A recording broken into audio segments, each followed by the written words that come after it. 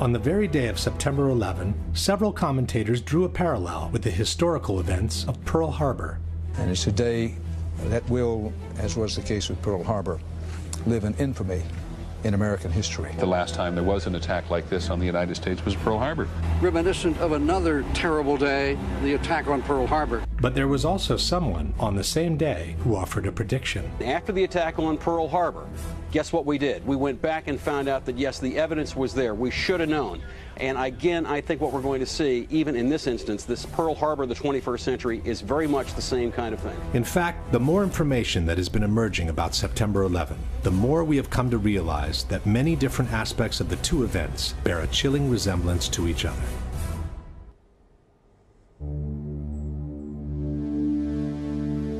While both events were needed by the U.S. to go to war, in both cases, the ultimate goal was not the one initially stated. Roosevelt knew a surprise Japanese attack would enrage the public and jumpstart the American war machine. In this way, FDR would get backdoor entry into what he really wanted: war with Hitler. According to their own documents, before 9/11, the neocons knew that a surprise attack, like a new Pearl Harbor, would enrage the public and jumpstart the war machine against Afghanistan. In this way, they would get a backdoor entry into what they really wanted: the war with Saddam Hussein. From the very beginning, there was a conviction that Saddam Hussein was a bad person and that he needed to go. He says that going after Saddam Hussein was topic A 10 days after the inauguration, 8 months before September 11th. Before and during the war, the propaganda machine made a relentless effort to create a direct connection between Hitler and Japan. One poll taken immediately after Pearl Harbor showed that more than 60% of Americans believed that Germany was behind the attack. The Bush-Cheney propaganda machine made an even harder effort to create a direct association between Iraq and Osama bin Laden. By the end of 2003, nearly 70% of Americans believed that Saddam was implicated in the September 11 attacks. Top levels of the Roosevelt administration knew in advance that Pearl Harbor was going to be attacked. General Marshall and Admiral Stark, and indeed FDR, indeed knew that Pearl Harbor was being painted for a bombing run by the Japanese. Secretary of State Cordell Hull even knew the exact day of the attack, a week before it took place. Cordell Hull was Secretary of State, and he called me on Saturday morning and he started to relate that Pearl Harbor would be attacked on December the 7th. Before September 11, many in the intelligence community knew the attacks were on their way. There was so much discussion about this attack. Everybody was talking about it. George Tenet had some meetings. Other analysts had meetings at the White House. Vital information on the Japanese attack was kept from those who could have used it to defend the Hawaiian port and to minimize the number of American casualties. Two men could use that information immediately: Admiral Husband Kimmel and Lieutenant General Walter Short, the commanders at Pearl Harbor. But they never get it. According to Hill, that was no mistake. If FDR and his administration deliberately withheld the vital intelligence from Pearl Harbor, and all the evidence indicates that they did, then it was certainly a deliberate conspiracy to set Pearl Harbor up for a total defeat. Before September 11, important information was kept from counterterrorism czar Richard Clark, who could have organized a defense and even have prevented the attacks altogether. You have to intentionally stop it. You have to intervene and say, no, I don't want that report to go. We therefore conclude that there was a high-level decision in the CIA ordering people not to share that information. In both cases, the pre-knowledge by the U.S. government on the upcoming attacks was denounced in front of Congress. In September 1944, Republican Representative Forrest Harness of Indiana made the first congressional charge about a Pearl Harbor conspiracy. He said that 3 days before Pearl Harbor, the Australian government had warned Washington that a Japanese aircraft carrier was headed towards Hawaii. But, he said, that information was withheld from Kimmel and Short. After September 11, Republican Congressman Curt Weldon denounced the pre-knowledge of information on the upcoming attacks, which was intentionally withheld from the intelligence community. This is an attempt to prevent the American people from knowing the facts about how we could have prevented 9/11, and people are covering it up today. When honest officials stumbled on important information on the Japanese attack, they went straight to their superiors, only to see that information ignored, diverted, or suppressed altogether. The Chief of Naval Intelligence in Washington, Captain Alan Kirk, recognized the message as plans for a bombing raid, but his persistent attempts to warn Kimmel ended when he was assigned to other duties. At Pearl Harbor, the Admiral had no way of knowing that Kirk had been repeatedly refused permission to warn him. In August 2001, FBI agent Colleen Rowley discovered information that could have led to uncover the September 11 plot. But her memos never got past her superiors, while she was prevented from pursuing the investigation any further. Finally, it turns out they were not read by the lawyer in the FBI who had the duty to send those over to the Department of Justice. Hours before the Japanese strike, Roosevelt's Chief of Staff, George Marshall, became suddenly unavailable, delaying the process of communication within the chain of command. General George Marshall, the man who should have acted, was nowhere to be found. Colonel Rufus Bratton was responsible for keeping Marshall supplied with such vital information. For Bratton, Marshall's sudden unavailability at a time when America was on the brink of war could not have been accidental. In the crucial hours of September 11, Defense Secretary Rumsfeld and other top military became suddenly unavailable, hampering the decisional process within the chain of command. For 30 minutes, we couldn't find him. Withholding information, however, may not have been sufficient to guarantee the success of the Japanese attack. The military capacity of the Hawaiian port was also kept below its requirements. General Short, faced with the need to send out long-range patrols, had only a handful of suitable aircraft. His demands for more were not seen as a priority. On September 11, only 4 jets remained on alert to defend the entire sector of the country most likely to suffer an attack. I've determined, of course, that with only 4 aircraft, we cannot defend the whole northeastern United States. President Roosevelt gave direct orders not to interfere with the Japanese attack. President Roosevelt told General Marshall to send a message to the Hawaiian and Philippine commanders, don't interfere with Japan's overt act of war. The United States desires that Japan commit the first overt act. There's no argument about what FDR meant. He meant that the U.S. naval plan to defend Pearl Harbor should not and cannot be executed. On September 11, Vice President Cheney gave a direct order regarding the plane headed towards Washington, which in fact resulted in the plane reaching its target without being shot down. The young man said, Vice President, the plane's 10 miles out. Do the orders still stand? And the Vice President sort of whipped his head around and said, of course they do. It was thanks to the indignation for the 3,000 sailors killed at Pearl Harbor that President Roosevelt could finally enter a war the U.S. had been preparing for months in advance. With confidence in our armed forces, with the unbounding determination of our people, we will gain the inevitable triumph. So help us God. It was thanks to the indignation for the 3,000 victims of September 11 that President Bush could launch a war that had already been prepared in the smallest detail. CNN and Time magazine have reported that on September 10, 2001, a military plan to attack Afghanistan had been placed on George Bush's desk to be signed by the president upon his return from Florida. May God grant us wisdom, and may He watch over the United States of America.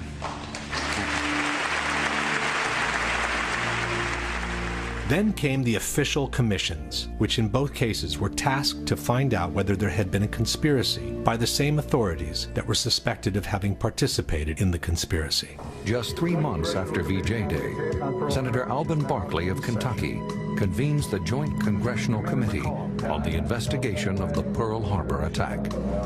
The committee lays much of the blame on the commanders at Pearl Harbor and largely exonerates FDR and his top advisors. But its conclusions draw charges of cover-up and cronyism. gross negligence becomes high treason when the motive is discovered or understood. In July 2004, the Commission published its final report. 2.5 million pages of documents. We've interviewed over 1,200 individuals, including experts and officials past and present. However, the Commission report failed to meet many of the family's expectations and concluded that 9/11 was merely a failure of imagination. Published in 2004, the 9/11 Commission Report has become the central focus of criticism by the 9/11 Truth Movement, a movement comprised of thousands of individuals and associations from all over the world, all connected through the Internet. The Commission's report is accused of having simply rubber-stamped the government's version of the events by ignoring all the evidence against it, while covering up its most conspicuous holes with a long series of omissions, distortions, and even plain falsehoods. Led by researcher David Ray Griffin, an international panel of 20 experts on 9/11 has compiled a list of the strongest evidence against the official version that has emerged to this day. This evidence is available to the public on their website in 4 different languages.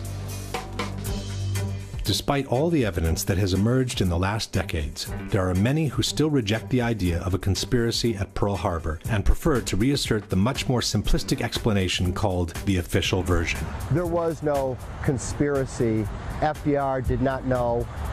Cordell Hull did not know. The American government did not know that the Japanese were going to attack Pearl Harbor on December 7th, 1941.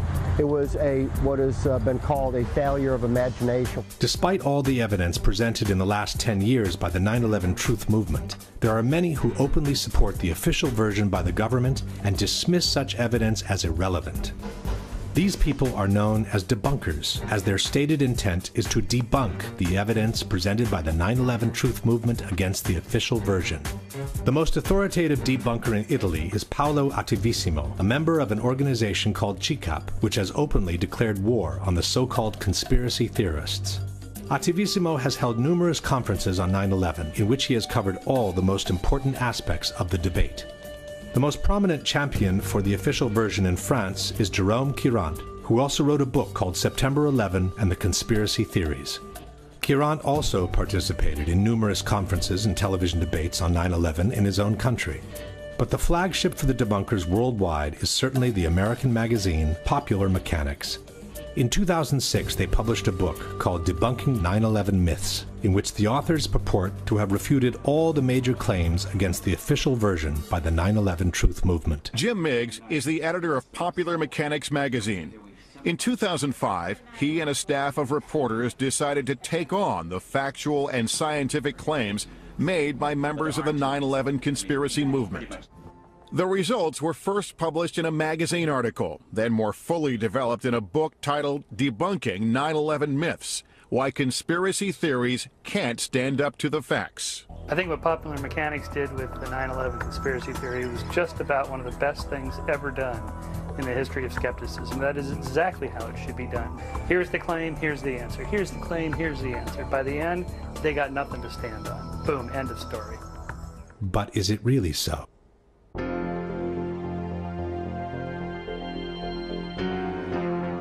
The debate on September 11 can roughly be divided into these areas of discussion. We have the 4 hijackings as the overarching event of the day, and we have the 3 different locations that were hit by the 4 airplanes. One of them hit the Pentagon, another crashed in Shanksville, Pennsylvania, the other 2 hit the Twin Towers in New York. The debate on the hijackings is divided in 3 parts. The first one focuses on the air defense and whether the failure to intercept the hijacked airplanes was accidental or intentional. The second focuses on the hijackers and whether they were actually aboard the airplanes or just the usual patsies.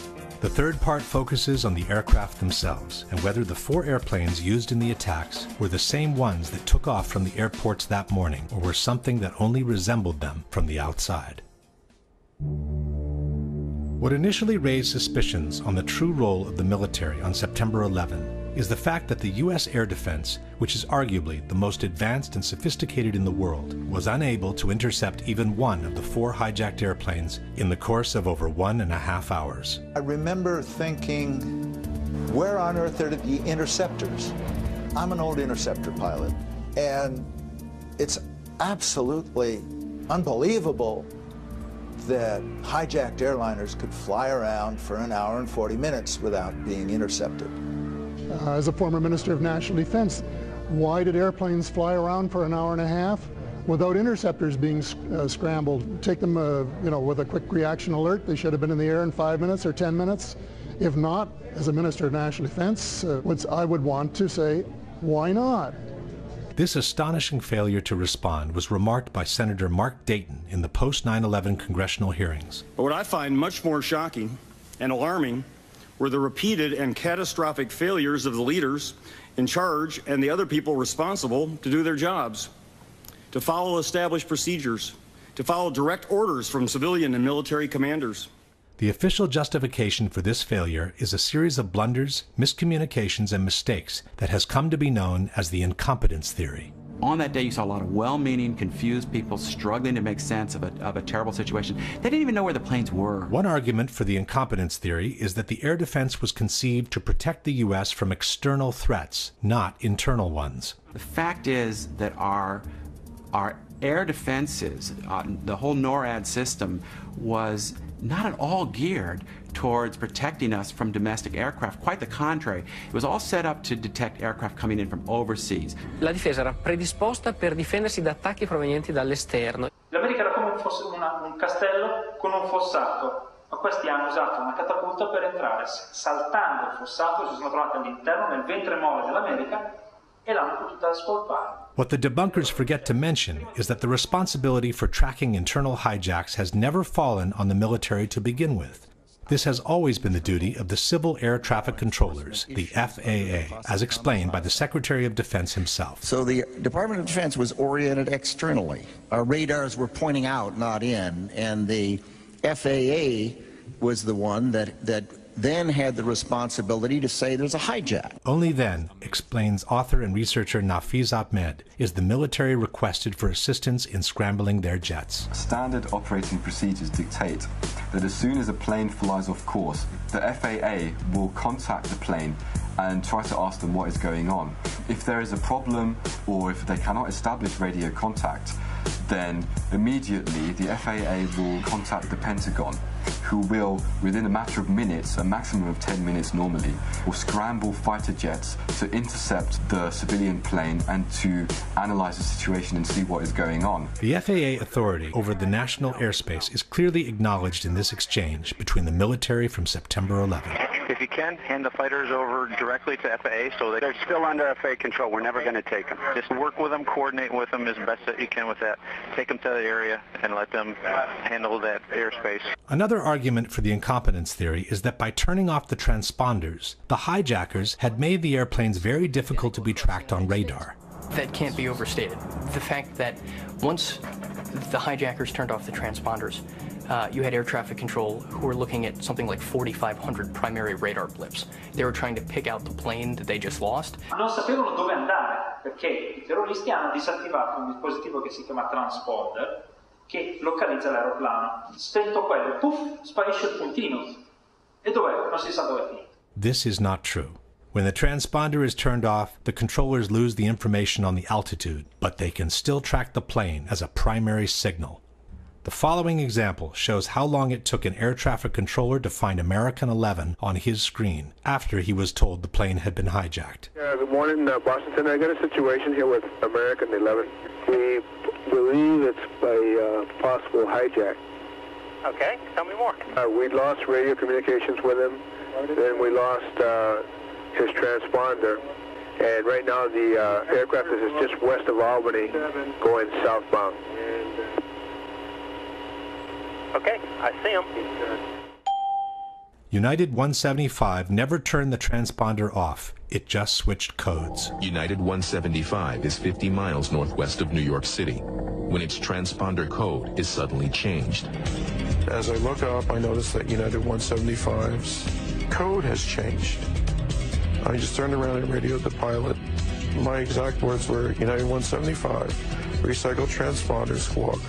Hijacker Al-Shehhi obviously intended to turn off that transponder, but because he just changed codes and didn't turn it off, he still left the controllers with a very clear indication of the normal return from an aircraft that was squawking, that's what we call it, with the altitude. According to the Secret Service, the plane that hit the Pentagon was tracked for at least 30 minutes before it reached Washington. Nelson Garabito was the Secret Service agent in charge of protecting the White House airspace. First thing I did is I picked up the phone to call my contact, the FAA. He said we have 4 planes outstanding. 2 have hit the towers, and 2 are headed to Washington, D.C. One of them approximately 30 minutes out, one of them approximately 45 minutes out. The one 30 minutes out turned out to be the plane that hit the Pentagon. As the one nearest us got closer and closer, 6 minutes out, 5 minutes out, we knew it was sort of over the CIA, and we thought, is that where it's going? But it kept coming. United 93 was also being tracked after the hijacking. We were tracking United 93, and I was in conversation with the FBI agent, and he was relaying to me that we suspect that this aircraft has now been taken over by hostile forces, described the sharp turn it made over eastern Ohio and now is heading back along southwestern Pennsylvania. The airplane was being followed step by step, practically in real time. Right now he is west of Johnstown still, 12 miles. At some point, it even turned the transponder back on, showing not only its position, but also the altitude. It looks like he's still turning. Hey, his transponder just came back on and it was showing 8,000 feet, 200. 8,200 feet? 8,200 feet, and he's on the same code that he was before. Save for some moments of confusion, the 4 airplanes were being tracked by air traffic controllers all along. The real reason for the failure to intercept the 4 aircraft seems to have been the high number of military exercises that were being run by NORAD on September 11 out of their base in Cheyenne Mountain, Colorado. As Webster Tarpley noted in his book 9/11 Synthetic Terror, staff exercises or command exercises are perfect for a rogue network, which is forced to conduct its operations using the same communications and computer systems used by other officers who are not necessarily party to the illegal operation. Interestingly enough, on the evening of September 10th, the security level for the NORAD computer system, called Infocon, had been dropped to normal, the lowest level. This made it easier for anyone to penetrate or compromise the computer networks of the air defense system. On September 11, between 4 and 10 military exercises had been scheduled, some of them involving false hijacks of commercial airplanes. This unusual number of exercises had 2 major consequences. 1, they moved a large number of fighters out to Canada and Alaska. 2, they created a major confusion in the system as soon as the real hijackings were reported. We have a hijacked aircraft headed towards New York, and we need someone to scramble some F-16s or something up there to help us out. Is this real world or exercise? No, this is not an exercise manifest.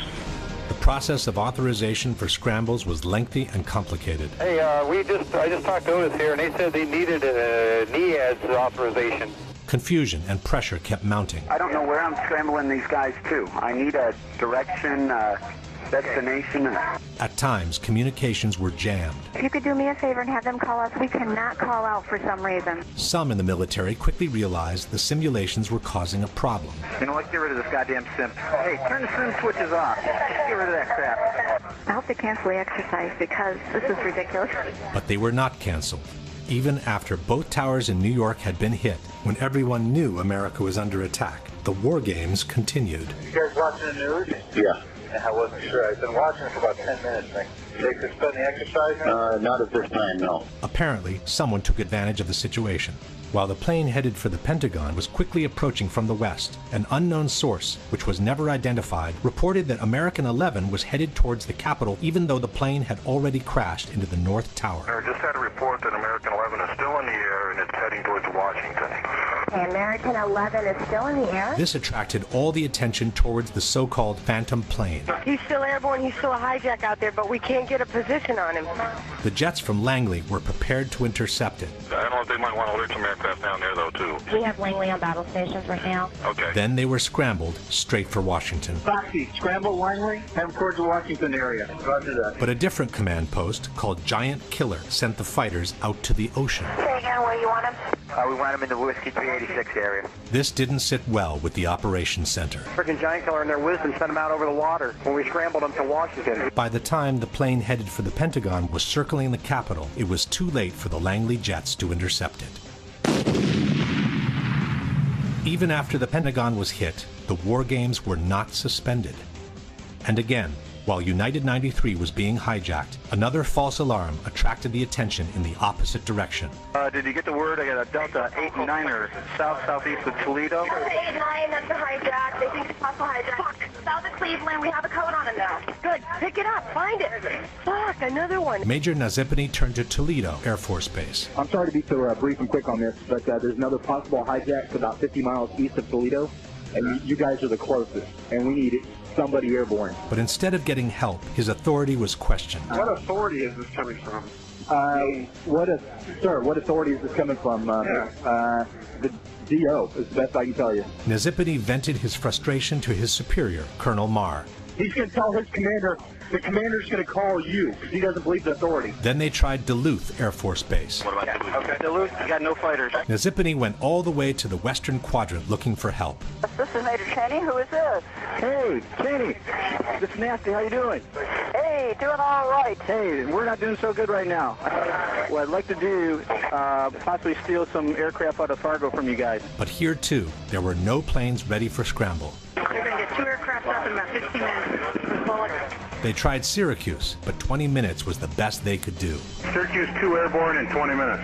They tried Alpena, but the planes were just returning from their training. The Alpena thing isn't what we thought. There's 4 guys coming home from the range right now. They started looking for planes that were already up in the air for exercises. So, anybody in training, send them home. These moving missions of Falcon, send them home. But those planes were spent at that point. They got no weapons. They just go around and straight around up to the range. They blew all their load. By the time refueled and armed jets were finally scrambled, the Delta flight turned out to be another false alarm. He was a hijacked aircraft. He is not a hijacked aircraft. He's taken precautionary measures and he's landing at Cleveland Center. Only after the Delta flight had landed were the war games finally suspended. So this is Captain Harris on China Control. Yes.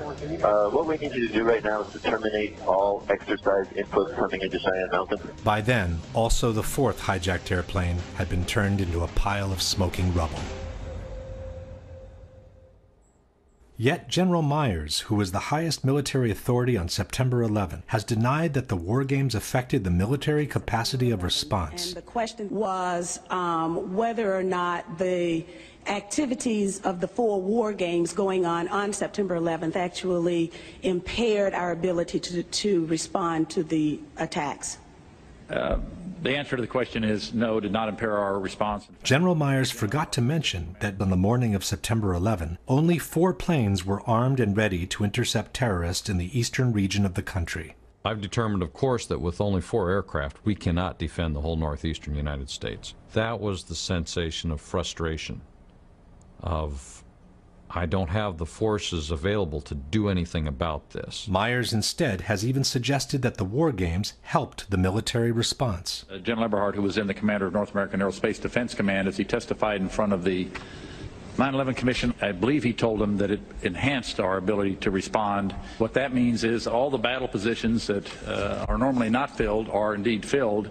So it was an easy transition from an exercise into a real-world situation. Again, Myers forgot to mention that the transition took place only after all tragic events had ended, around 11 o'clock. By 11 o'clock, the sense of alarm had spread across the country. Fighter jets actually patrolling the skies. It was a war zone. Our skies were turned into a war zone. Everywhere you turn, it was military jets and helicopters everywhere. George Bush returned to Washington on the evening of September 11. The president finally returns to Washington. An escort of 6 helicopters was waiting for him. 300 fighters were defending the skies. Had there been 300 fighters ready to defend the skies on the morning of September 11, would the terrorist attacks have turned out the same way? This leads us straight into a pivotal question. Was the choice of scheduling so many exercises in the same day just a misfortunate call, or was it intentional? To answer this question, we need to take a closer look at some of the warnings the U.S. had received in the months prior to September 11. By the spring of 2001, the system was blinking red, according to intelligence chiefs. The U.S. administration has always maintained that they knew the attacks were on their way, but they didn't have specific information on them. I knew there was another attack planning. I knew there was another attack coming. And the obvious question behind that is, well, why didn't you do something about it? We had no specific information. It was not specific as to time, nor place, nor manner of attack. No specific threat involving really a domestic operation or involving what happened, obviously, the city's airliner and so forth. There were no warning signs that I'm aware of that would indicate this type of operation in the country. All these statements are false. A joint congressional inquiry on September 11 has revealed that, in spring and summer of 2001, there had been a flood of warnings about possible terrorist attacks in the United States, some using airplanes as weapons. In fact, as reported by the New York Times, American aviation officials were warned as early as 1998 that Al-Qaeda could seek to hijack a commercial jet and slam it into a U.S. landmark.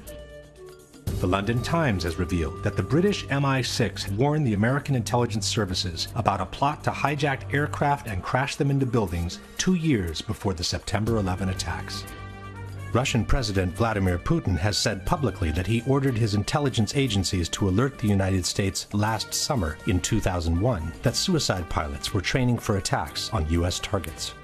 German intelligence alerted the CIA in June 2001 that Middle Eastern terrorists were training for hijackings. The Sunday Herald has confirmed that Britain gave President Bush a categorical warning to expect multiple airline hijackings 1 month before the September 11 attacks. Then there was the infamous August 6th memo. President Bush was told in August that Osama bin Laden might be planning an attack involving the hijacking of U.S. aircraft. It's titled, Bin Laden Determined to Strike in U.S. The 2-page memo states, FBI information indicates patterns of suspicious activity in this country, consistent with preparations for hijackings or other types of attacks.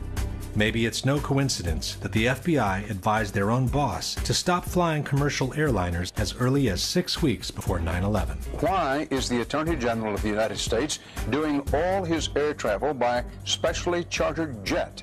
The Justice Department cited what it called a threat assessment by the FBI and said Ashcroft has been advised to travel only by private jet for the remainder of his term. At this point, we can pose the following question. Knowing that the attacks were imminent, knowing that they might involve hijacked airliners, but not knowing where and when they could happen, would have been a good reason to beef up the defense and keep even more jets than usual on alert all across the country. Why instead schedule so many exercises in one day while leaving only 4 jets on alert to defend the very sector of the country that was most likely to be attacked? To bring even more confusion into the situation was a series of last-minute replacements and unexplained absences within the chain of command. The chairman of the Joint Chiefs of Staff was General Henry Shelton, but on September 11 he was absent, and his post was taken by his deputy, General Richard B. Myers. The FAA's National Operations Manager was Ben Sliney. On the morning of September 11, Sliney had been on that job for less than 1 day. The protocols required for Mr. Sliney to speak directly with the hijack coordinator, Lieutenant General Mike Canavan. But Canavan on that day was in Puerto Rico, and apparently he had forgotten to designate a replacement. In regards to the ensuing confusion, Mr. Sliney has stated, "That's incredible. There is only one person. There must be someone designated or someone who will assume the responsibility of issuing an order." At the head of the National Command Center was General Montague Winfield. But on the evening of September 10th, Winfield instructed Captain Charles Leidig to take his place on the following morning. Leidig had been just recently certified for that post and was also on his first day on the job. At the operation command of NEADS was Colonel Marr.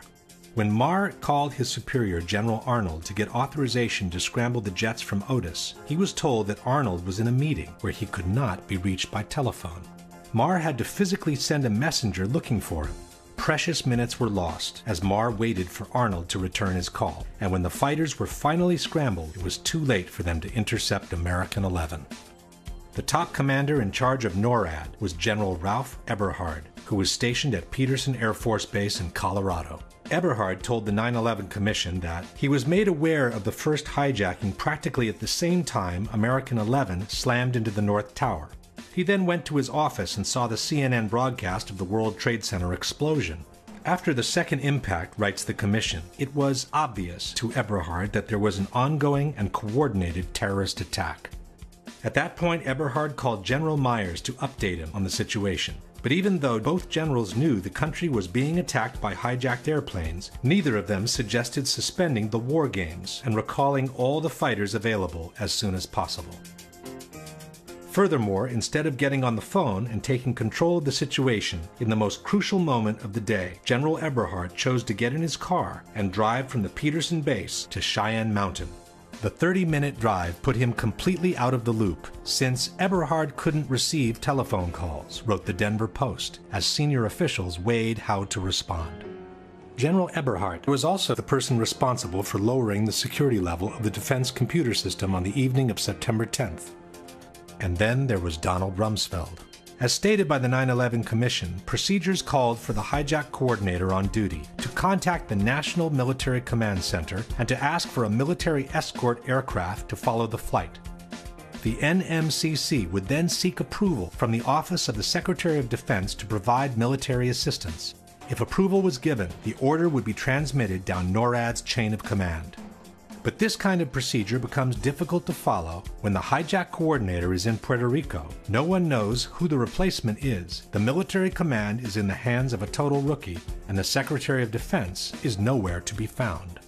Donald Rumsfeld told CNN that he was informed of the Trade Center being hit some 15 minutes before the Pentagon was hit. This places the episode around 9:22 in the morning. And after the Pentagon was hit, rather than go to the command center and take charge of the situation, the Secretary of Defense chose to lend a helping hand on the Pentagon's lawn. It's almost as if Rumsfeld didn't feel the need to be informed about what was happening to his country under attack. The Secretary of Defense is outside the burning building, while inside the Pentagon. For 30 minutes, we couldn't find him. And just as we began to worry, he walked into the door of the National Military Command Center. By the time Rumsfeld walked into that door, all major events had ended. In fact, Rumsfeld told the 9/11 Commission that he was just gaining situational awareness when he spoke with the Vice President at 10:39. That's more than 1.5 hours after the whole world knew that America was under attack.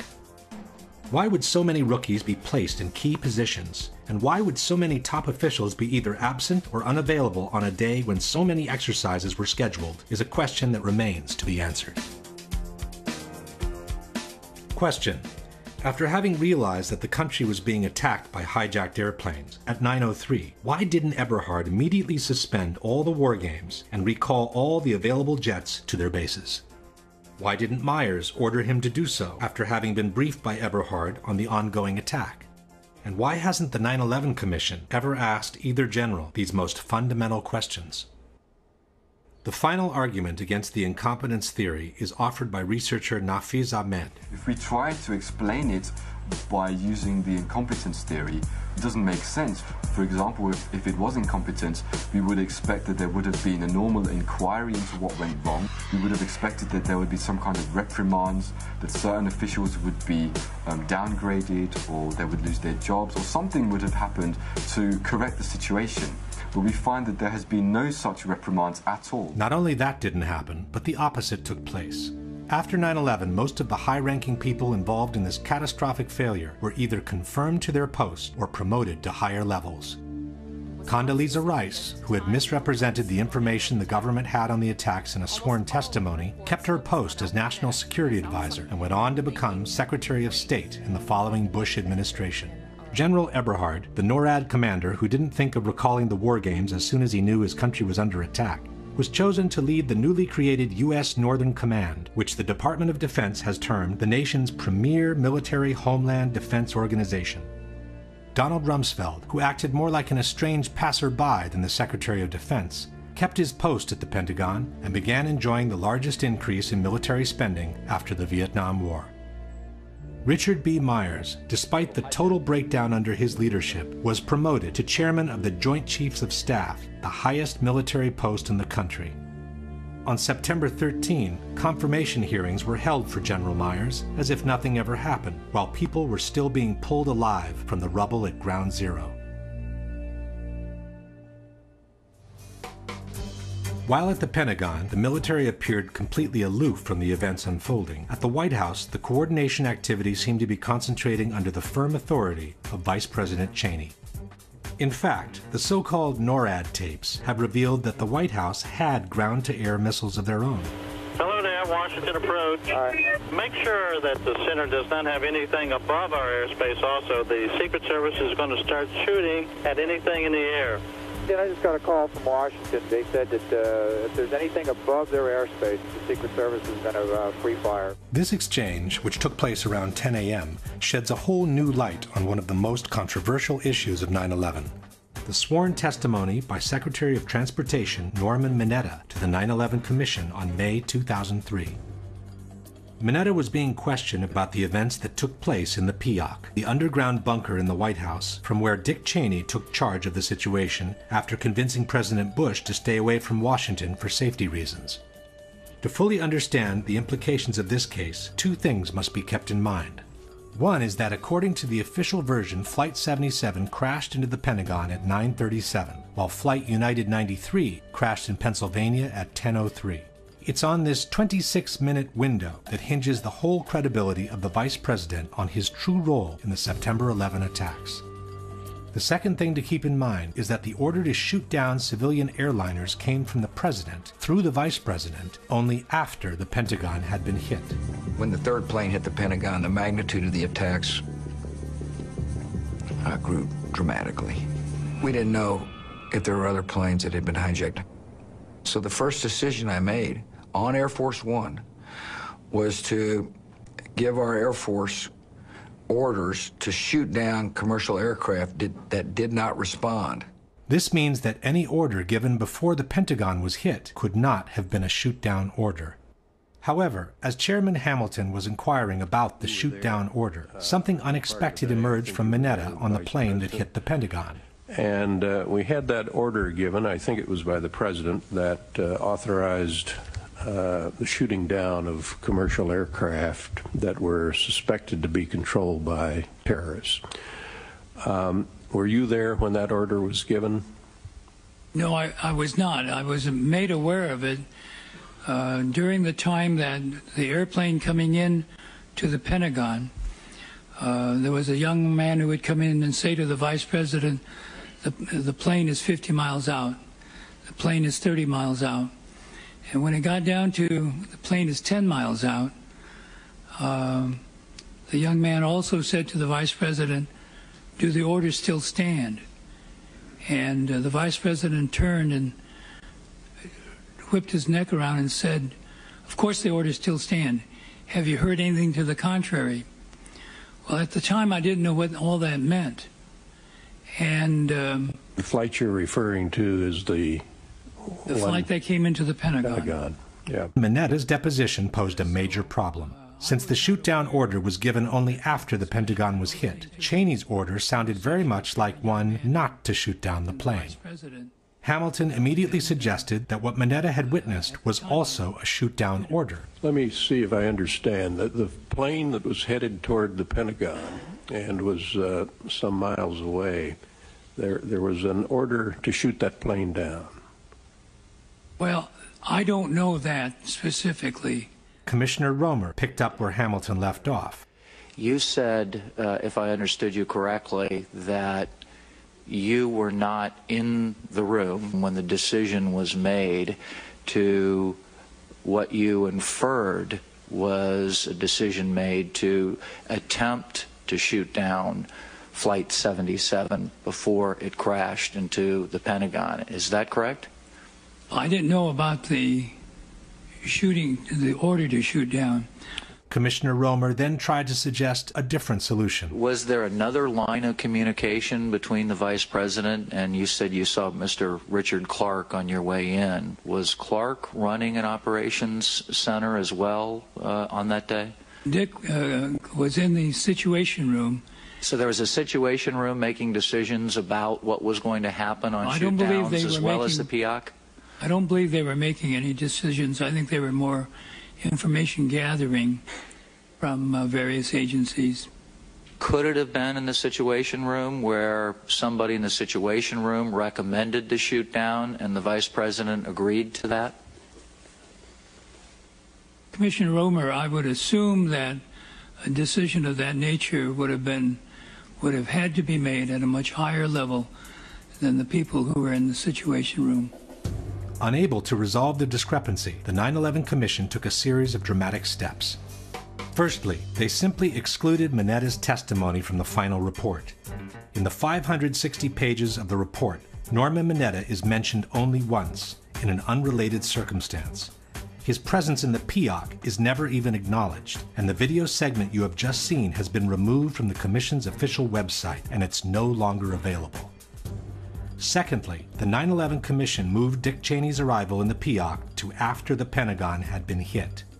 From the final report we read, the Vice President entered the underground tunnel leading to the shelter at 9:37, which is the same time the Pentagon was hit. The Commission stated that Dick Cheney remained in the tunnel for more than 20 minutes trying to complete a call to the President, and that he only entered the PIOC at 9:58. Why would the Vice President spend more than 20 minutes in a tunnel trying to make a phone call when the PIOC is fully equipped with all kinds of telephones has never been explained. As a third step, the Commission moved the exchange with the young man to after 10 o'clock and rewrote it in order to reconcile it with the official version. From the final report we read, at some time between 10:10 and 10:15, a military aide told the Vice President and others that the aircraft was 80 miles out. Vice President Cheney was asked for authority to engage the aircraft. The military aide returned a few minutes later and said the aircraft was 60 miles out. He again asked for authorization to engage. The Vice President again said yes. In summary, the window of time Minetta described as during the time of the plane coming into the Pentagon had become 10:10 to 10:15 in the Commission report. The 50 miles out reference by Minetta had become 80 and 60 miles out in the report.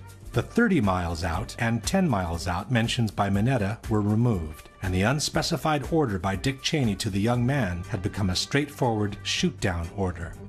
And now that the episode had been moved to after 10 o'clock, the Commission could maintain that the exchange Minetta had witnessed was referring to Flight 93 when the shoot-down order was already in place, and not to the flight that hit the Pentagon.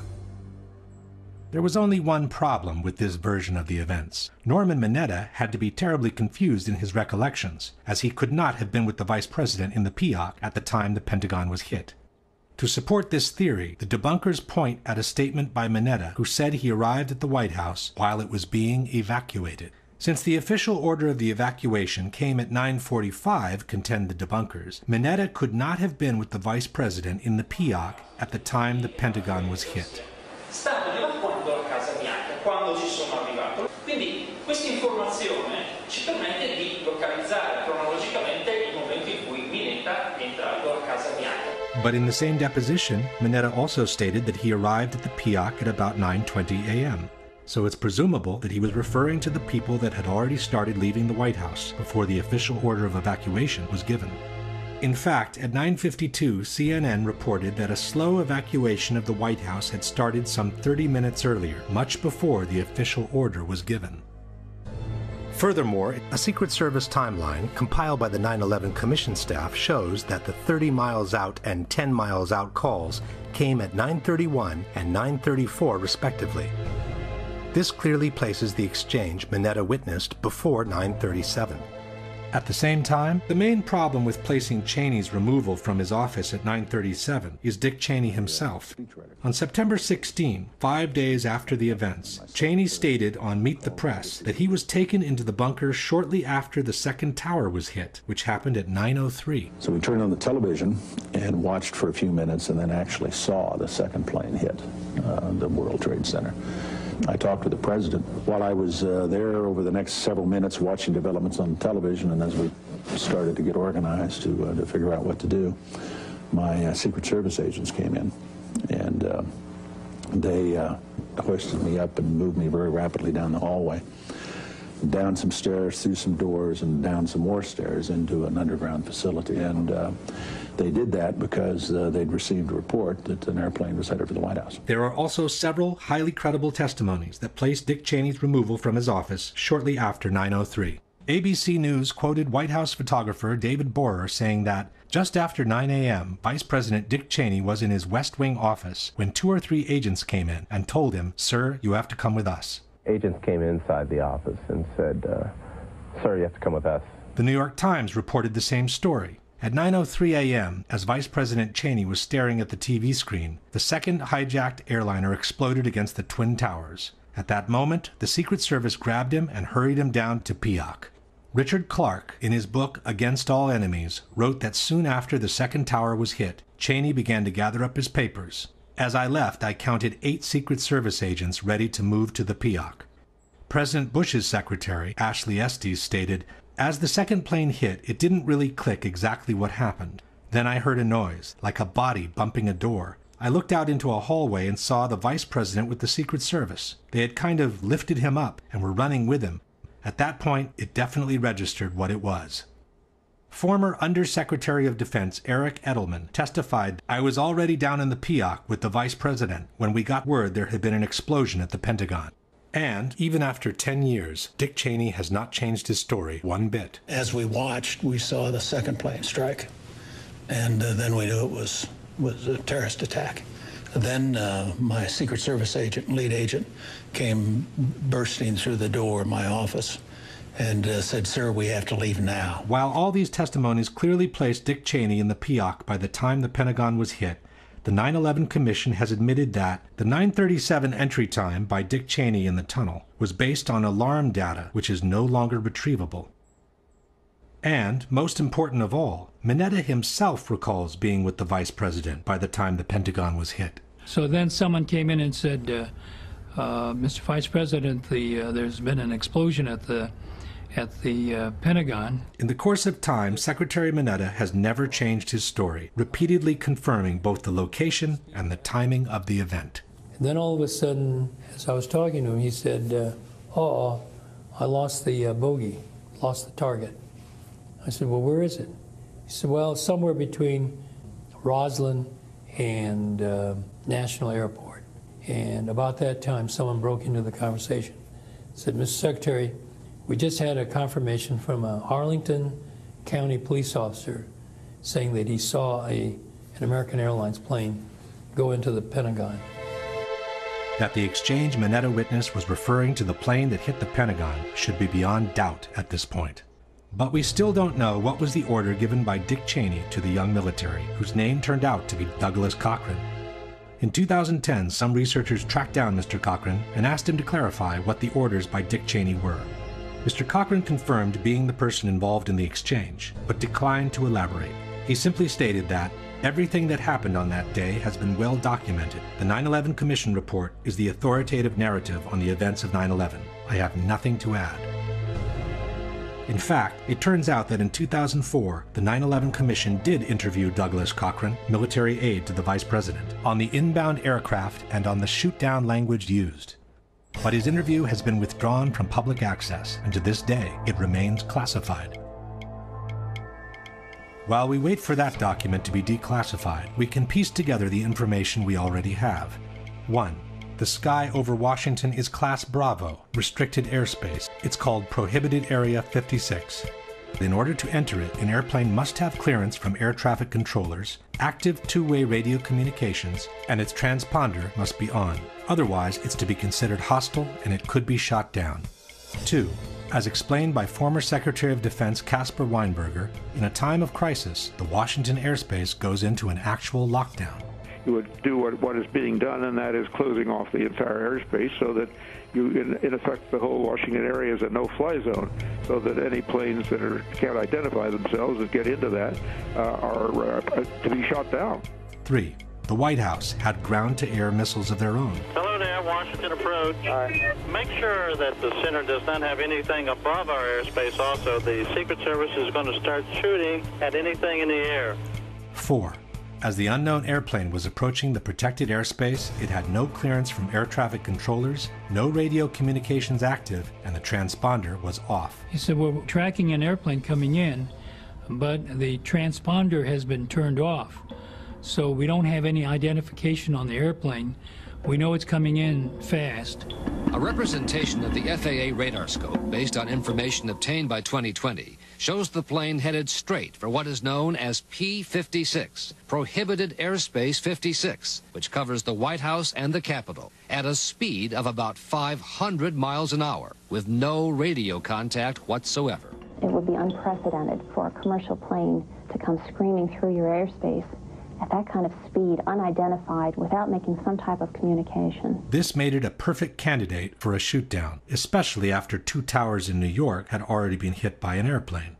5. The Secret Service had known about the incoming airplane for the last 30 minutes, so it's presumable they would have been ready to shoot it down if it became necessary. One of them approximately 30 minutes out, one of them approximately 45 minutes out. So we knew we had some time, but little time. Our supervisor picked up our line to the White House and started relaying to them the information. We have an unidentified, very fast-moving aircraft inbound toward your vicinity. Despite all this, no one moved a finger as the unknown threat kept rushing towards the Capitol. Someone came in and said to the vice president, there's a plane out about 50 miles out. As the one nearest us got closer and closer, 6 minutes out, 5 minutes out. The same person said to the vice president, Mr. Vice President, there's a plane 30 miles out. The Washington controllers came up on the speakerphone. They started counting down 10 miles to the White House. The young man said, Mr. Vice President, the plane's 10 miles out. Do the orders still stand? And the vice president sort of whipped his head around and said, of course they do. 9 miles from the White House. 8 miles to the White House. 7 miles west, and it went 6, 5, 4. All the way down to 1 mile from the White House. But no missile was fired. Undisturbed, the plane turned around and went on to strike the Pentagon, causing the death of at least 125 people between military and civilians on the ground. Question: the Secret Service knew about the incoming plane for the last 30 minutes, was following it on radar, had the means to shoot it down, and should have done so in order to protect the Capitol, but they didn't. Why? In regards to the exchange between Cheney and the young man, can you suggest anything different from an order not to shoot down the plane as it was approaching Washington's protected airspace? While the military defense leaves many unanswered questions, even more doubts arise when taking a closer look at the 19 alleged terrorists. The first problem is that apparently these guys could barely fly at all. While they are known to have taken some flight lessons with small single-engine airplanes, none of them had ever flown a jet before in their life, let alone a large commercial airliner, which is obviously a league of its own. Adam Shaw is an acrobatic pilot and a flight instructor with 6,000 hours of experience, half of which spent flying upside down. For people who are really piss-poor student pilots, to be able to get in the cockpit of big jets and fly them as accurately as they were flown, at close to max speed, and be able to hit the trade towers. The idea that someone could make the transition from a small single-engine plane traveling at 100 miles an hour to a commercial airliner traveling at 500 miles an hour without a long, exhaustive training is very hard to believe. People don't realize that to hand fly an airliner at those speeds is extremely difficult, and particularly if you're a novice, because a novice that's learned in little airplanes, they over-control everything. To justify this apparently impossible transition, the debunkers maintained that the terrorist had spent some time in flight simulators, and that the equipment they encountered in the Boeing cockpits on September 11 was similar to the simulators they had trained on. But this is false. For example, the only simulator Hani Hanjour is known to have ever trained in is the Boeing 737, an airplane designed in the 70s, with a totally different cockpit from the 757 he is alleged to have hijacked on September 11. If anything, his training would have confused him, not helped him in any way. Another argument by the debunkers is that all the hijackers really had to do once in the cockpits was to set the automatic pilot in order to reach their targets. Perché di una banalità sconcertante, me lo sono fatto spiegare, è come fare un SMS sul telefonino. E l'aereo va automaticamente a raggiungere la destinazione richiesta. Quindi io faccio, non so, JFK e lui mi porta all'aeroporto Kennedy. Appena io sono in vista dell'aeroporto Kennedy, prendo in mano i comandi e mi schianto contro le torri. But this is hardly what happened on September 11. Dave Bottiglia is the air traffic controller who followed the hijacking of United 175. Now, as I'm watching, United 175 makes a hard left-hand turn and starts climbing. Not only did he make a sharp turn, but he also climbed 3,000 feet in a matter of approximately 1 minute, which is a very fast rate of climb. This is something that we have never seen before. After the sudden ascent, the plane started a breathtaking descent toward the ground. We were counting down the altitudes, and they were descending right at the end at 10,000 feet per minute. That is absolutely unheard of for a commercial jet. This is certainly not the way the automatic pilot would have taken you to Kennedy Airport. It is unbelievable for the passengers in the back to withstand that type of force as they're descending. They're actually nosing the airplane down and doing it what I would call a power dive. At 9:01 a.m., United 175 is hurtling at more than 400 miles per hour toward the Statue of Liberty and New York Harbor. One of the controllers started counting out the altitudes, and he says, my God, he's going down at 8,000 feet a minute. Now it's 10,000 feet a minute.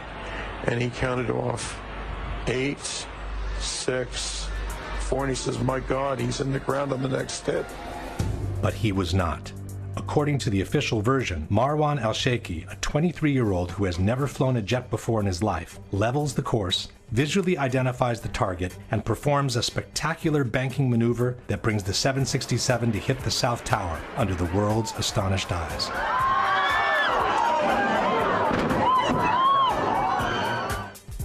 Question: Marwan Al-Sheikhi had never flown a jet before in his life, let alone a huge airliner. How was he able to perform ascents of 3,000 feet per minute and plunges of 10,000 feet per minute while keeping full control of the plane? And why would he want to take such unnecessary risks, including collisions with other airliners, instead of flying safely with the autopilot towards the intended target?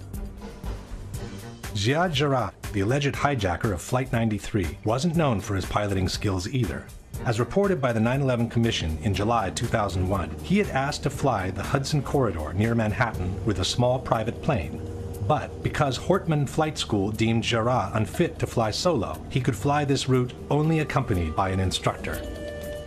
Yet we are asked to believe that only 2 months later, the same person was able to fully control a 100-ton airliner and perform some extreme descending maneuvers observed by Cleveland's air traffic controllers. I see this plane climbed up from his assigned altitude to 35,000 feet to 41,000 feet, turned around and aimed right back at where we were, and descended rapidly. And when a plane descends too fast, the computer can't keep up with it.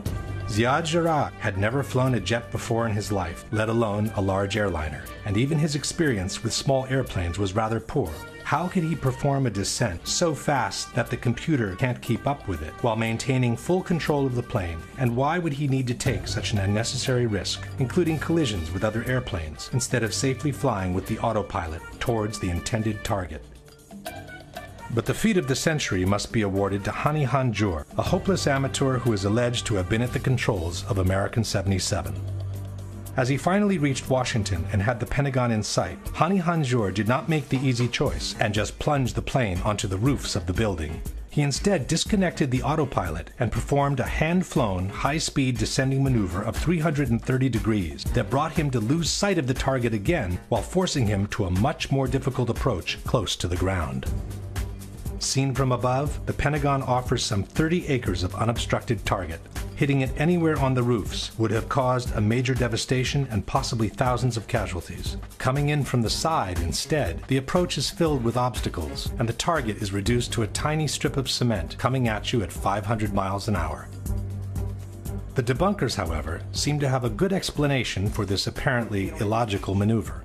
Normalmente l'aereo dovrebbe scendere in picchiata. Allora si chiede a un pilota e il pilota ti dice subito: guarda che quella è la manovra più difficile, la fa un pilota esperto. Un pilota di scarsa competenza usa l'aereo come se fosse un camion bomba, ossia vola orizzontalmente, vola basso, centro all'edificio. This very question has already been posed to professional pilots, but the answer was not what Attivissimo claims. Se lei dovesse simulare il volo di uno che vuole colpire il Pentagono, esatto, se la volessi rotta quale essere sarebbe? sicuro lo colpirei sicuramente da questa parte qui. Cioè, per essere sicuro arriverebbe dall'alto così? Arrivando qui perché o si colpiscono questi edifici, diciamo i primi che vengono, oppure si colpiscono gli edifici che sono subito dopo e quindi si crea comunque un elevato danno. Flying a jet near the ground instead does require some major skills, even for the most seasoned pilot. Lei, che ha tante ore di esperienza di volo, riuscirebbe a portare questo aereo negli ultimi 500 metri, da qui a qui, a 850 km all'ora. E dovrei metterci veramente tanto impegno. La prima difficoltà sarebbe quella di volare attaccato a terra. Lo so per esperienza diretta, avendo fatto volo militare a bassa quota. Perché il terreno corre via. Certo, corre a una velocità incredibile. Quindi credo che chi ha fatto questa attività possa capire cosa vuol dire stare a 10 metri da terra, 5 metri da terra con un aeroplano che pesa 110-120 tonnellate lanciato a 900 km all'ora. Basta toccare la cross e schizza via. Come si fa a pilotare un aereo a 530 miglia all'ora a rasoterra? È possibile? Come diceva il collega, è estremamente difficile, è complesso, anche perché un piccolissimo intervento sul piano verticale fa salire o scendere l'aeroplano, per cui anche un pilota abbastanza allenato avrebbe delle grosse difficoltà. The debunkers insist that the maneuver would have been doable even by an amateur like Hani Hanjour. La manovra è tutt'altro che acrobatica, è una virata molto ampia. Il y a des journalistes aux Pays-Bas qui ont dit on va voir, on va faire le test. To prove their point, the debunkers refer to a documentary by Dutch television in which the Pentagon attack is replicated in a flight simulator. Waar waarschuwt het vliegtuig nu voor? Het vliegtuig waarschuwt dat de rolhoek iets te groot is, dus we hangen een klein beetje te schuin eigenlijk. Zijn we nu ook aan het dalen? Ja, we zijn vrij hard aan het dalen. Dat is sneller dan gebruikelijk. Iets harder dan normaal. En dit is de Pentagon, dat is nu vol gas. Nu gaan we crashen. En dan moet hij hier, of weer aan deze vleugel moet hij erin gecrashed. But this simulation doesn't seem very accurate. First of all, the approach is made from a much higher angle, while the real plane came in so low that it clipped some of the light poles as it was flying at ground level. Secondly, the documentary doesn't offer precise indications on the speeds used during the simulation. In a more accurate simulation, done with a pilot with an experience similar to Hani Hanjour, the results were quite different. Okay, you're 311 knots. You want to go all the way around? Yeah, because I want to get back towards the city here. You can feel it right now. You feel the G-forces? Yeah. Oh, yeah. All right, go for it. Go towards it. You're 360 knots. There we go. You're 424 knots. And again, your radius of turn is becoming so great. Yeah, you can't it's see hard. anything. Keep it turning, keep it turning, keep it turning. Keep it turning. Now go down. Dive for it. Yeah. There's 500 knots. Keep it going. It's very touchy. I can understand it. Now you're going on your back. You're going on your back. Keep it rolling. Keep it rolling. You hit something, but obviously it was not that building. 370 knots. Oh, come on. Hang on. I'm going to get him. 440 knots. You're going on your back. I missed him. I missed again. There's no denying it's incredibly difficult, especially with that turn that the NTSB data said Flight 77 made. And then he levels off and then pretty much just guns it straight in. That straight path right in is really incredibly difficult. Correct. I couldn't do it. You couldn't do it. Not at that speed. Not at 500 knots. In fact, the air traffic controllers were so impressed with the speed of the maneuver, they thought they were looking at a military jet. But nobody knew that was a commercial flight at the time. Nobody knew that was American 77. What did you think? It was a military flight of some kind? I thought it was a military flight. It was really moving fast. It was moving very fast, like a military aircraft might move at a low altitude. Air traffic controller Danielle O'Brien stated, "The speed, the maneuverability, the way that he turned, we all thought in the radar room, all of us experienced air traffic controllers, that was a military plane. You don't fly a 757 in that manner. It's unsafe." Several military and civil pilots have expressed their skepticism about the maneuver. Commander Ralph Kolstad is a former fighter pilot, air flight instructor, and a retired commercial pilot with 27 years of experience. At the Pentagon, he stated, "The pilot of the Boeing 757 did quite a feat of flying. I have 6,000 hours of flying in Boeing 757s and 767s, and could not have flown in the way the flight path was described." Commander Ted Muga, former civil and military pilot, "I just can't imagine an amateur even being able to come close to performing a maneuver of that nature." Captain Russ Wittenberg, a former fighter pilot and an airline pilot for 35 years. "For a guy to just jump into the cockpit and fly like an ace is impossible. There is not one chance in 1,000. To expect the alleged airplane to run these maneuvers with a total amateur at the controls is simply ludicrous. To be able to fly that curving, descending, high airspeed trajectory into a very low building, you have to be Chuck Yeager to fly that trajectory. Not only was Hani Hanjour no Chuck Yeager, but apparently he was a terrible pilot with small planes as well.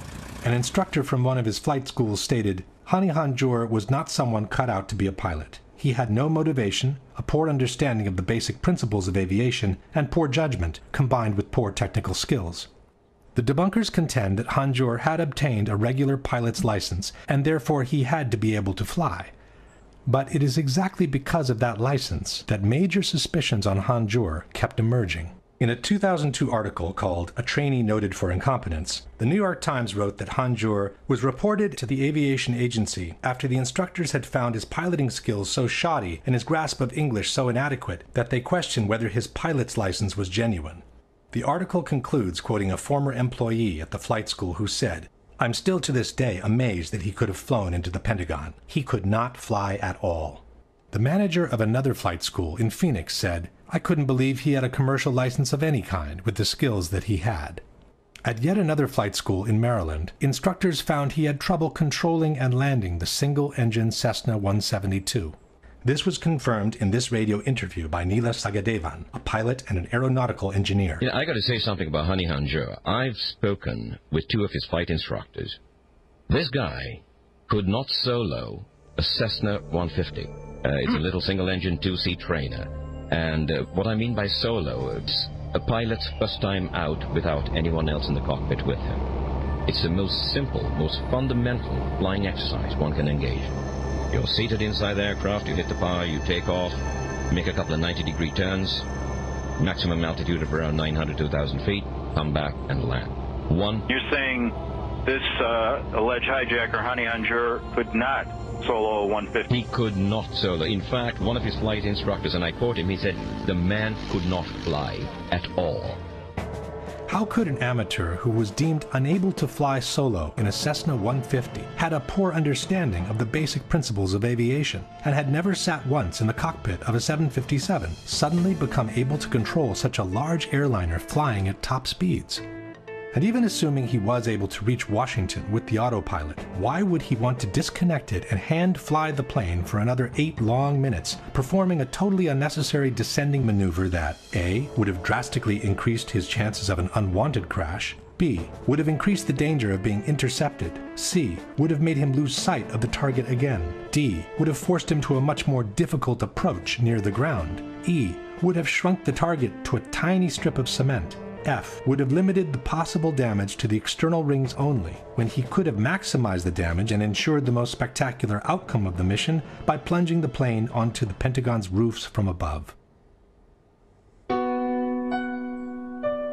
It should be noted that such an illogical maneuver from a terrorist's point of view becomes almost mandatory if seen from the opposite side of the chessboard. If the operation was in fact orchestrated by someone within the military, no one would want a 757 to plunge from the sky onto the Pentagon's roof. That would cause a major devastation, cost thousands of lives, and possibly kill generals and even the Secretary of Defense.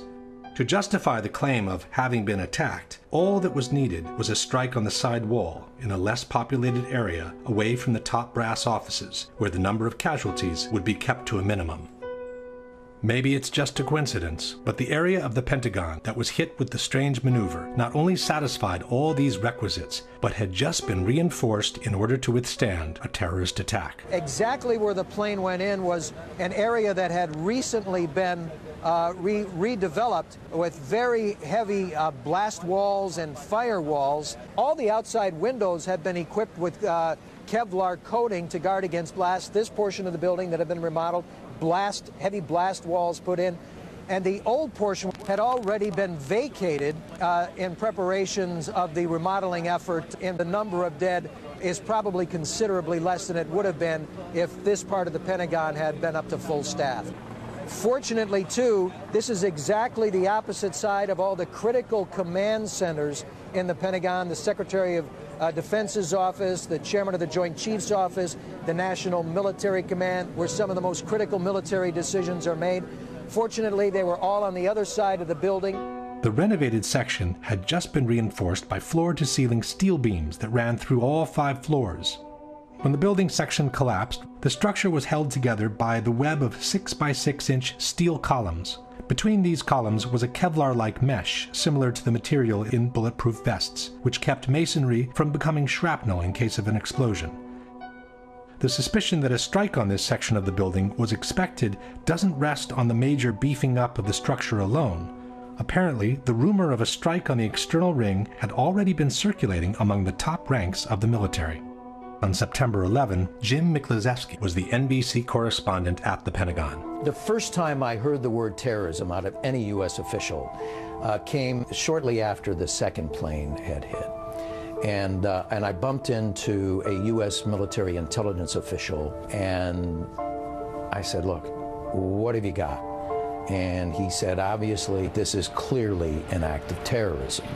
And then he got very close to me and almost silent for a few seconds, and he leaned in and he said, this attack was so well coordinated that if I were you, I would stay off the E-ring where our NBC office was, the outer ring of the Pentagon, the rest of the day, because we're next. Question. Even if someone could predict that the Pentagon would become a target, one would imagine a plane to plunge from the skies onto the roofs of the building. Why would anyone suggest to stay away from the external ring, in particular, unless he knew in advance what was going to happen? While we were asked to believe that 19 Islamic terrorists were responsible for the hijackings, no one has ever produced a single image of these alleged terrorists boarding the 4 hijacked airplanes. All major airports in the world have security cameras practically everywhere, covering every public area of the airport 24 hours a day. But the only image of the terrorists released after 9/11 was this shot from a security camera showing alleged hijackers Abdulaziz Al-Omari and Mohammed Atta going through a security checkpoint. The 2 men, however, are not boarding Flight American 11 from Boston to Los Angeles, but a previous connecting flight from Portland, Maine to Boston in the early hours of September 11. Only in 2005 were some images of the terrorists in one of the 3 airports released. They showed the group that allegedly hijacked Flight 77 passing through security checks at Washington Dulles. But the timestamp, which is always embedded in security camera recordings, was either cropped out or absent altogether. This means that the video could have been shot at any time prior to 9/11, possibly during a dry run the terrorists did along the same routes. In fact, the 9/11 Commission has stated that many of the terrorists, including Atta, Sheikhi, Jarrah, Hanjour, Hazmi, took cross-country surveillance flights early in the summer.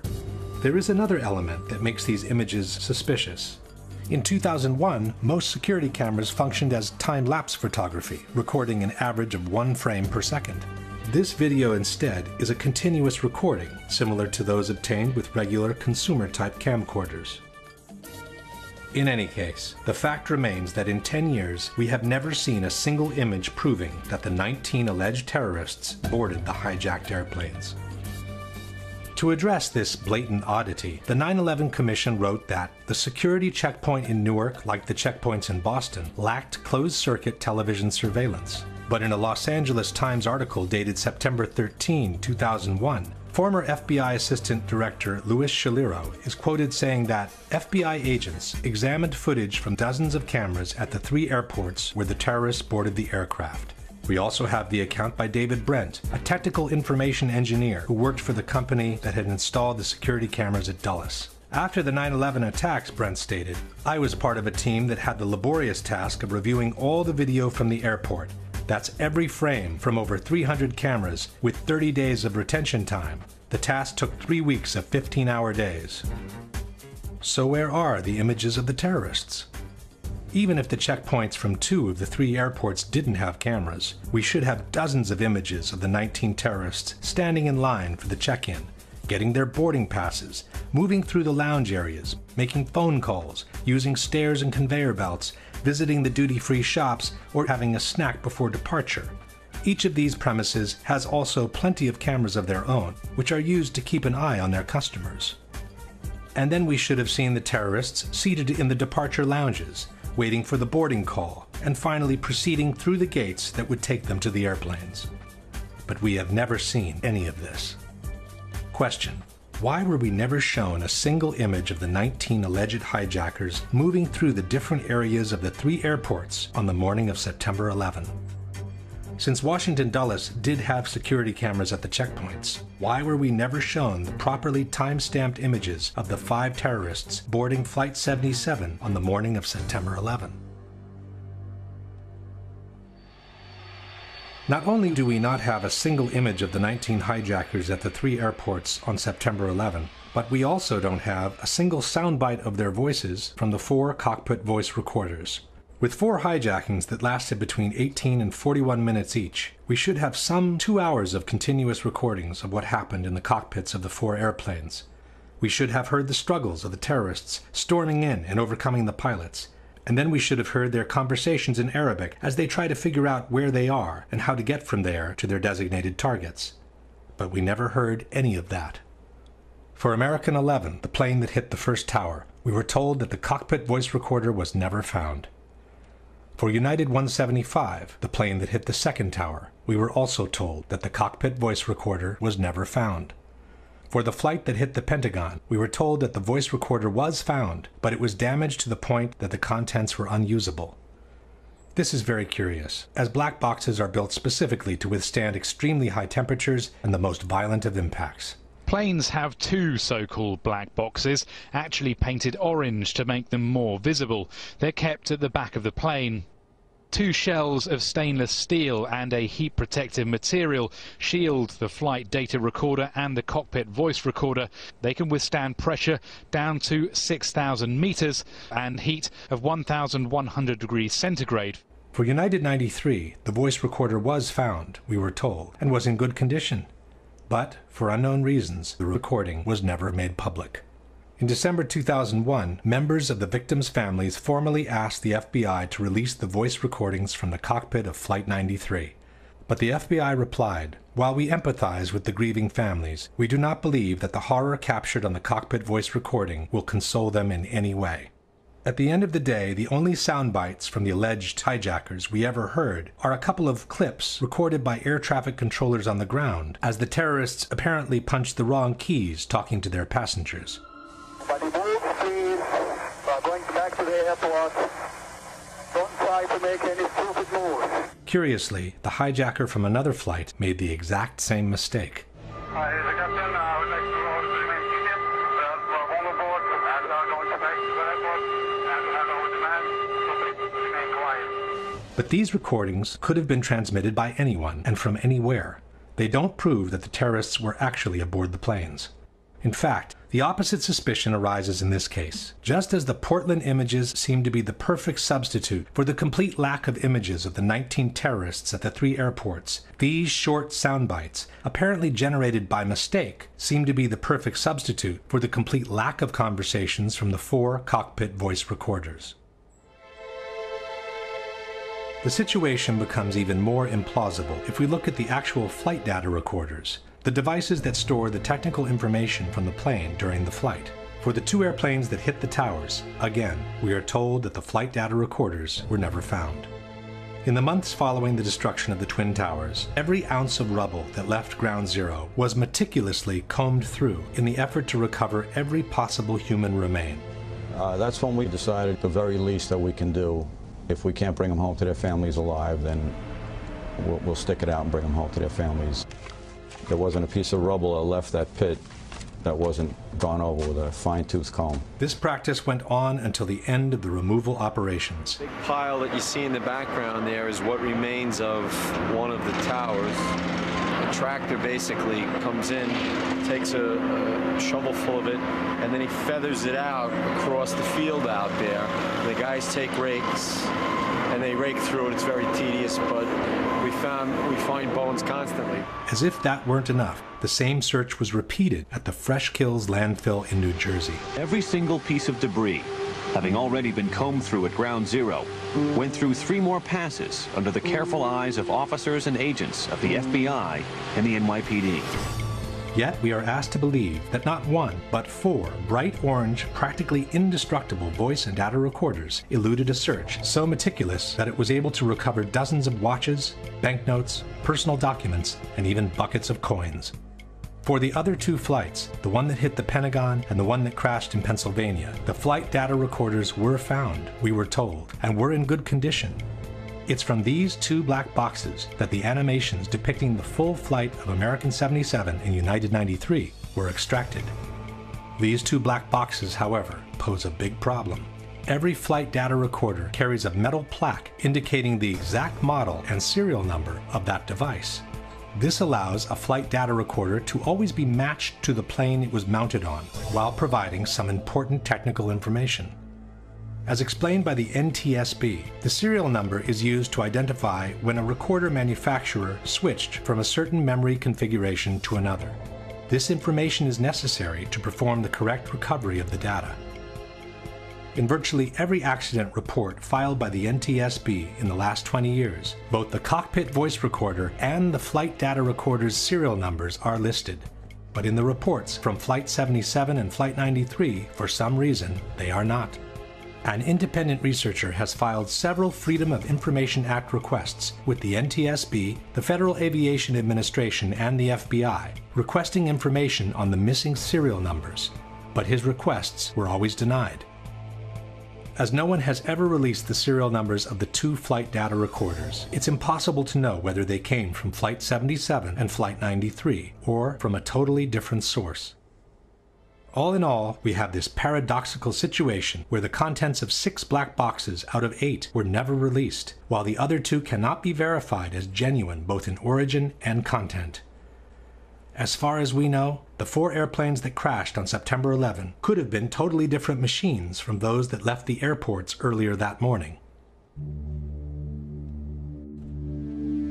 The obvious inability by these amateurs to fly the 4 airplanes in the way they were flown, and the total lack of proof that they were even aboard those planes, poses a serious question. If not them, then who was piloting the planes? One thing everyone can agree on is that no professional pilot in the world would ever crash his own plane into a highly populated target like the Pentagon or the Twin Towers in New York.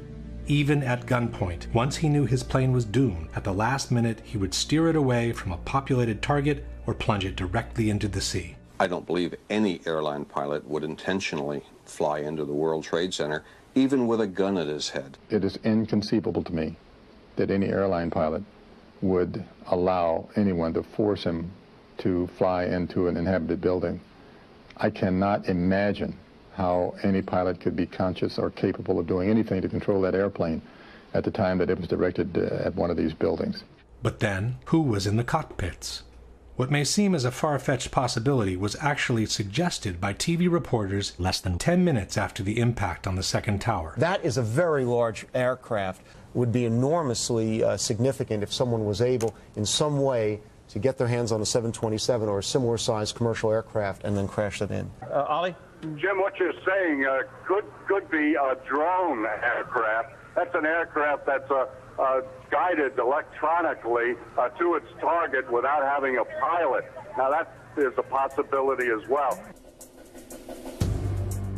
One fact that seems to support this possibility are the exceptional speeds these airplanes were able to achieve at low altitudes, near sea level. As we know, a person can easily run at top speed through normal air, but he cannot do the same in a much thicker medium like water. If he were to be pushed at the same speeds in the thicker fluid, he would probably lose his arms and legs due to the excessive resistance he encounters. The same thing can happen to airplanes if they are pushed beyond their design structural limits. At 30,000 feet, the air is very thin, and the airplane can easily travel beyond 500 miles an hour without encountering much resistance. As soon as it starts descending, however, the atmosphere gets thicker and thicker, and the plane needs to reduce the speed accordingly in order to preserve its structural integrity. Below 10,000 feet in altitude, speeds around 250 miles per hour are recommended. In fact, each airplane has a specific maximum operating velocity, called VMO, which should never be exceeded at low altitudes. Never means never for a reason. Should the VMO be exceeded, a phenomenon called flutter can occur, which can quickly cause irreversible damage. The flutter phenomenon can affect any kind of airplane, from large military bombers to small single-engine airplanes. Once the VMO is exceeded, not only are the wings and the ailerons at risk, but also the fuselage begins suffering from the air pressure caused by the speed. This is what happened to an Air China 747, which exceeded the maximum operating speed, or VMO, in the desperate effort to recover from an engine failure. For the first time, Captain Ho takes manual control of the plane. Airspeed 270, 280. The plane is about to exceed its maximum speed. Approaching VMO. The stress of the dive tears the landing gear doors off the plane. We pass VMO. Emergency. Emergency. Luckily, the pilots were able to regain control of the plane and perform an emergency landing. The damage caused by the excess velocity was visible all over the plane. The maximum operating speed for a 767, two of the 4 hijacked airplanes, is 414 miles per hour. For the other 2 airplanes, the 757s, the VMO is even less, 402 miles per hour. Yet on 9/11, all 4 airplanes were flown at speeds close to or beyond 500 miles per hour near sea level without suffering any visible structural damage, while remaining perfectly under control all the way into their targets.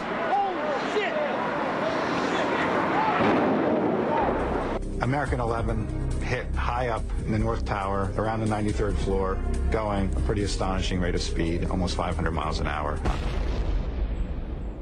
Here comes a very large target, descending rapidly, very fast. Diving very steeply and very fast. He's really moving. He was moving fast. United Flight 175, streaking through the skies over New York at more than 600 miles an hour, barely missed colliding with another commercial flight. The back of my neck stands up when we talk about the hijacking. We watched the speed, very high rate of speed. I believe it was about 600 knots southbound, which was extremely unusual for an air carrier. According to the NTSB, during the descent from 12,000 to 6,000 feet, the aircraft ground speed remained between 500 and 520 knots. It then impacted World Trade Center Tower 2 at approximately 510 knots ground speed. 510 knots is 586 miles per hour. That's almost 200 miles per hour beyond the maximum operating velocity of a 767. American 77 also impressed the air traffic controllers for the speed in approaching Washington. It was an unidentified plane to the southwest of Dulles, moving at a very high rate of speed. I slid over to the controller on my left, and I asked him, "Do you see an unidentified plane there southwest of Dulles?" And his response was, "Yes." "Oh my gosh, yes. Look how fast he is." Full throttle. Full out. The plane made its circular descent at about 350 miles an hour. Then it kept accelerating until it crashed into the Pentagon, says the commission report, traveling at approximately 530 miles per hour. While flying at 5,000 feet of altitude, United 93 began performing a series of hard left and right maneuvers at 350 miles per hour. This was followed by a series of similar up and down maneuvers while flying near 400 miles per hour. Yet Zihad Jarrad, the amateur who wasn't allowed to fly solo on a single-engine airplane, braved the roller coaster without ever losing control. As the plane was descending, he even kept accelerating until the aircraft plowed into an empty field in Shanksville, Pennsylvania at 580 miles per hour.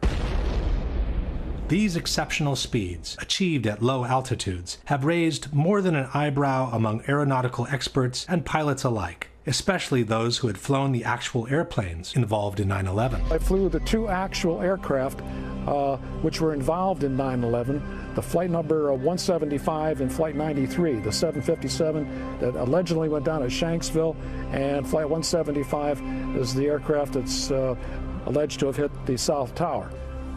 I don't believe it's possible for a terrorist, a so-called terrorist, to train on a 172, then jump in the cockpit of a 757, 767 glass cockpit, and vertical navigate the aircraft, lateral navigate the aircraft, and fly the airplane at speeds exceeding its design limit speed by well over 100 knots, make high-speed, high-bank turns, pulling probably 5, 6, 7 Gs, and the aircraft would literally fall out of the sky. I couldn't do it, and I'm absolutely positive they couldn't do it. How do you feel about United 175 reaching 510 knots?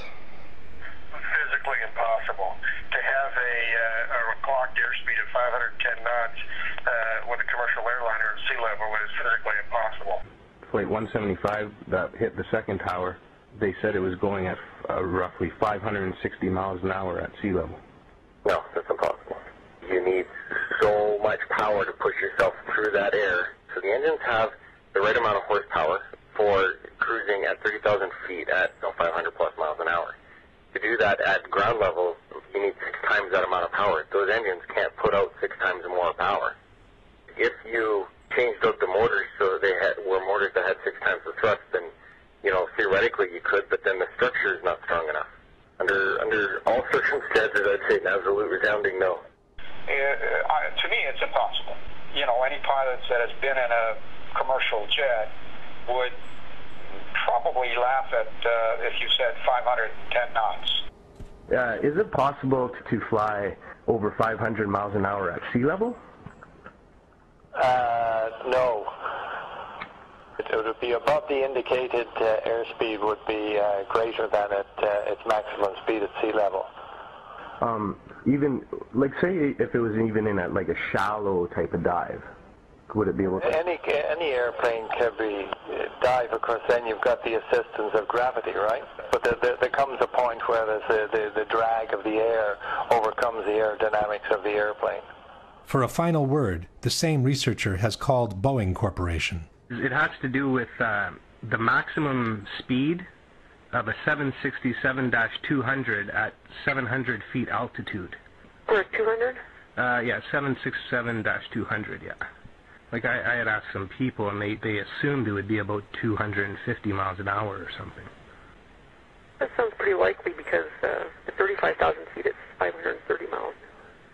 So there's no way that it could be going 500 miles an hour at 700 feet altitude then. Not a chance. Not that fast. Question. Can you produce any evidence that a Boeing 767 equipped with regular engines can fly for almost 2 minutes beyond 500 miles per hour in the lower strata of the atmosphere without suffering any visible structural damage?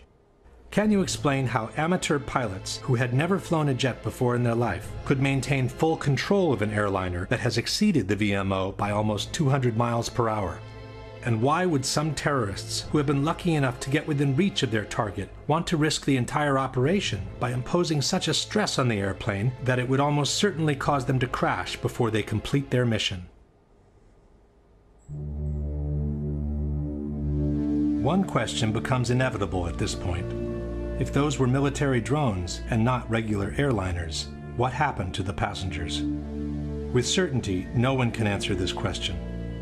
One thing we do know, however, the CIA has been developing plans for covert operations that involve the in-flight swapping of commercial airliners with military drones since the 1960s. One such plan was called Operation Northwoods, and it detailed how to replace a civil airliner with a military drone in mid-air, unbeknownst to the air traffic controllers. After the swap, the airliner would be landed in a military base. The drone would continue to fly, appearing on radar as the original plane, and would be remotely guided all the way into the target. We don't know whether this is the actual end the passengers met, but one thing we can say for sure. Those who called their relatives from their cell phones could not have placed those calls from the airplanes in flight. Minutes after the fourth plane had crashed in Pennsylvania, news was already circulating that several passengers had made calls with their cell phones from the hijacked airplanes. We are being hijacked. We are being hijacked. Those frightening words were uttered by a passenger aboard United Flight 93 who was able to call emergency personnel on his cell phone before the plane crashed in western Pennsylvania. And tonight we're getting reports of cell phone calls from at least 3 of those 4 flights. On the second flight that came out of Boston, that was the second flight of the day and also went into one of the Twin Towers of the World Trade Center, there was a businessman who got off 2 cell phone calls to his father. CNN commentator Barbara Olson, wife of U.S. Solicitor General Ted Olson. She reportedly called her husband twice on a mobile phone to tell him her plane was being hijacked. The problem is that in 2001, it was practically impossible to make a call with a cell phone from an airplane at cruising altitudes. The whole idea behind cellular phones is that they use low power transmitters, both to keep the cost of the units down and to preserve battery life. It is up to the receiving towers on the ground to pick up and boost their signal before they route it through the system. It is commonly thought that beyond 10,000 feet in altitude, most cell phones become useless. Passenger planes normally cruise at 30,000 feet and beyond. The editors of Popular Mechanics, however, maintain that cell phones do work from cruising airplanes, even at maximum altitudes. David Dunbar. With regard to the cell phones, we did what any reporter would do. We talked to experts in the field, and in fact, cell phones do work at that altitude, up to 35,000 feet and higher. And in 2001? In 2001, and it might be instructive for you to talk to some of the cell phone experts. Instead of talking to experts, Japanese television decided to take matters into their own hands. In 2003, they conducted an on-camera experiment near Ontario, Canada, to verify the actual reach of cell phones from different altitudes. The cellular phone system used in the experiment in Canada is the one used in the United States. 3 cell phones, each from different telephone companies, were used. The experiment begins at 1,000 feet. Hello? Hello, I'm calling from cell phone A. 1,000 feet, flight passing trading sounds okay? The results were the same with the other 2. Next, we went up to 4,000 feet. Then, No, not on me. Company B's phone stopped working at 4,000 feet. And when the aircraft rose to 6,000 feet, Company A's phone also became useless. At 8,000 feet, none of the 3 cell phones worked anymore. No service on A, no service on B, no service on C. In other words, at an altitude of 35,000 feet, cell phones would have been totally useless. There is another problem besides altitude that makes calling from a cell phone unthinkable from a cruising airplane, and that is speed. Calling from an aircraft with a cell phone would be like calling from a car traveling at 500 miles per hour. The connection would continuously need to be transferred from one receiving station to the next, and then to the next, and again to the next. The transfer procedure between 2 receiving stations is called handoff, and it relies on continuous triangulations between the receiving towers in order to establish the exact position of the caller. As the mobile unit approaches the handoff zone, the first tower senses the weakening of the signal and prepares to transfer the call to the second. When the second tower senses the signal is strong enough to take over, the handoff procedure is initiated. If everything goes well, the call is rerouted into the system by the new receiving station. But the speed by which an airplane approaches and crosses over the handoff zone is so high that the towers wouldn't have the time to complete the handoff procedure. The call would be dropped, and the person would need to dial the number from scratch. If one considers the altitude and the speed problems combined, it should be clear that the chances of having an actual conversation with a cell phone from a cruising airplane are practically nil. Even after 2001, both altitude and speed problems remain. In 2005, the Washington Post wrote, "Most cell phones can't reach a station from beyond 10,000 feet. Another technical hurdle is to find a way that cell phone calls would be handed off from one cell tower to another on the ground when an aircraft is traveling at 500 miles an hour." And even 10 years after 9/11, people who try to use their cell phone from cruising altitudes are bound to get the same results. Once it became clear that the passengers could not have placed their calls from the cell phones on the airplanes, the official narrative on this issue became more and more ambiguous and non-committal. Theodore Olson, who had initially told the press he had received 2 cell phone calls from his wife Barbara, changed his story to calls made from an airphone. And by the time the 9/11 Commission published their final report, only one mention on the cell phone calls remained. Shortly thereafter, wrote the Commission, passengers and flight crew began a series of calls from GTA airphones and cellular phones. No indication on which calls were made from cell phones and which ones with airphones was given. The authorities from the Moussaoui trial also avoided being too specific on the origin of the calls. Within the official documentation, they released this flash animation, which contains all the basic information on the 4 hijacked airplanes. By clicking on any of the flights, one can view the passengers list. By clicking on the telephone icon at the bottom, the passengers who have made phone calls are highlighted. And by clicking on any of the passengers' names, the list of the calls they have made is displayed. Each of the calls lists the exact time it was placed, the duration, the initial part of the number dialed, and the name of the person receiving the call. But the number from which the phone call was placed is missing. The only information available is the location on the plane the calls were presumably made from, row 30 in this case. It's as if the authorities were trying to suggest that the calls were made from airphones without having to put it down on paper. Only in 2 cases did the authorities openly state that a cell phone was used. One is the call allegedly placed to 911 by a passenger who had locked himself in a lavatory where airphones are not available. The second is a call placed by flight attendant C.C. Lyles to her husband, who later described his surprise in receiving a call from her cell phone in a television interview. Once the phone got disconnected, then I sat up in the bed like, it was like I just woke up. I'm like, was that a real call? So I looked at the caller ID and noticed that it was a call, and it was from her cell phone. And I'm like, okay, wait a minute. How can she call me from on the plane from a cell phone? Because cell phones don't work on the plane. That's what I'm thinking. As only these 2 phone calls were admitted by the authorities, the debunkers have universally adopted the only 2 cell phone calls made position. Le telefonate non sono state fatte con il cellulare, sono state fatte con gli earphone. In soli 2 casi è stato usato un cellulare, quindi quelle 2 telefonate brevissime, frammentarie, sono state fatte quando l'aereo era una quota perfettamente compatibile con la rete cellulare americana. But one thing is the number of cell phone calls admitted to. Another is the number of calls that were actually made. In the days following 9/11, the FBI interviewed the various people who had received a phone call from their relatives on the planes, and their reports tell a different story. One of the reports reads, starting at approximately 6:30 Pacific Standard Time, which is 9:30 New York time, Dina Burnett received a series from 3 to 5 cellular phone calls from her husband, Thomas Burnett. Burnett was able to determine her husband was using his own cellular phone because the caller ID showed his number. Only one of the calls did not show the caller ID as she was on the line with another call. According to the official documentation, Thomas Burnett made a total of 3 calls. One at 9:30, one at 9:37, and one at 9:44. This means that at least 2 of these calls, if not all 3, were made from Burnett's cellular phone. At 9:30, the plane was flying at 32,000 feet and climbing. At 9:37, it had reached 36,000 feet and was still climbing. At 9:44, it had descended to 22,000 feet, while it accelerated until reaching a ground speed of almost 400 miles per hour. None of these calls seems to have been possible with a cell phone from that airplane. According to another report, United 93 passenger Jeremy Glick saw hijackers on the plane, used a cell phone, and called Makeley, his stepmother, to report the hijacking. He then asked to talk to his wife, Lisbeth.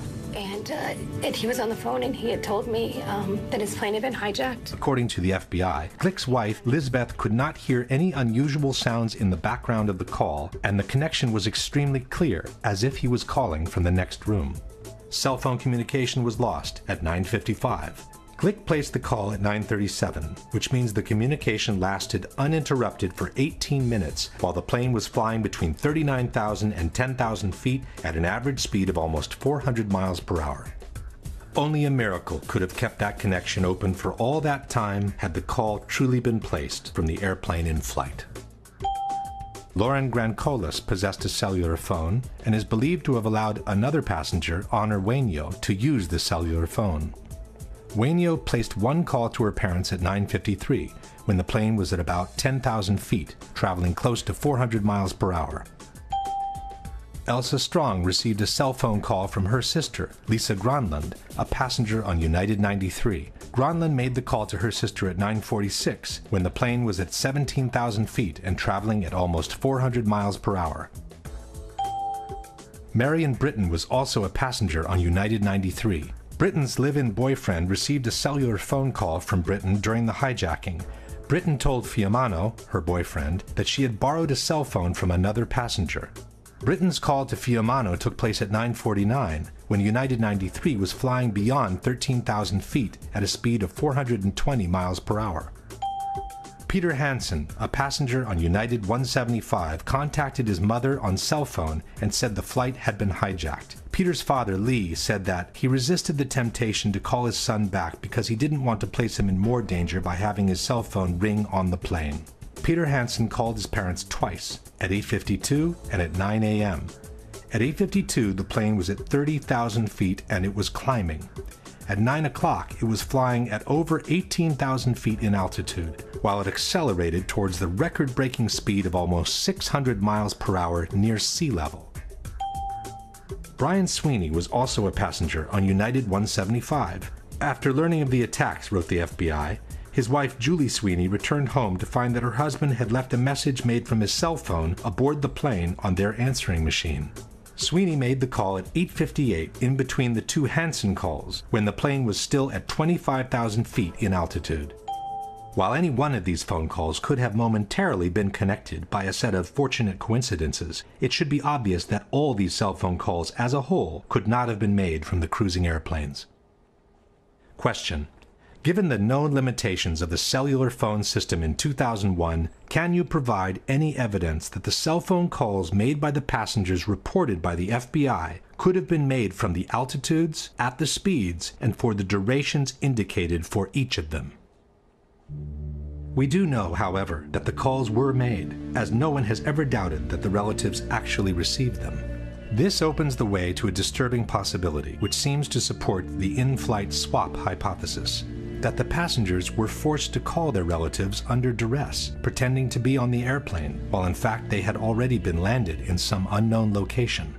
In support of this hypothesis, we have different elements. One is the conversation passenger Todd Beamer had with a GTA airphone operator, Lisa Jefferson, during the hijack of Flight 93.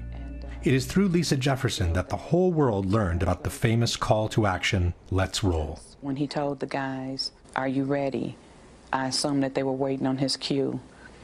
Then they responded to him, and he said, "Okay, let's roll." The 9/11 Commission has established that the hijack took place at 9:28. Todd Beamer was connected to Lisa Jefferson at 9:43, some 15 minutes into the hijacking. The FBI report confirms that Jefferson received the call from Beamer at approximately 8:45 Central Time, which is 9:45 Eastern. But the contents of the conversation are strikingly at odds with the official narrative. According to Jefferson, Beamer called to state that the plane was about to be hijacked. He stated that 3 individuals, 2 wielding knives, the third with a bomb strapped to his waist with a red belt, were preparing to take control of the flight.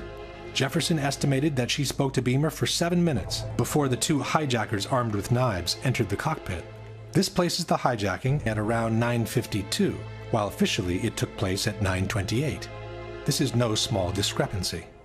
How could Beamer be describing events that are supposed to be happening in front of his eyes, when in fact they had already happened half an hour before? How could the terrorists be preparing to take control of the flight at 9:45 when they had already been in the cockpit for more than 15 minutes? The FBI also wrote that Jefferson noted that the call had an unusually low amount of background noise, the same thing Liz Glick had noticed. Furthermore, the records show that Beamer's call lasted roughly 1 hour and that the line was left open after the crash. "We didn't lose a connection," stated Jefferson, "because there's a different sound that you use. I never lost connection. It just went silent." Jefferson stayed on the phone, stated the FBI, until she learned Flight 93 had crashed. Question: since airphones are powered by the same airplane's electrical system, how could the line have remained open for another 45 minutes after the plane had literally disintegrated to the ground in 1,000 pieces? All these discrepancies seem to suggest that Beamer was not on the plane, observing real events unfolding, but was describing an imaginary, pre-scripted situation from a different location. In support of this hypothesis, we also have the dramatic message left by flight attendant Cece Lyles in her husband's answering machine before briefly talking to him on her cell phone. As she herself is suggesting, we should listen very carefully. Tuesday, 9:47 a.m. Hi, baby. Baby, you have to listen to me carefully. I'm on a plane that's been hijacked. I'm on the plane. I'm calling from the plane. I want to tell you I love you. Please tell my children that. We too can notice the absence of the typical background noise heard inside a plane. I don't know what to say. There's 3 guys. They've hijacked the plane. I'm trying to be calm. After saying goodbye, she seems to fumble with the headset while she whispers a few more words into the mouthpiece. I hope to be able to see your face again, baby. I love you. Bye. End of message.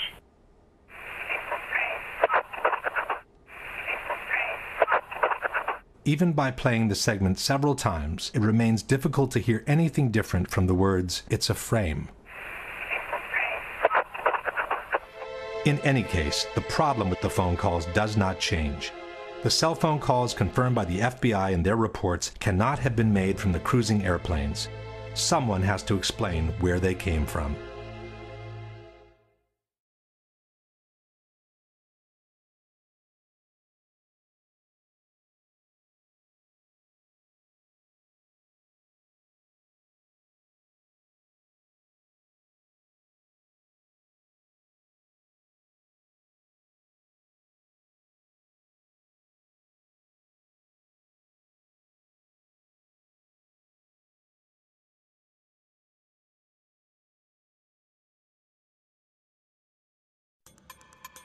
According to the 9/11 Commission, the airplane that appeared over Washington and went on to strike the Pentagon was Flight American 77, the same plane that had disappeared from radar screens over West Virginia almost 1 hour before.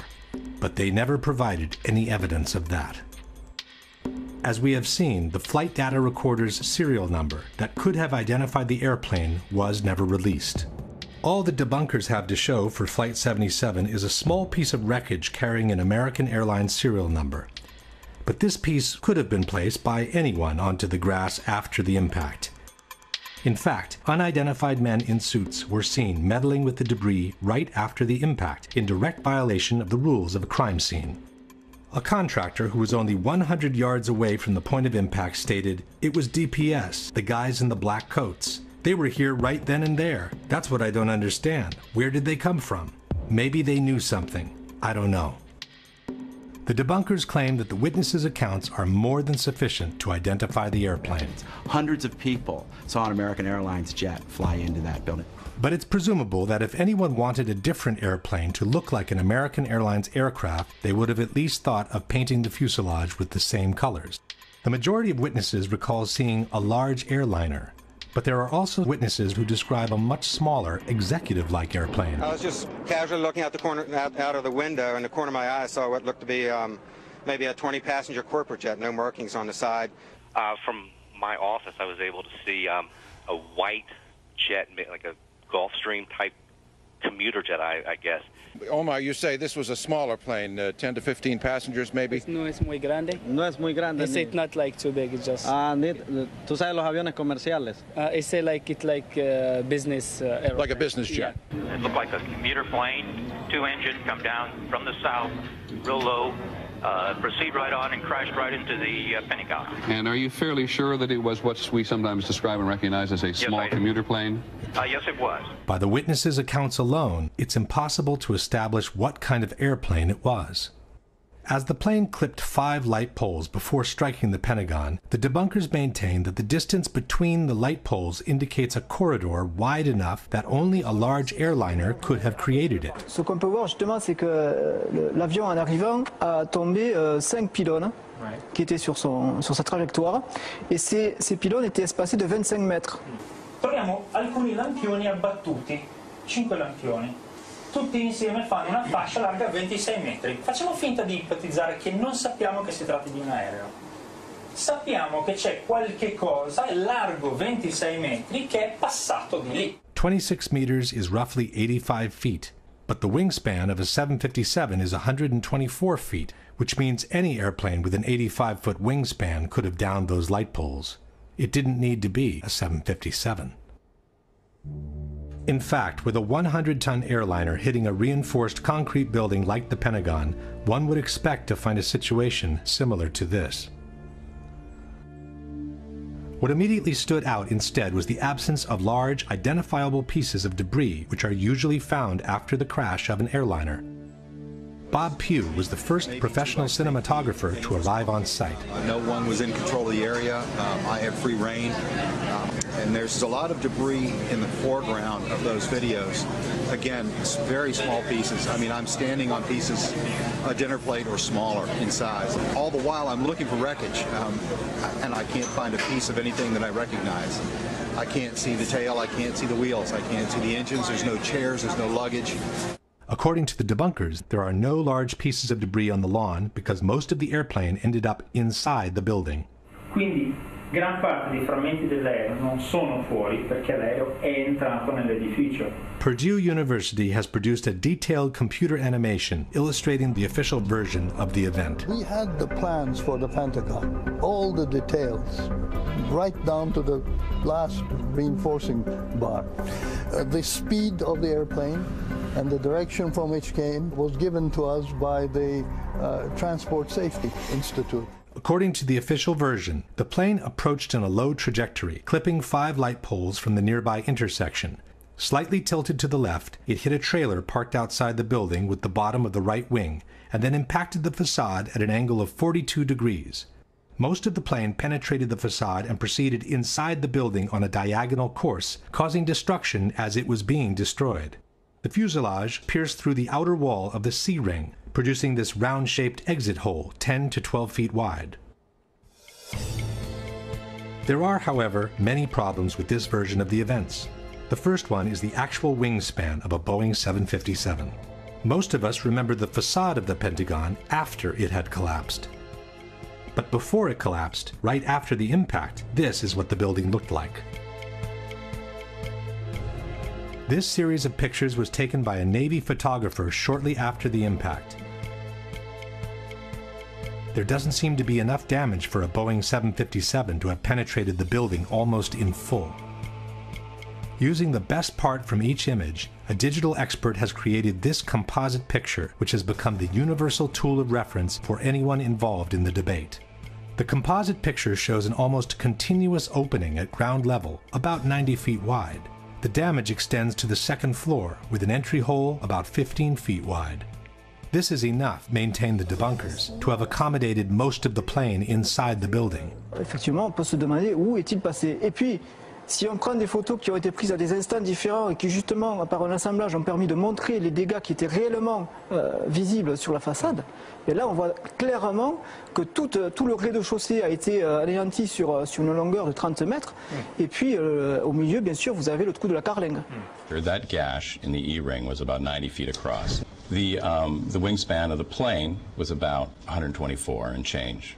That punched the hole into the building. It is true, the wingspan of a 757 is 124 feet, but the debunkers forget that the plane came in at a 42-degree angle, which makes the projected wingspan on the facade 160 feet wide.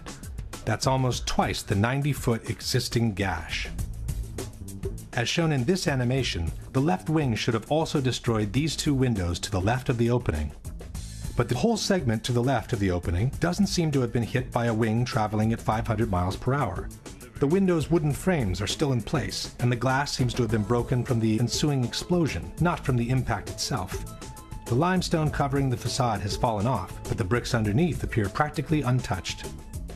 By the same projected angle, the right wing should have impacted the facade all the way to this column on the second floor.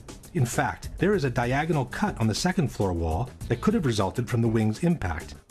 But this puts most of the wing above the second floor slab, which means it never penetrated the facade to begin with.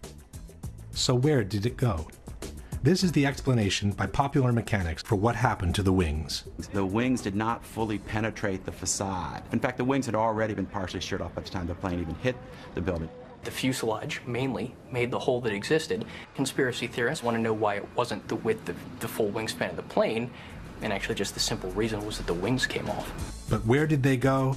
Popular Mechanics doesn't say. A similar problem is posed by the horizontal stabilizers, which extend some 50 feet in width. As they are mounted 3 feet higher than the wings, they should have impacted the facade approximately here and here. But there are no visible marks from their impact on the facade, nor is any recognizable piece of the stabilizers visible on the lawn. Same story for the tail, which raises 24 feet above the fuselage. At the time of impact, the tail should have hit as high as the windows on the 4th floor. The Purdue animation shows the tail entering the building in full, as if it were cutting through butter. But the facade above the entry hole doesn't show any significant damage, and the glass from the windows around the hole isn't even broken. For the missing tail and stabilizers, Popular Mechanics offers this generic explanation. A plane flying 500 miles an hour, hitting a concrete wall that is extremely reinforced, there's not going to be much left of it. You're not going to see it sitting on the lawn of the Pentagon in 1 or 2 or 3 pieces. But here is the problem. If part of the wings, the stabilizers, and the tail disintegrated against the facade, how could the fuselage penetrate it almost entirely? The fuselage is by far the weakest part of the plane, as it basically consists of an empty cylinder meant to carry the passengers and their belongings. How fragile the fuselage is compared to the wings is explained by aviation expert Jacques Rolland. Jacques Rolland, ancien général de l'armée de l'air, est aujourd'hui le meilleur expert en crash aérien auprès des tribunaux. Il n'est pas du tout évident de comprendre qu'effectivement, dès que vous avez un choc à l'avant, l'ensemble s'enfonce à la vitesse de pénétration en fait. Et le premier point dur se trouve ici. Tant que vous n'arrivez pas là, l'avion, c'est du papier. Question. How could the fuselage, which is the weakest part of the plane, penetrate the facade almost entirely, while part of the wings, the stabilizers, and the tail, which are relatively stronger, were unable to do so and were shattered in 1,000 pieces instead? Even more mysterious is the disappearance of the engines. The 757 that allegedly hit the Pentagon was equipped with 2 RB-211 engines built by Rolls-Royce. Almost 8 feet in height, weighing over 7,000 pounds each, the internal core of the engine is made with components so sturdy and resistant that they are considered practically indestructible. It has to rotate at about 10,000 revolutions per minute, a blade speed of about 800 miles per hour. To operate at around 1700 degrees, they're designed not to melt. Quali sono le parti che non vengono distrutte, che non si squagliano per il calore? Pezzi del carrello e il cuore dei 2 motori, che è molto più compatto dalla parte esterna dei motori, ovviamente è fatto in materiali che devono resistere alla temperatura, 2000-2500 gradi, per cui la parte centrale dei 2 motori è sicuramente sopravvissuta all'impatto. But where are they? In their animation, Purdue University has chosen to ignore the issue. As one can see, moments before the impact, the 2 engines simply vanish into thin air. Debunker Paolo Attivissimo has made what he calls a cautious suggestion. Questo è un motore Rolls-Royce RB211. Questo è un oggetto trovato davanti al Pentagono. Quando dicevo prima, probabilmente i motori non sono completamente entrati, questo oggetto è di forma compatibile. Faccio il prudente, dico semplicemente che è di forma compatibile. But this rotor could have come from any engine. There is also another picture of a similar disc, or possibly the same disc, from a different angle. And then there is this part of an engine found inside the Pentagon. But we are not looking for scraps. We are looking for 2 3-ton pieces of machinery made with steel and titanium that after an accident should look something like this. Or like this. Or like this. In fact, had the Pentagon been hit by a 757, the 2 engines would have impacted the facade around these 2 points, just below the wings. This means they would have proceeded inside the building on a path somewhat parallel to the fuselage, carving a trail of destruction much more devastating than any other part of the plane. È un proiettile simile il motore? Sì, sicuramente sì. Può essere tranquillamente un proiettile. Lanciato a 800 km/h la struttura viaggia e non si ferma a un minimo ostacolo. But there are no engines visible outside the exit hole, nor are there any other holes in the wall that could have been caused by an engine. Question. Can you explain what happened to the core of the 2 engines, which is built with components so strong and resistant to be considered practically indestructible? Now for the biggest mystery of all, the exit hole. According to the official version, it was the fuselage of the plane that created this hole in the wall of the C-ring. On September 15, 2001, the Pentagon renovation manager stated, the plane penetrated through the E-ring, D-ring, C-ring. The nose of the plane just barely broke through the inside of the C-ring, so it was extending into AE drive a little bit. The AE drive is the internal alley separating the C-ring from the B-ring. But how could the fuselage have made it all the way through the wall of the C-ring? Un aereo che pesa 120 tonnellate, lanciato a 800 km/h, impatta una facciata, la trapassa. Nel trapassarla viene tritato dalle colonne che ci sono in mezzo, a mo' di grattugia, se volete, passate questo termine, e alla fine quel che rimane sono solo frammenti molto piccoli. Quel poco che rimane in fondo arriva dall'altra parte. If the fuselage is only a cylinder and it gets cut and ground by the columns in 1,000 pieces, how can it retain the circular shape needed to punch this almost perfectly round hole in the wall? This is where the explanations by the debunkers become absolutely fascinating. The mass of the plane penetrated the building with enormous energy and continued into the building in a state almost more like a liquid than a solid. Then encountered reinforced concrete columns 2 feet thick, so the aircraft was flying through a forest of columns. The plane became almost like an artillery shell or a tank round. What actually came out, it was a circular ball of fire, which is how fire goes when it moves. That's why it has a perfectly round shape. By this time, there was an avalanche of debris that was moving as a single mass, much as in an avalanche of snow. Whether it was a liquid mass, a ball of fire, or an avalanche of snow, all these hypotheses are flatly contradicted by the Pentagon Building Performance Report, a document published in 2003 by the American Society of Civil Engineers. In assessing the condition of the columns on the first floor, the report reads, columns 3G, 3H, 3J, and 5J were damaged but still standing, although in the direct path of the fuselage. It is highly unlikely that any significant portion of the fuselage could have retained structural integrity at this point in its travel. The aircraft frame most certainly was destroyed before it had traveled a distance that approximately equaled the length of the aircraft. The length of the aircraft is 155 feet, which is roughly half the distance between the entry and the exit holes. That no substantial part of the fuselage reached the wall of the C-ring was also confirmed by the first eyewitnesses who described the damage inside the Pentagon. So the plane went in up to the E, D, and to the C-ring. Not all the way through the C-ring. Question.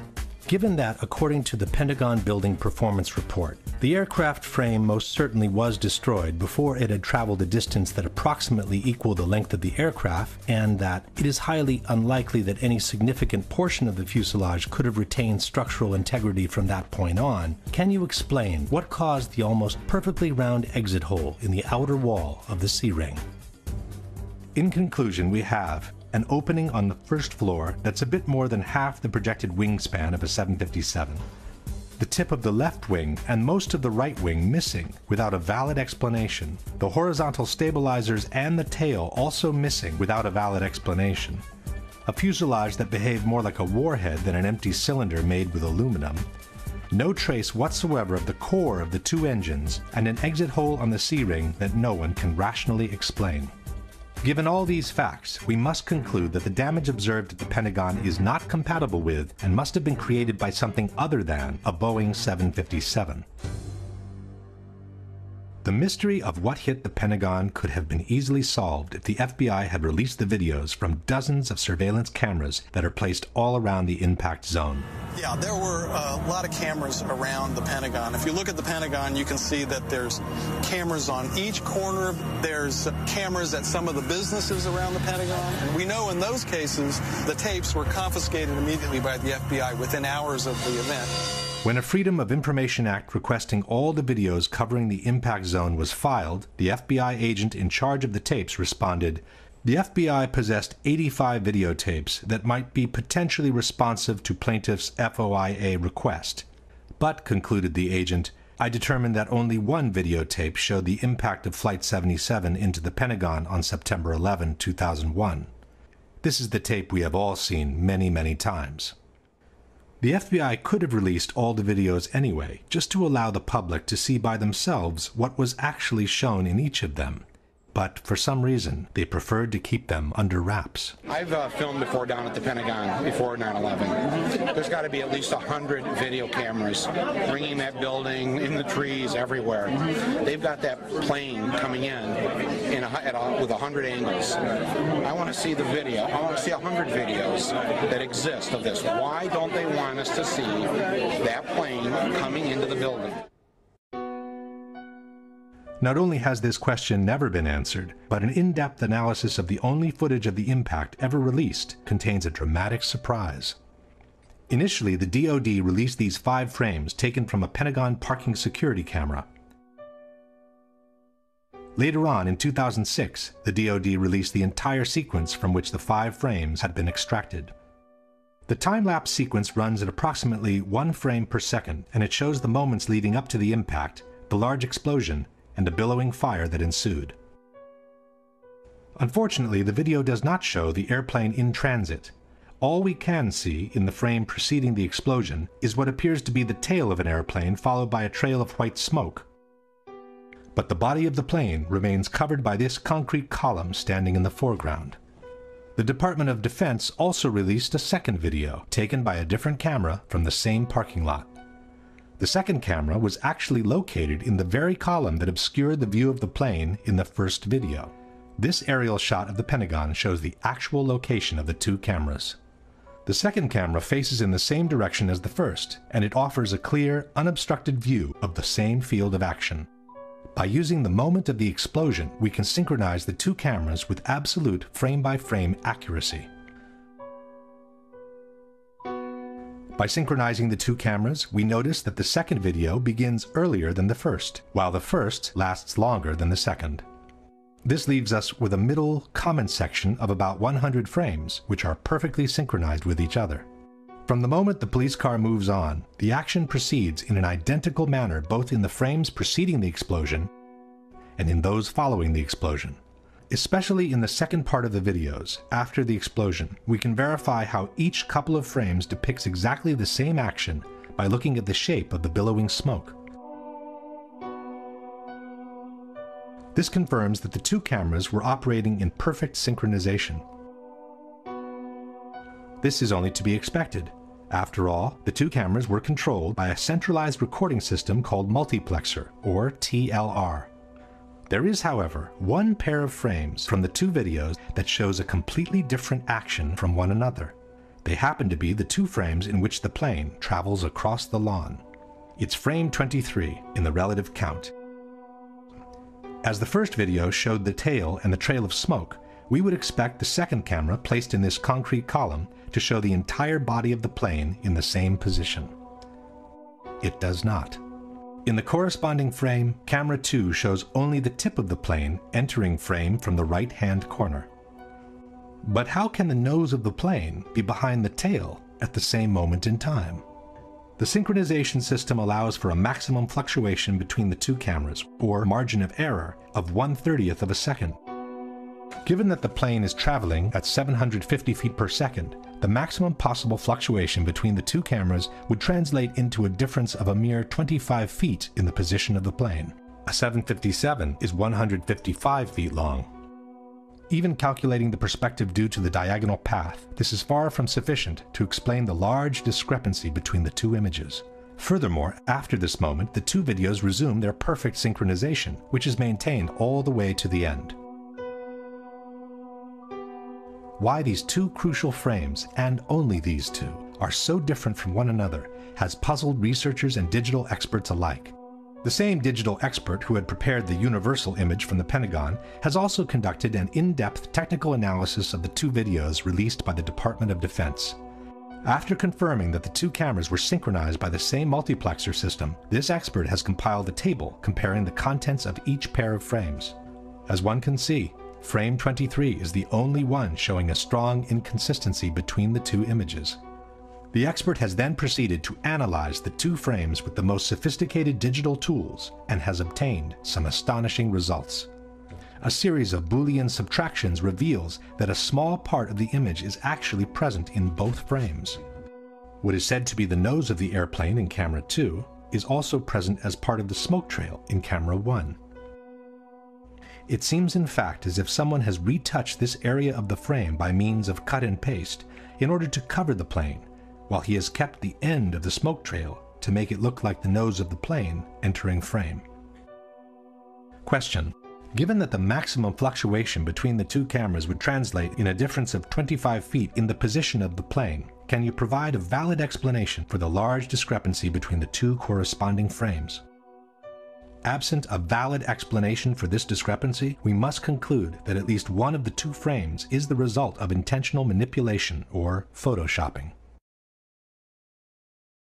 If we now summarize the situation at the Pentagon, we have the total lack of evidence that the unknown incoming was in fact Flight 77, a mysterious phantom plane that attracted the attention in the opposite direction, the failure from the White House to shoot down the incoming even though it posed a serious and imminent threat, A totally illogical approach maneuver from a terrorist's point of view, an alleged hijacker incapable of performing that maneuver, the absence of any significant part of the plane from the wreckage, a damage to the building clearly incompatible with a 757, a doctored tape of the impact, and the obvious reluctance by the FBI to release any other tape that could allow the identification of the plane.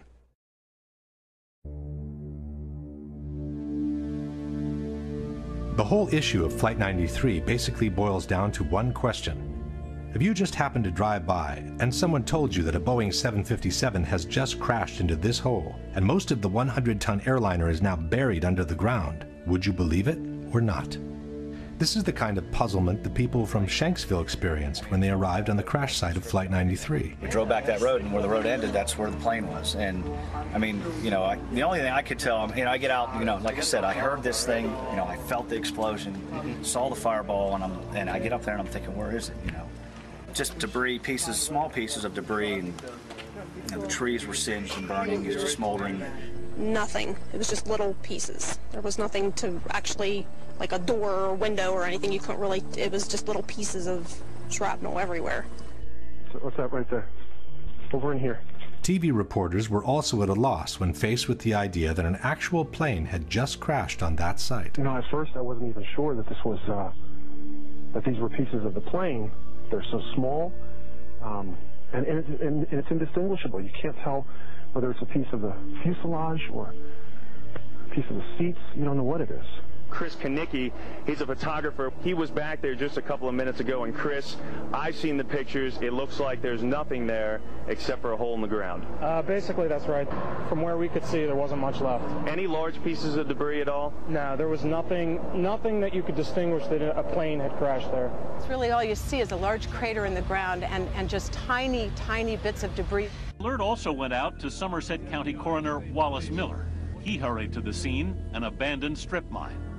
When he arrived, he couldn't believe his eyes. It looked like someone had gouged about a 10-foot wide, 10-foot deep trough through the strip mine area. But when you looked in, it was just covered with dirt. There was nothing there that you could really say it was an airplane. Dennis Roddy was the editor-in-chief of the Pittsburgh Gazette. Airplane debris? Nothing I could identify. Possibly the most disconcerted of all was the mayor of Shanksville, Ernie Stuhl. Ja, mein Schwager und ein guter Freund von mir waren die Ersten hier. Sie haben in Shanksville an einer Straßenecke gestanden und sich unterhalten. Ihr Wagen stand gleich in der Nähe und so waren sie die Ersten hier. Dann kam erst die Feuerwehr. Alle waren wie vor den Kopf gestoßen, weil sie zu einem Flugzeugabsturz gerufen wurden. Aber da war kein Flugzeug. Kein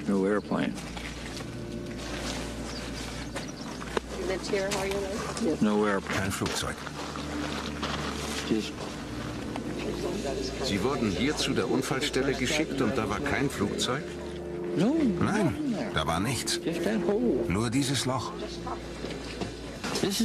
Das ist es, was Sie sahen. Ich dachte immer, das sei die Absturzstelle. Das ist sie, aber da ist nichts zu sehen. It's in that hole, says the FBI, that most of the airplane lays literally buried in the ground. Much of the plane and its contents were found beneath the soft dirt, states the FBI's website. Evidence technicians found the flight data recorder about 12 feet below the surface and the cockpit voice recorder about 25 feet deep. Since the two black boxes are located in the tail of the plane, one must conclude that also the cockpit, most of the fuselage, the passengers' seats and bodies, and their belongings somehow managed to get buried deep underground. The only ones who don't seem to have a problem with this explanation are the debunkers. We have this idea that when planes crash, they crack in half and there's this dramatic burned wreckage. That's what happens when planes crash at very low speeds, usually on approach or takeoff from an airport. This plane was flying straight down. It was approaching the speed of sound. It would have if it had gone much farther. And it penetrated into soft ground with incredible velocity. Ma qui la caduta è stata diversa. L'aereo era quasi verticale quando si è schiantato a una velocità altissima. L'aereo si schiaccia quasi nel terreno, produce un cratere piccolo e quello che rimane va a finire quasi tutto nel terreno. First of all, it isn't true that the plane hit the ground almost vertically. According to the NTSB flight path, the 757 hit the ground at an angle of about 45 degrees. This fact alone removes much of the exceptionality the debunkers would like to attach to this crash.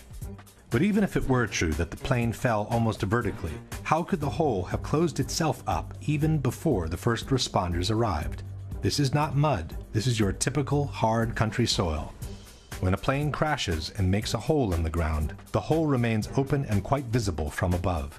This, for example, is the crater caused by Flight Pan Am 103 when it crashed in Lockerbie, Scotland in 1988. It's true that the 747, the plane that crashed in Lockerbie, is larger than a 757, but it's also true that the Pan Am flight broke up in mid-air due to an explosion, and that only part of the plane caused the crater seen in the photographs. Let's compare the size of the Lockerbie crater, several blocks wide, with the one in Shanksville, several feet wide. This is the size of a human being next to the Lockerbie crater. This is the size of a human being next to the Shanksville crater. These are people looking down into the Lockerbie crater. These are people standing by the Shanksville crater after the accident. Compare the size of a car with the Lockerbie crater and the size of a small truck with the crater in Shanksville. This is the largest chunk of the Pan Am flight that was found near Lockerbie. It's almost half the front part of the fuselage and includes part of the cockpit. This is the largest piece of debris we have ever seen from Shanksville. It's a piece of fuselage a bit wider than 2 passenger windows in a picture released 5 years after the event. This is an engine from Pan Am Flight 103 which plunged to the ground at a location near Lockerbie. This, we are told, is an engine from Flight 93 which was supposedly excavated from the hole in Shanksville. These are images from different crashes, showing that the tail of the plane almost always survives.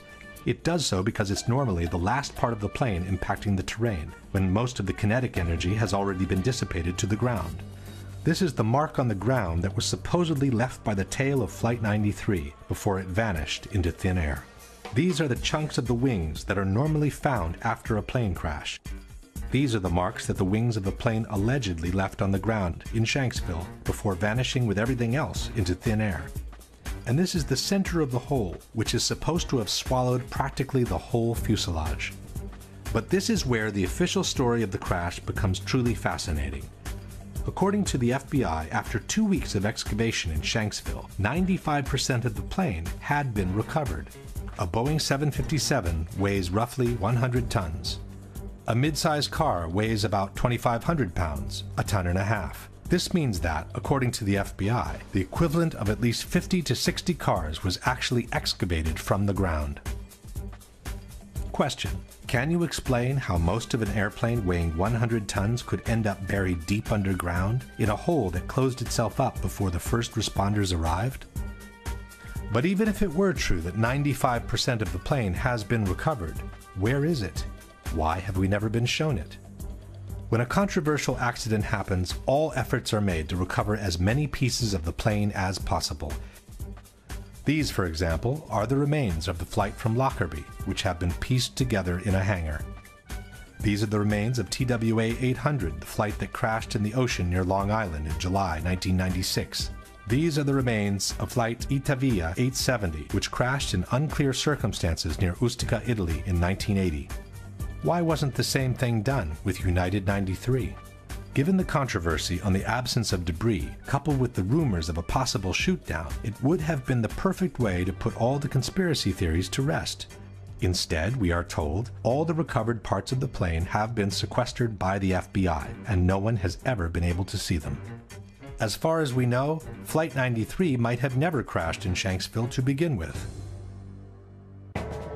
There is another problem for those who support the official version. When an airplane crashes to the ground, normally a plume of thick black smoke rises to the sky and continues to burn until all the fuel is consumed. But instead of being faced by something like that, this is what the people in Shanksville saw. Das ist das, was wir gesehen haben. Sieht fast aus wie ein Pilz. It looked like a mushroom cloud, he said. But under the cloud there is no plume of black smoke rising to the sky, and the mushroom shape is the classic result of a bomb explosion. The same local reporter also noticed the absence of smell from burnt jet fuel and the odor of scorched earth instead. And there's a very strong odor of the scorched earth. This is the only way I can describe it. It doesn't smell like jet fuel. It smells like... Kendall, how do you describe it? just burned earth. Burned earth. It smelled like burned earth. The grass next to the hole also indicates there was no fire after the explosion, as it appears perfectly dry and untouched all around. Some have suggested that this is only the initial explosion, and that the plume of black smoke hasn't started to rise yet. But this hypothesis is disproven by this video, taken by a local amateur shortly after the explosion took place. Crash over on Lambertsville Road. As one can see, the initial cloud floats in the air, but the typical plume of black smoke rising from below is not there. Don't know anything If we fast forward the video, we can see that the situation doesn't change much. After more than 1 minute, the initial cloud is still there, but there is no black smoke whatsoever rising from below. Question: since the plane was carrying 8,000 to 10,000 gallons of fuel at the time of impact, can you explain why there is no plume of black smoke rising from the ground after the initial explosion?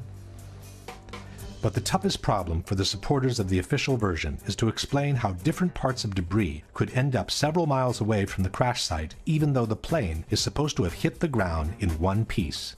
William Bunch was a reporter for the Pittsburgh Gazette. I gathered all the information I could and quickly learned that there were a lot of things about the crash of Flight 93 that didn't really add up right away.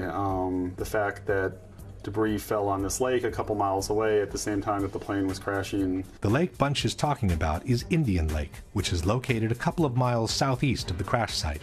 According to the debunkers, there is a valid explanation for the debris found in the lake. Perché quello che le dice di pezzi trovati chissà dove sono arrivati a Indian Lake, che è a 1600 metri di distanza. Sono stati trovati pezzettini di carta che sono volati perché c'è vento. First of all, it's not true that there was wind on that day.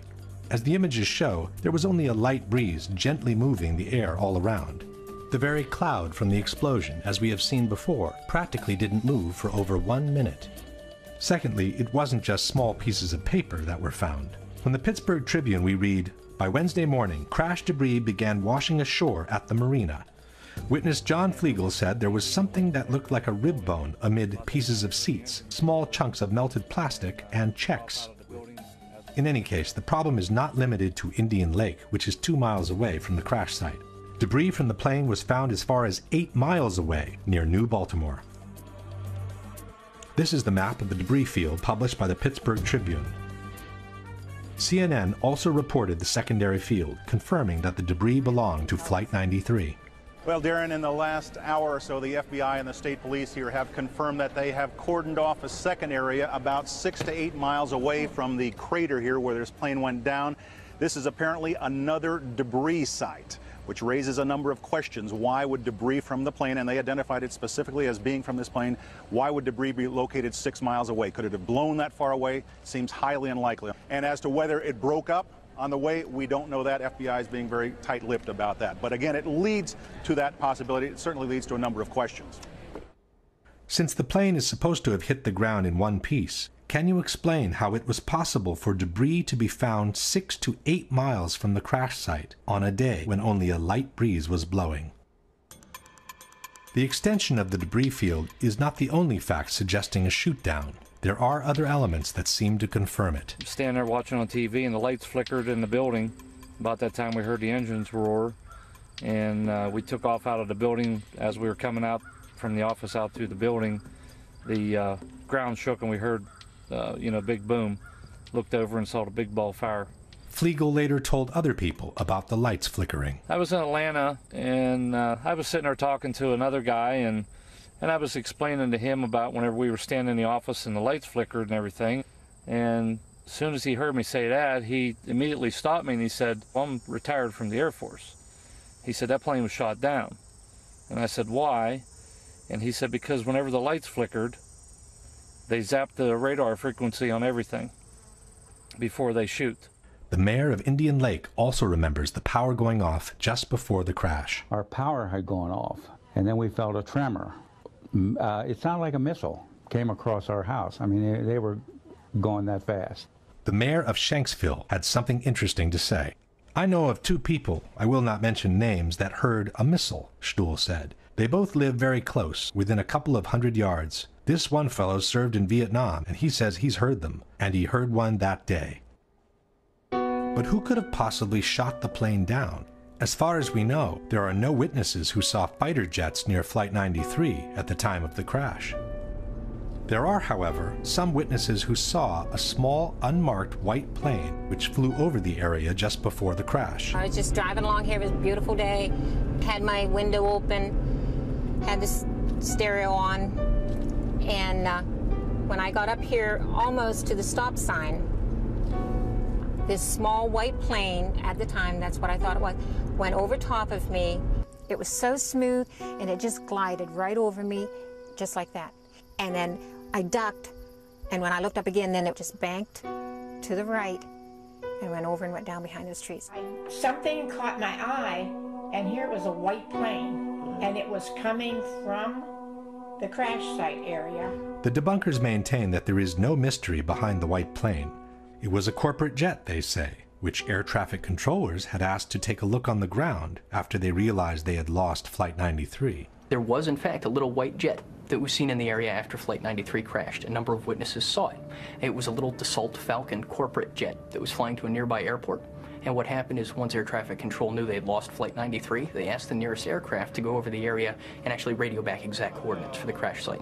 No. Susan McElwain, however, remembers seeing the white plane before the crash, not after. About 11:30 that night, the FBI came, wanted to talk to me. They kept asking me how big the plane was. I said the plane, you know, it was small, wasn't much bigger than my van that I saw, and that it went over top of me. And I said, you want to make sure maybe it was ours and not somebody else's. And then that's when he did seem to get a little nicer. Told me that it was a white Learjet. Someone was taking pictures. I said, before the crash? And he says, well, we got to go. John Flegel also saw the mysterious plane. Since Flegel arrived on the spot within a minute from the crash, the corporate jet sent by the air traffic controllers would not have had time to descend over the area yet, while the mystery plane was already getting away from the spot into the blue sky. We got there, like I said, probably within 45 seconds or a minute of impact. We were there. We were there before any firemen, any paramedics, or anybody. We were on site. When we got there, there was a plane flying up above, and he was smart. He flew straight for the sun, so you couldn't look at it and see exactly what type of plane or if it was a fighter or what it was. But you know, we caught a glimpse of it, and as he was swinging, he was basically traveling in the same direction as the plane. If the plane was actually shot down, one big question arises. What are we to make of the heroic gesture by the passengers who chose to force the plane to the ground, we are told, in order to save the lives of other fellow countrymen? In truth, this heroic gesture by the passengers has been refuted by the 9/11 Commission itself. It was the hijackers, wrote the commission, and not the passengers, who chose to intentionally crash the plane in Shanksville. The passengers never even made it into the cockpit. From the final report we read, at 9:57, the passenger assault began. But for more than 5 minutes, writes the commission, the passengers were unable to break into the cockpit. After a while, as the outside attack continued, Jarrah asked, "Is that it? Shall we finish it off?" A hijacker responded, "No, not yet. When they all come, we finish it off." It should be noted that this dialogue was allegedly extracted from the cockpit voice recorder of Flight 93, but the actual recording, as we have said before, was never played in public. At 10:02, a hijacker said, "Pull it down, pull it down." The hijackers remained at the controls, but must have judged that the passengers were only seconds from overcoming them. The airplane headed down, the control wheel was turned hard to the right.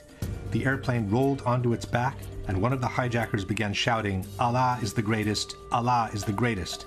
With the sound of the passenger counterattack continuing, the aircraft plowed into an empty field in Shanksville, Pennsylvania at 580 miles per hour, about 20 minutes flight time from Washington, D.C. Jarrah's objective, concludes the commission, was to crash the airliner into symbols of the American Republic, the Capitol, or the White House. Question: given that they were only 20 minutes away from Washington, and for almost 6 minutes the passengers had been unable to enter the cockpit, why didn't the hijackers continue flying towards the Capitol? And even if they thought they couldn't make it to Washington, why didn't they try to crash the plane onto a small town nearby? Why crash the plane in an empty field where they knew they could not kill any more victims than those that were already on the plane with them? Maybe a less fictional explanation for Flight 93 is the one offered by Vernon Gross, author and former NTSB investigator. The role the government plays in times of stress, how they view the public. Can the public stand the truth? Or shouldn't we, we need a legend at this point. We need a really neat story of reacting against such a dastardly act as was happening. So it's really nice and convenient to think of the Beamer story, let's roll. And that becomes just like the Alamo. And it's just one of those legends, and I think there'll be a lot of pressure to let the legend stay where it is. If we now summarize Flight 93, we have no proof whatsoever that the terrorists boarded the plane, nor that they were ever in the cockpit. An alleged hijacker who could not have flown an airliner in the way that Flight 93 was flown. A false, concurrent hijacking that called the attention away from the real one. No proof whatsoever that Flight 93 crashed in the field near Shanksville. An extended debris field which flatly disproves the official version of the crash and suggests that the plane broke up in mid-air instead. An unexplained small white jet leaving the area right after the impact. And the fact that the passengers who called from their cell phones could not have been on that plane to begin with, which strongly suggests their revolt was a scripted, fictional event intended to fuel a prefabricated legend.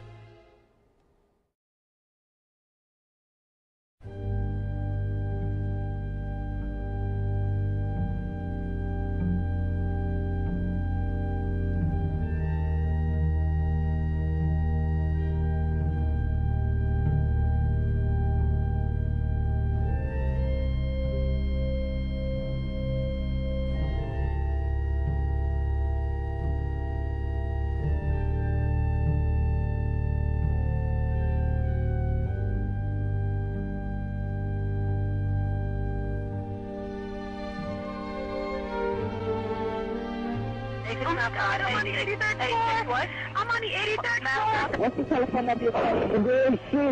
You can do anything 441 2623. Are they going to be able to get somebody up here? Well, of course, man. We're coming up to you. Two of us in this office. We're not ready to die, but it's getting bad. There's no one here yet, and the floor is completely engulfed. We're on the floor, and we can't breathe. Please, hurry. No fire for now, and no smoke, right? Of course there's smoke. Where are you? Which way you guys up to? We're getting there. We're getting there. Doesn't feel like it, man. I got one too. It's very hot. I don't see any air anymore. Okay. All I see is smoke. Smoke rises. We're on the floor. We're in a window. Can't see. Can you stay on the line with me, please? Yes, ma'am. I'm going to die, aren't I? No. Say I'm going to die. Ma'am, say your prayers. Thank God to blow you in from the left. Help! Ma'am? What the hell happened? Oh, my God. Oh, God!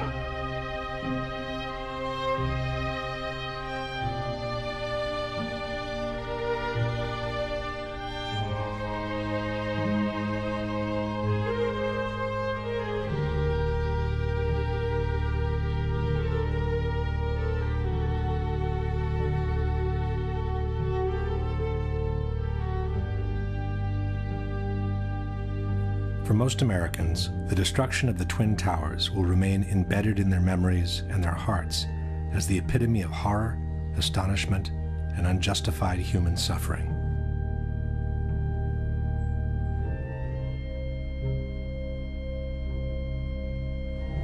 But for some, it may have represented the moment where large corporate interests of global reach and cynical economic greed found the perfect place for a secret encounter.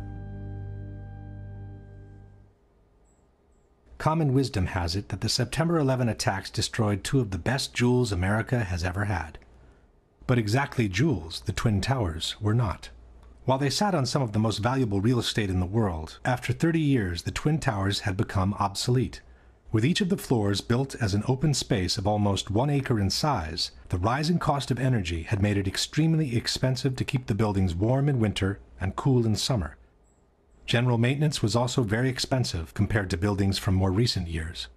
In his 1999 book on the Twin Towers, Divided We Stand, author Eric Darton wrote, "When the World Trade Center was bombed in February 1993, it was already passing its prime as office space, overtaken by a generation of more recent, cybernetically smart buildings with higher ceilings and greater built-in electrical capacity.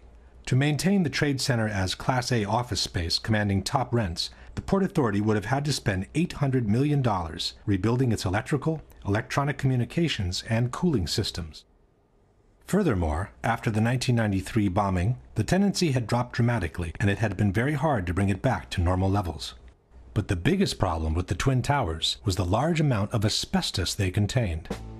Built in a time when the use of asbestos was still allowed in civil construction, at least 400 tons of this extremely dangerous material had been used to fireproof the steel structure of the buildings and to insulate hundreds of miles of pipings for water, heating, and air conditioning.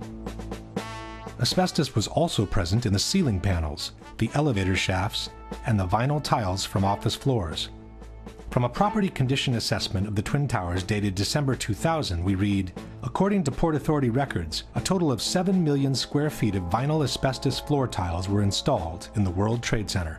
By the time asbestos was banned from civil construction, the Twin Towers were nearing their completion. Initially, the asbestos was encapsulated wherever possible to prevent the particles from being inhaled. But in the 1990s, the regulations grew tighter, and every time a simple renovation was needed, the complete removal and replacement of the asbestos was also required.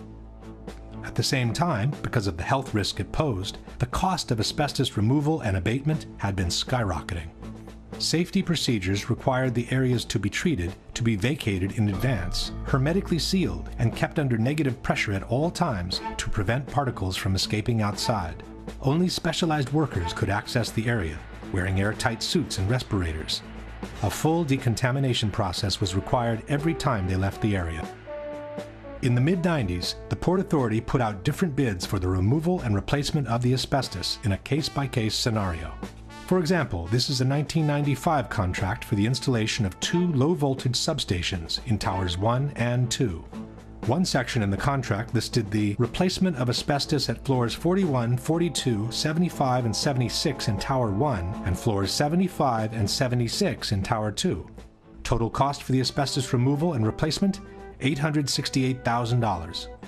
Tower 2, 40th floor, contract for asbestos removal and abatement, total cost, $650,000.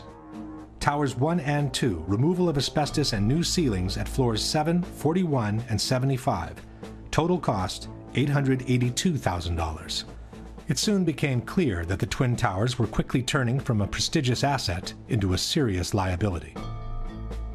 From the December 2000 condition assessment, we read, from 1986 to 1999, a total 31 contracts were bid, and a total of $58.2 million was spent in abatement projects. By then, 3.5 million square feet of vinyl asbestos floor tile was removed. Only half of the initial 7 million square feet installed. At the estimated cost of $5 to $6 per square foot, that accounted for an additional $20 million in cost for the Port Authority, and that was for the floor tiles only. There were also hundreds of thousands of square feet of spray-on fireproofing to be removed throughout both buildings. And then there were the elevators. This is the list of elevator shafts with asbestos-containing material as of December 2000. This is Tower 1, and this is Tower 2. Reportedly, by the year 2000, the Port Authority was looking at an asbestos abatement bill of as much as $1 billion, the same money it would have cost to build a brand new tower. Back in the 90s, the Port Authority had sued the insurance companies, trying to get them to cover the cost of the asbestos removal. But in May 2001, 4 months before the terrorist attack, the Port Authority of New York and New Jersey lost their 10-year-old court battle. At that point, the Port Authority was between a rock and a hard place. The Twin Towers could no longer be maintained without incurring the cost of asbestos removal, yet they could not be demolished because of the large amounts of asbestos they contained. The only remaining option was to dismantle and remove the 2 poison-filled giants one piece at a time. But the cost of such an operation would have been so astronomical that no one has ever tried to put a number on it.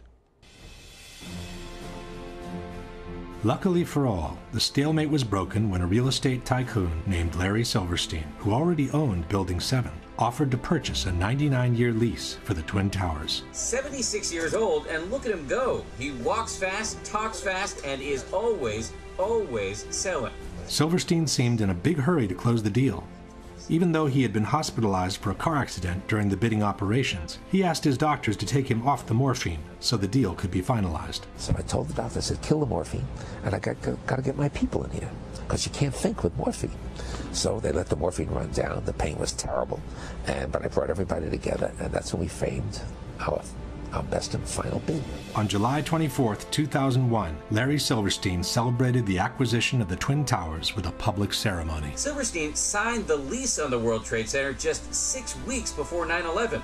He then took out an insurance policy covering the Twin Towers for $3.2 billion in case of total destruction. Silverstein then began spending every morning of the week in his new office in the North Tower. And so my mornings were spent at the Trade Center, and then by noon I was back uptown. But on September 11, luckily for him, Silverstein didn't go to work. Even though he had already scheduled a business meeting in the North Tower, he found out that his wife had made an appointment for him at the dermatologist. The morning of September 11th, Silverstein was scheduled to have breakfast at the restaurant at the top of the North Tower.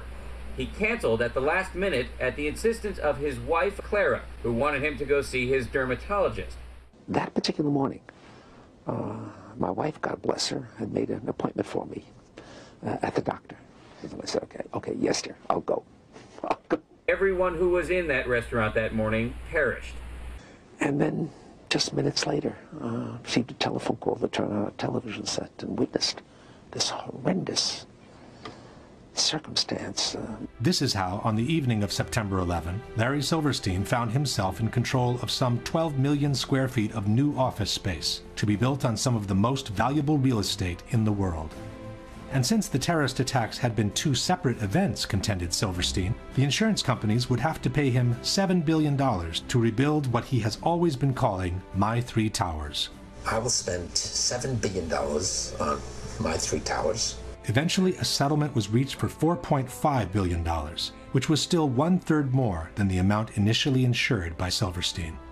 And since on September 11, due to the terrorist attacks, Building 7 had also been destroyed, Silverstein received another $800 million to rebuild a skyscraper that had originally cost $400 million. It's a much more beautiful building. It's a glass facade, allows the light to come into the space. The views on four sides are phenomenal, and the space looks magnificent. In the meantime, all the asbestos from the Twin Towers has been inhaled by the citizens of downtown Manhattan, and especially by the first responders and volunteers who worked at Ground Zero, who are now being decimated by mesothelioma and other pulmonary diseases.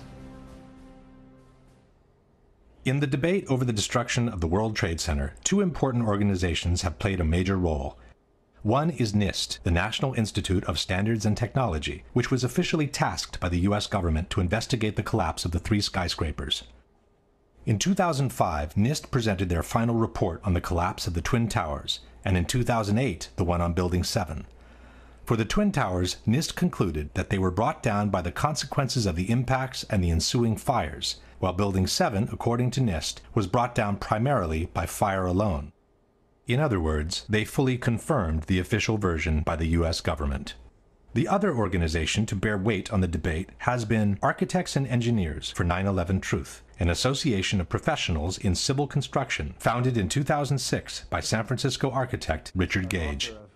Architects and Engineers lists over 2,000 experts in structural engineering, science of materials, architectural design, fire protection, science of construction, metallurgy, and even experts in controlled demolitions. Since they've entered the fray, Architects and Engineers has brought to the table a solid amount of scientific information refuting the official explanation by NIST on the collapses and confirming the theory of controlled demolitions instead. At the same time, Architects and Engineers has acted as an unrelenting watchdog for every action taken by NIST, pointing out every single error in their work, and even forcing them, in some cases, to make corrections to their reports. I think it's something that we need to clarify and correct in the final version of the report. Okay. The first issue that needs to be clarified is the actual strength and solidity of the Twin Towers, since both the 9/11 Commission and the debunkers have made extensive efforts to depict them as extremely light and fragile buildings. The outside of each tower was covered by a frame of 14-inch wide steel columns. The centers of the steel columns were 40 inches apart. These exterior walls bore the majority of the weight of the building. The interior core of the buildings was a hollow steel shaft in which elevators and stairwells were grouped. Le torri di New York invece erano sostenute da un'intelaiatura esterna, da sottili nervature d'acciaio, insomma erano come dei parallelepipedi vuoti. Il World Trade Center era una struttura leggerissima, era la massima espressione del grattacielo leggero, come lo chiamano i tecnici. C'è un solo altro edificio che io sappia, che è quella che si chiamava un tempo la Sears Tower a Chicago, che usa lo stesso tipo di struttura. Dopo il World Trade Center nessuno l'ha più usata. As we shall see, all these statements are false. Contrary to traditional skyscrapers, where all the support columns are equally spaced, in the Twin Towers, part of the supporting columns had been moved towards the exterior wall, creating a large column-free space available for rental. For this reason, the external structure had literally become a grid of steel columns made with prefabricated blocks that were mounted on site. These are the thin steel nerves mentioned by debunker Alberto Angela, 244 steel columns placed approximately 2 feet apart, which supported 40% of the weight of the towers. Far from being two empty parallelepipeds, the internal structure was comprised of 47 steel columns, so long and sturdy that a special factory in Japan had to be built in order to assemble them.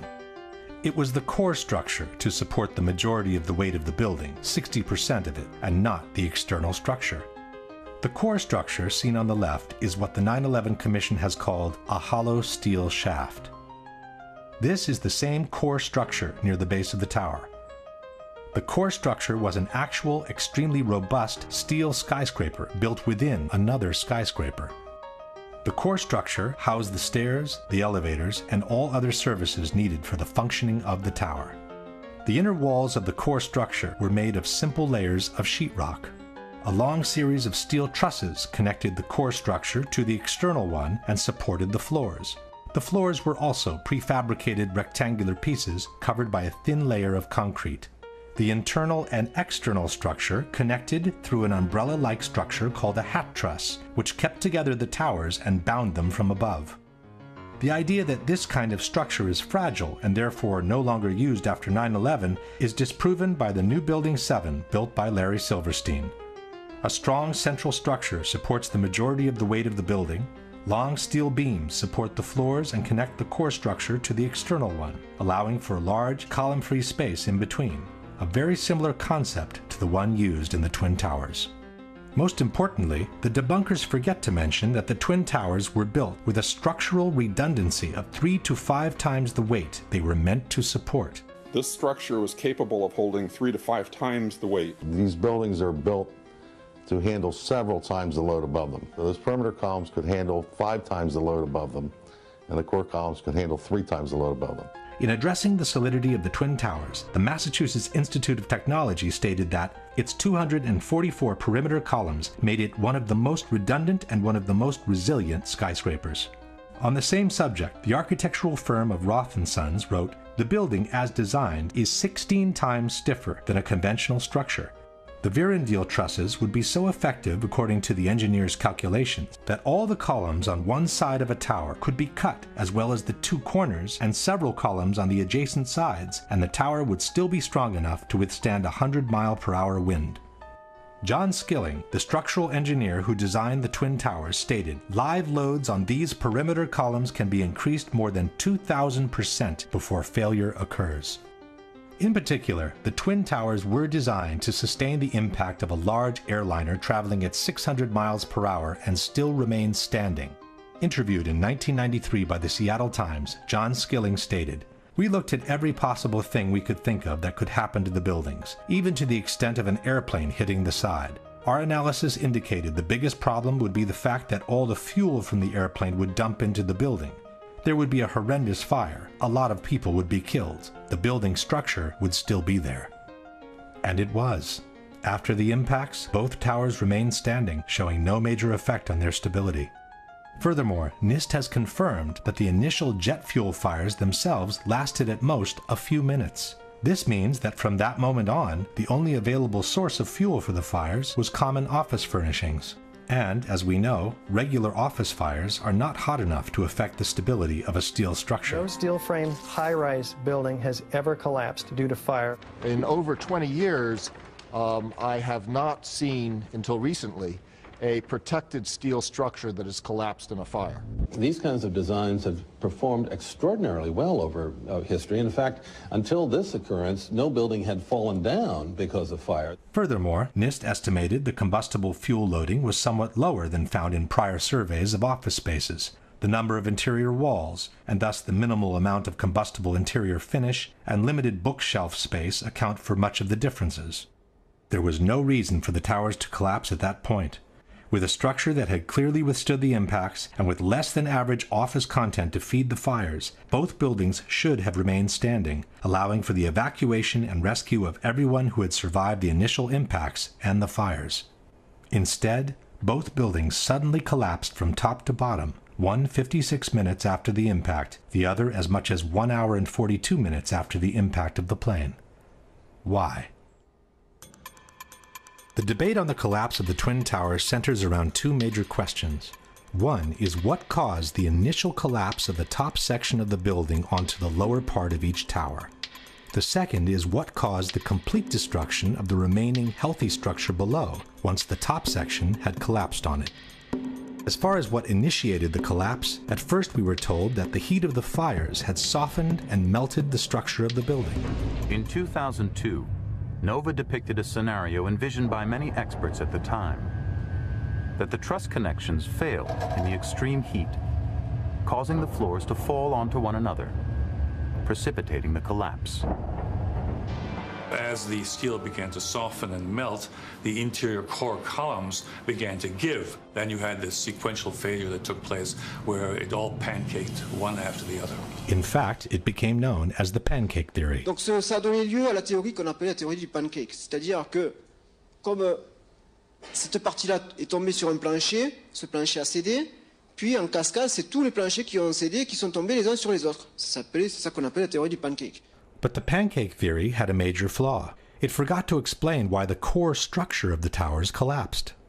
Furthermore, experts pointed out that jet fuel produces barely half the heat needed to melt steel. It would not have been enough to disconnect the trusses from the external structure. At that point, the official explanation backtracked and settled for a more generic weakening of the steel due to the fires.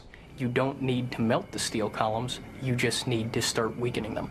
What we found is it doesn't take temperatures high enough to melt steel. It just has to heat up the steel so it expands and then softens and weakens the structure until it collapses. In the new explanation, the initial failure was no longer blamed on the rupture of the steel trusses, but on their sagging due to the heat. The trusses stayed connected to the columns, even as they sagged from the heat. They pulled on the columns, bowing them inward nearly 5 feet in some areas, until the columns reached the breaking point. Il cesio continua ad ardere, sta scaldando l'aria e scalda l'acciaio del solaio soprastante, che a questo punto comincia a flettersi, perde la propria resistenza ai carichi, si flette, tira in dentro le colonne, e a un certo punto le colonne della facciata che sono portanti, portano circa il 40% del peso della struttura, si rompono. Suddenly the column snapped, and as a result the entire top of the building came down pretty much in free fall because the kinetic energy that was unleashed was just huge. NIST also maintained that the impact of the airplanes widely dislodged the fireproofing from the trusses, hastening the process that eventually caused them to sag. It should be noted that NIST made the dislodgement of the fireproofing a necessary condition for the towers to collapse. The buildings would not have collapsed under the effects of the airplane impact and the jet fuel ignited multi-floor fires. And the reason it collapsed is because the fireproofing was dislodged. But the theory of the sagging trusses created even more problems than the one before. First of all, there is no proof whatsoever that the fireproofing from the steel had been widely dislodged by the impacts, as NIST has maintained. The steel structure of a skyscraper is elastic, not rigid, and it absorbs the impacts by slowly swaying back and forth, not by vibrating. The building swayed slowly one way toward the Hudson River to the west. And by the time it came back, I just jumped up and just had to get out of the elevator. In fact, there are good reasons to believe that the fireproofing from the steel was not dislodged at all, as in the following example. This is James Glanz for the New York Times. When the plane hit the North Tower between the 94th and the 98th floors, Steve McIntyre, an engineer for the American Bureau of Shipping, was reading his email on the 91st floor. The plane hit, and I think he described it as the biggest wham he'd ever heard, but there wasn't much shaking. His email was still there after the impact. He was still staring at a glowing screen. He had a little knick-knack, a piece of slate in the shape of a sailboat, hadn't fallen off his desk. Pictures of his wife and kids just propped up on a bookcase were still upright. Nothing had fallen over. McIntyre was just below the point of impact. If his pictures didn't even fall, why should the spray-on fireproofing have been detached from the steel trusses? Secondly, there's no proof that the temperatures were high enough to seriously weaken the steel in any case, with or without fireproofing. The majority of the jet fuel was burnt up instantly in the big fireball, and it was gone. The fires that were left were office furnishings and carpet and things like that. A lot of things in these kind of buildings have to be fire resistant by nature. It's required by code. In their computer simulation, NIST claims to have observed temperatures beyond 1800 degrees during the fires. But NIST has used their own computational model, and they've never published the data from their simulation. When architects and engineers asked to verify the computer model used by NIST, their request was denied. The truth is that NIST itself admitted in their own report to have no proof for temperatures high enough to seriously weaken steel. From the NIST report we read, of the more than 170 areas examined on 16 perimeter column panels, only 3 columns had evidence that the steel reached temperatures above 250 degrees centigrade or 480 degrees Fahrenheit. Only 2 core column specimens had sufficient paint remaining to make such an analysis, and the temperatures did not reach 250 degrees centigrade. No conclusive evidence was found to indicate that pre-collapse fires were severe enough to have a significant effect on the microstructure that would have resulted in weakening of the steel structure. In other words, NIST openly admits to have no proof to support their own theory. In conclusion, the known facts are: steel melts at about 2800 degrees Fahrenheit. Softening can begin at about 1100 degrees Fahrenheit. Except for 3 isolated spots, NIST admits to have found no proof of temperatures beyond 480 degrees Fahrenheit, which is less than half the temperatures needed to seriously weaken steel. On the other hand, there is multiple evidence that the temperatures needed to seriously weaken steel were not reached for a sustained time in the Twin Towers. The first one is that a group of 16 people managed to descend through the area devastated by the impact without obviously being burned alive. One of them is Brian Clark. And when we came to the 78th floor, the last layer was standing, but it was cracked, and there were flames licking up the other side of the wall like this. It wasn't a roaring inferno. I sensed that the flames were maybe starved for oxygen right there, you know, in the interior. We kept going, and we got onto the 74th floor. When we got down that far, normal conditions. The lights were on, fresh air coming up from below. Attivissimo has maintained that these people managed to survive because in that part of the building the stairwell runs on the side of the tower and not through the center. Quando sono passati di lì, sono passati attraverso una zona che era nell'angolo opposto rispetto agli incendi. Quindi è logico che non siano stati bruciati. Questa scala fa questo giro e scende. In truth, stairwell A traverses to the side of the tower on the 82nd floor, but Clark and his colleagues were on the 84th. This means they descended 2 floors in the center of the tower before crossing over. Furthermore, one of Clark's colleagues went back from the 81st to the 91st floor before descending all the way to the ground. Ron DiFrancesco, who went in the 81st floor with me, he went up to 91, caught up to the people, laying down on the floor, to thinking that there was fresher air at floor level.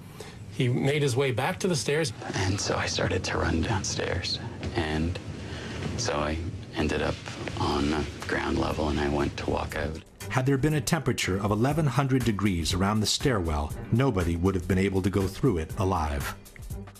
Secondly, there is a series of thermographic images shot with an infrared camera showing temperatures much lower than those needed to soften steel. This is the North Tower, seen from below. It's 9:18, about a half an hour after the impact of the first plane, and the indicated temperatures do not reach the color yellow, which means they don't exceed 100 degrees centigrade or 212 degrees Fahrenheit. And this is the South Tower, some 15 minutes after the impact of the second plane. Here too, the indicated temperatures do not exceed 212 degrees Fahrenheit. But the major problem with the sagging trusses theory is that it doesn't make any sense from a mechanical point of view. Even assuming the temperatures were high enough to make them sag to such an extent, where did these relatively thin trusses find the strength to pull and then break apart a supporting structure much larger and stronger than they were? The phenomenon suggested by NIST is called thermal expansion. If one assumes that the trusses were forced to expand downwards by the vertical structures resisting the push, it means they were weaker than the structure, and they would have never found the strength to pull it inwards. If instead the trusses sagged on their own, so weakened by fire to become unable to support their own weight, where would they find the strength to pull and break apart the same structure that had easily supported them when they were strong and healthy? In either case, the idea that the trusses alone would have been able to pull and break apart the external structure makes no sense.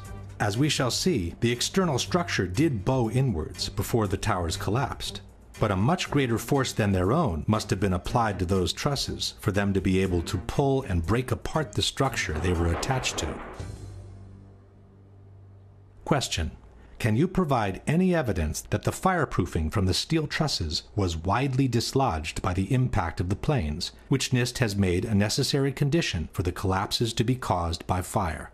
Can you provide any evidence that the temperatures in the Twin Towers were high enough and lasted long enough to seriously weaken the steel in the areas where the initial collapses occurred? Can you explain how a sagging truss weakened by heat could pull and eventually break apart the structure it is attached to with no external force being applied to it? If the explanation by NIST on what caused the initial collapse seems seriously flawed, their explanation on what caused the complete destruction of the towers does not exist. Within more than 10,000 pages filled with technical data of relative importance, in a footnote on page 82 of the NIST report we read, the focus of the investigation was on the sequence of events from the instant of aircraft impact to the initiation of collapse for each tower. For brevity of this report, the sequence is referred to as the probable collapse sequence, although it does not actually include the structural behavior of the tower after the conditions for collapse initiation were reached and collapse became inevitable. With the simple word inevitable, NIST purports to have explained the total destruction of 80,000 tons of a perfectly healthy steel structure upon itself. The area below the damage zone where the planes flew in and where the fire was, that area below that, those 80 or 90 stories, 80,000 tons of structural steel was not damaged in any way. Yet you stood there and watched it destroy itself, wiping out floor by floor all 287 structural columns as if they didn't exist underneath the damage zone. When a well-known debunking website wrote to NIST asking for a clarification on the sequence of the collapses, it received a similar answer. NIST did not describe the specific sequence of events after global collapse initiated. This astonishing statement has been repeated by NIST over and over again under the most surprising of justifications. Once the collapse initiated, the video evidence is rather clear. It was not stopped by the floors below, so there was no calculation that we did to demonstrate that, what is clear from the videos. This is tantamount to saying, once the Pearl Harbor attack initiated, the video evidence shows that the US fleet was quickly overwhelmed by the Japanese, so we didn't feel the need to find out why it happened. To make up for this embarrassing void, the debunkers often point at some independent studies which purport to explain the collapses by gravity alone. Ci sono opere tecniche come quelle che vedete citate qui che analizzano in estremo dettaglio la dinamica del crollo delle torri gemelle e non trovano niente di strano. The study most quoted by debunkers is called What Did and Did Not Cause Collapse of the WTC Twin Towers in New York by Czech engineer Zdeněk Bazant. But in his own study, Mr. Bazant admits to have worked on a one-dimensional model, while he states, the high tilt seen on the South Tower top would call for a three-dimensional model of progressive collapse. In any case, it is not up to private studies to explain the collapse of the Twin Towers. NIST received $20 million of taxpayers' money to determine why and how World Trade Center 1 and World Trade Center 2 collapsed following the initial impacts of the aircraft, and to this day they have not done so. This is why Architects and Engineers has kept pressing NIST, asking them to publish their data in regards to the potential energy released during the downwards movement of the upper stories and the absorptive capacity of the intact structure below the collapsed zone. Structural engineers do this every day. This is not rocket science. You have the known weight of this building mass. You have what are known columns below it in order to resist it. You let it go in your models and you calculate what the resistance is. Why didn't they do it? Could it be because they knew darn well that it would not have collapsed at all? In fact, it could be suggested that NIST never explained the collapses by gravity alone because it would be impossible to do so without violating at least two of the most fundamental laws of physics. One is Newton's third law of motion, which states that for every action there is an equal and opposite reaction. This means that two opposing forces will neutralize each other. In a head-on collision, the two cars absorb each other's kinetic energy and transform it into physical deformation or damage.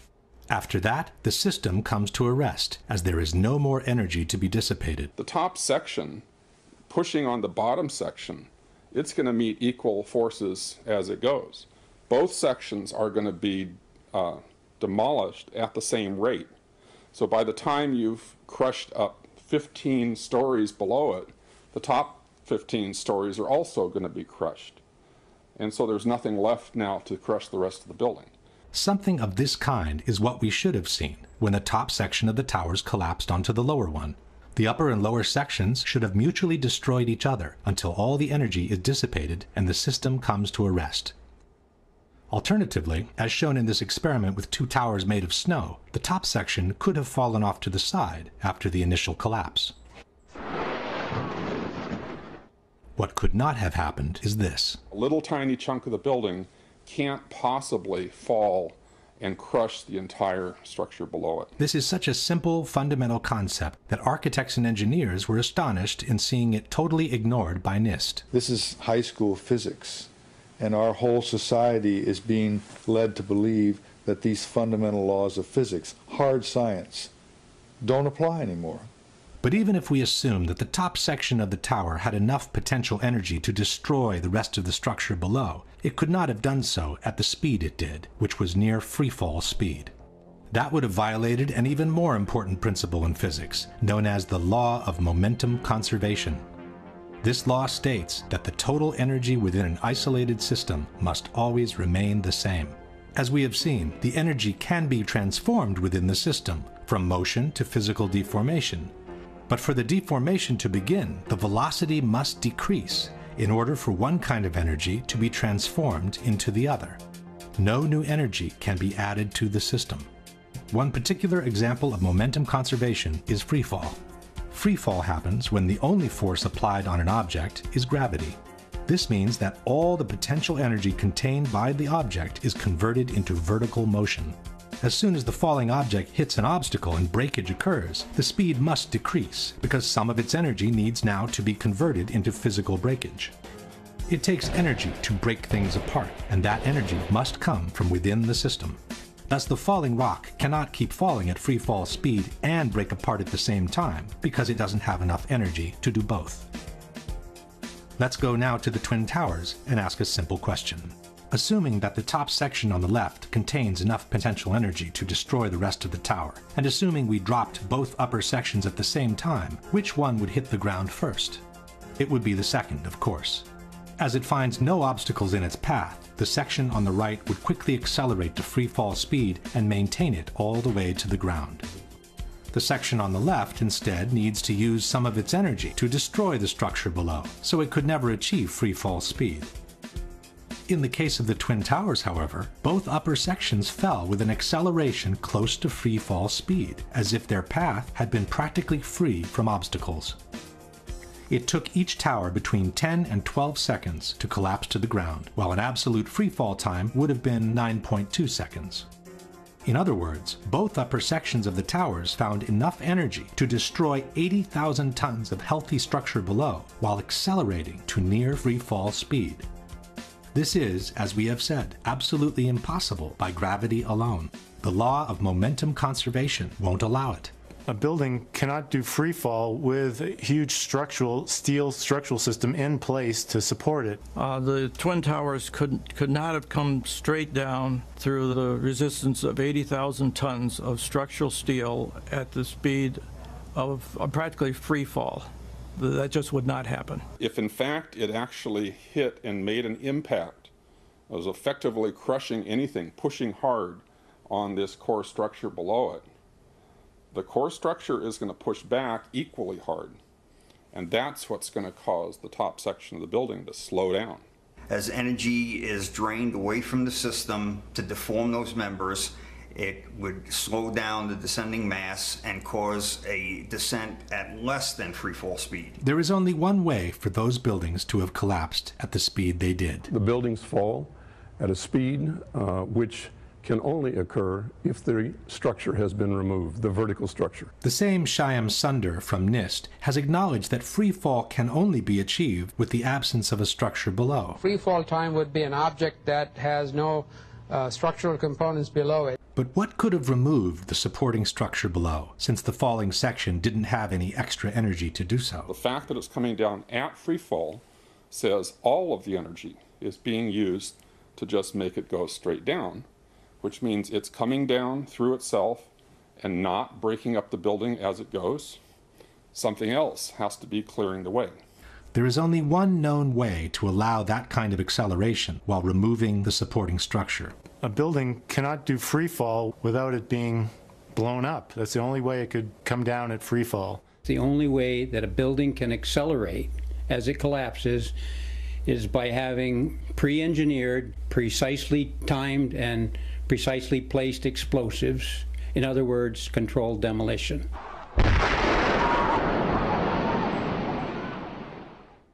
Since a near freefall speed automatically means a controlled demolition, the debunkers have tried to deny that the Twin Towers fell in about 10 seconds each. Tempi di crollo, si parla di 10 secondi, tempo di caduta libera, esatto, ma i tempi di crollo delle torri gemelle non sono quelli di una caduta libera. Sono, sulla base dei video disponibili, di almeno 16 secondi. Basta ascoltare la durata del boato.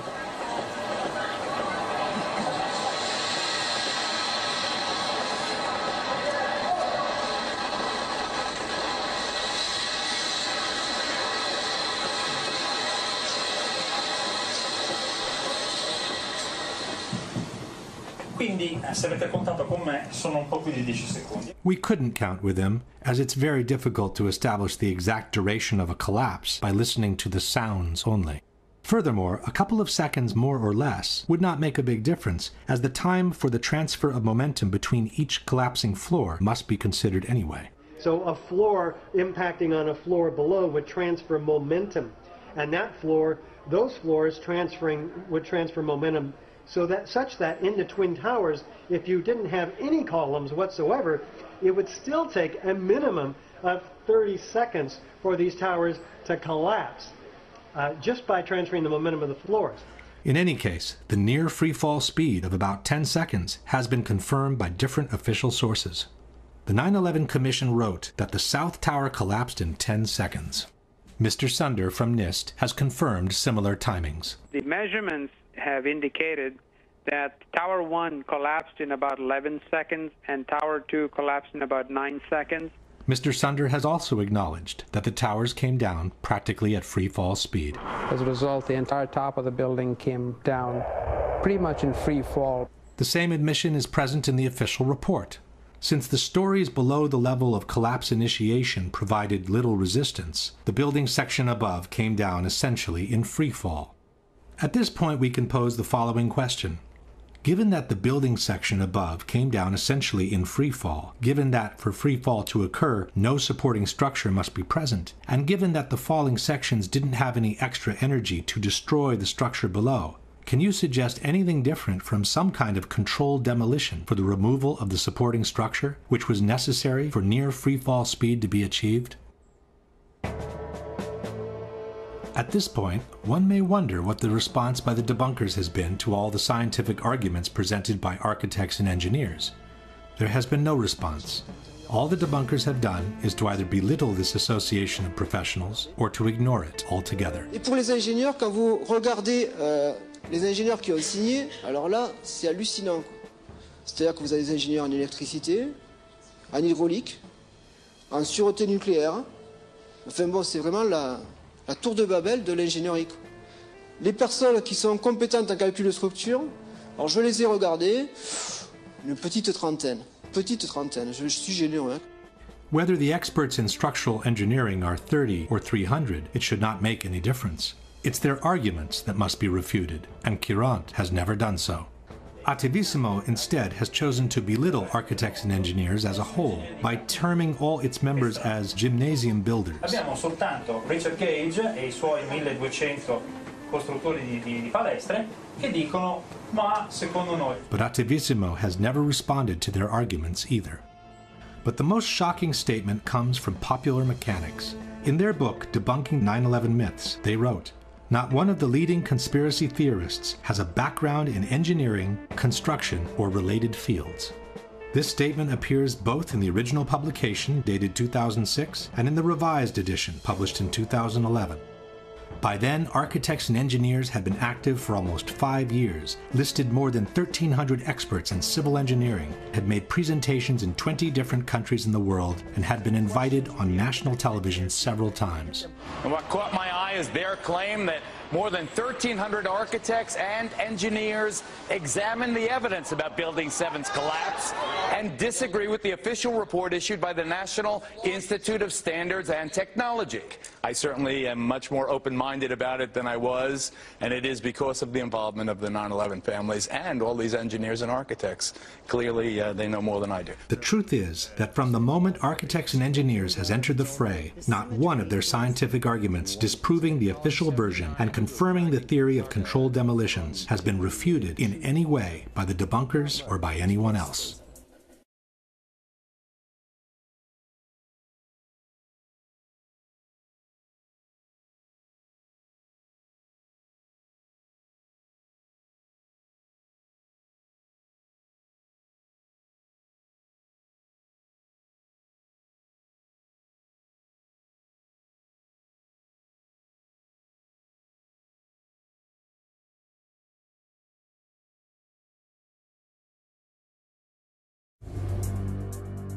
Let's now return to the previous question, which is still unanswered. What caused the initial collapse of the upper section of the towers onto the rest of the building? As we have seen, there was a bowing of the facade before the collapse, but the trusses didn't have any strength of their own to cause such a massive bending of the external structure. If explosives were used, however, and this part of the core structure was made to collapse first, then the trusses would have had enough strength to pull along the facade and to initiate the global collapse. In fact, it was observed that the antenna from the north tower begins dropping slightly before the top section of the building collapses, which indicates the central structure was destroyed first. Even though a controlled demolition seems the only valid explanation for the collapses, the debunkers have brought different arguments against this possibility. The first argument is that it would have been impossible to place the explosives under everyone's eyes. It would take an army of workers. It would take months. So this idea that, some crew dressed in black could sneak in the middle of the night and wire a building like that to be demolished is just, it's absurd. Ipotizziamo che siano veramente state minate. Come si fa? Entrano di nascosto delle persone? Portano dell'esplosivo, scusi sa, devo lasciare qui questa serie di zainetti, non ci faccia caso, poi spariscono. There are, however, different facts to be considered. The first one is that in the months previous to 9/11, a major renovation of the elevator system in both towers was undertaken. From the March 2001 issue of Elevator World, we read, "Ace Elevator undertook what was perhaps one of the largest, most sophisticated elevator modernization programs in the industry's history at New York City's prestigious World Trade Center." No one is suggesting that this company had anything to do with the possible planting of explosives.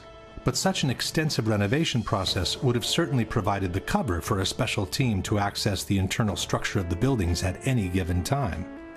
As explained by Richard Heumann, Chief Electrical Engineer for the Twin Towers, the elevator shafts gave direct access to the core columns.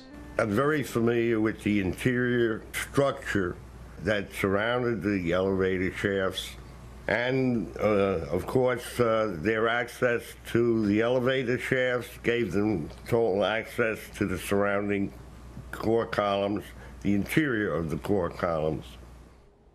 Secondly, the movement of heavy equipment on floors that were supposedly empty was noticed in the weeks leading up to 9/11. Scott Forbes worked for a financial institution on the 97th floor of the South Tower. It must have been at least 4 to 6 weeks before 9/11. It was like rebuilding work going on upstairs. The tenants, the people from Aon who had been removed somewhere else, the offices were just vacant. And there was a lot of heavy machinery building work going on. It was almost like pneumatic drills and lots of hammering, so much so that the floors were shaking. That's how noticeable it was. It was almost as if something heavy was being moved and then it was being taken off wheels, and it was like boom. Our floor underneath literally shook. You could feel the weight above you. William Rodriguez, an employee at the Twin Towers for more than 20 years, recalls a similar experience. As I stood there on the 33rd floor, I heard very strange noises on the 34th floor. I heard very heavy equipment being moved around, and it sounded like dumpsters with metal wheels being moved around, and I got scared because I knew it was an empty floor. Nobody was supposed to be there. As a matter of fact, not even the elevators stopped there. You have to have a special access key to open the door on the 34th floor. Thirdly, after the 1993 attack, bomb-sniffing dogs had been adopted in the security system of the Twin Towers. But on Thursday, September the 6th, bomb-sniffing dogs were abruptly removed, according to a security guard, with no apparent reason. And lastly, there was an unprecedented power down in the South Tower on the very weekend before 9/11. For the first time in 30 years, all the security systems in the building had become useless at the same time. People could come and go as they pleased, even in protected areas, without being seen nor recorded by surveillance cameras. The previous weekend, there had been a power down. Because of the power down, there was a complete breakdown of security that weekend. We had guided tours coming into secured areas by mistake and nobody picking it up because there's no intrusion alarms or anything else. Scott Forbes was also present during the power down. There was a power down in the South Tower on the weekend of the 8th and 9th of September. And it wouldn't have just have affected camera security, it would have affected all the secure systems on doors for either key locks or security badges and so on. To undo them, they weren't working because they're all powered by electricity, so there was no power, there was no backup system, therefore they were all open.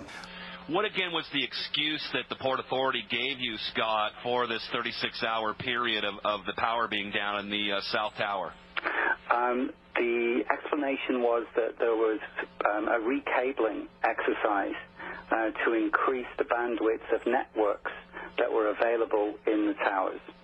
But what I can recall is that there were plenty of toolboxes, there were plenty of spools of cable, there were men around wearing overalls.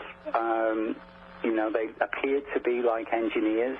At the time, it seemed perfectly legitimate what they were doing because this was the story we were given, that there was a recabling exercise. The debunkers are right. It would have been very difficult to bring in the explosives without being noticed. But with the proper cover story, it could have been done under everyone's eyes, in full daylight, without anybody even questioning what was going on. Another argument by the debunkers is that controlled demolitions, they say, always begin from the bottom, while the destruction of the Twin Towers clearly started from the top. Controlled demolitions always begin from the bottom of a building. You cut the bottom columns and then the building falls. If you look at the World Trade Centers, both of them began at the impact wounds where the planes hit. Il crollo da torre parte dall'alto, mentre nelle esplosioni controllate parte sempre dal basso. Si demoliscono le fondamenta, poi si va su e la torre, il palazzo che deve essere demolito, crolla subito. But this is not true.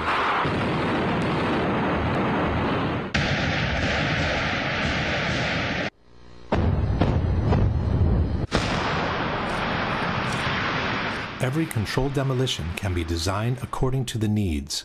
In fact, sometimes it's not a good idea to start from the bottom.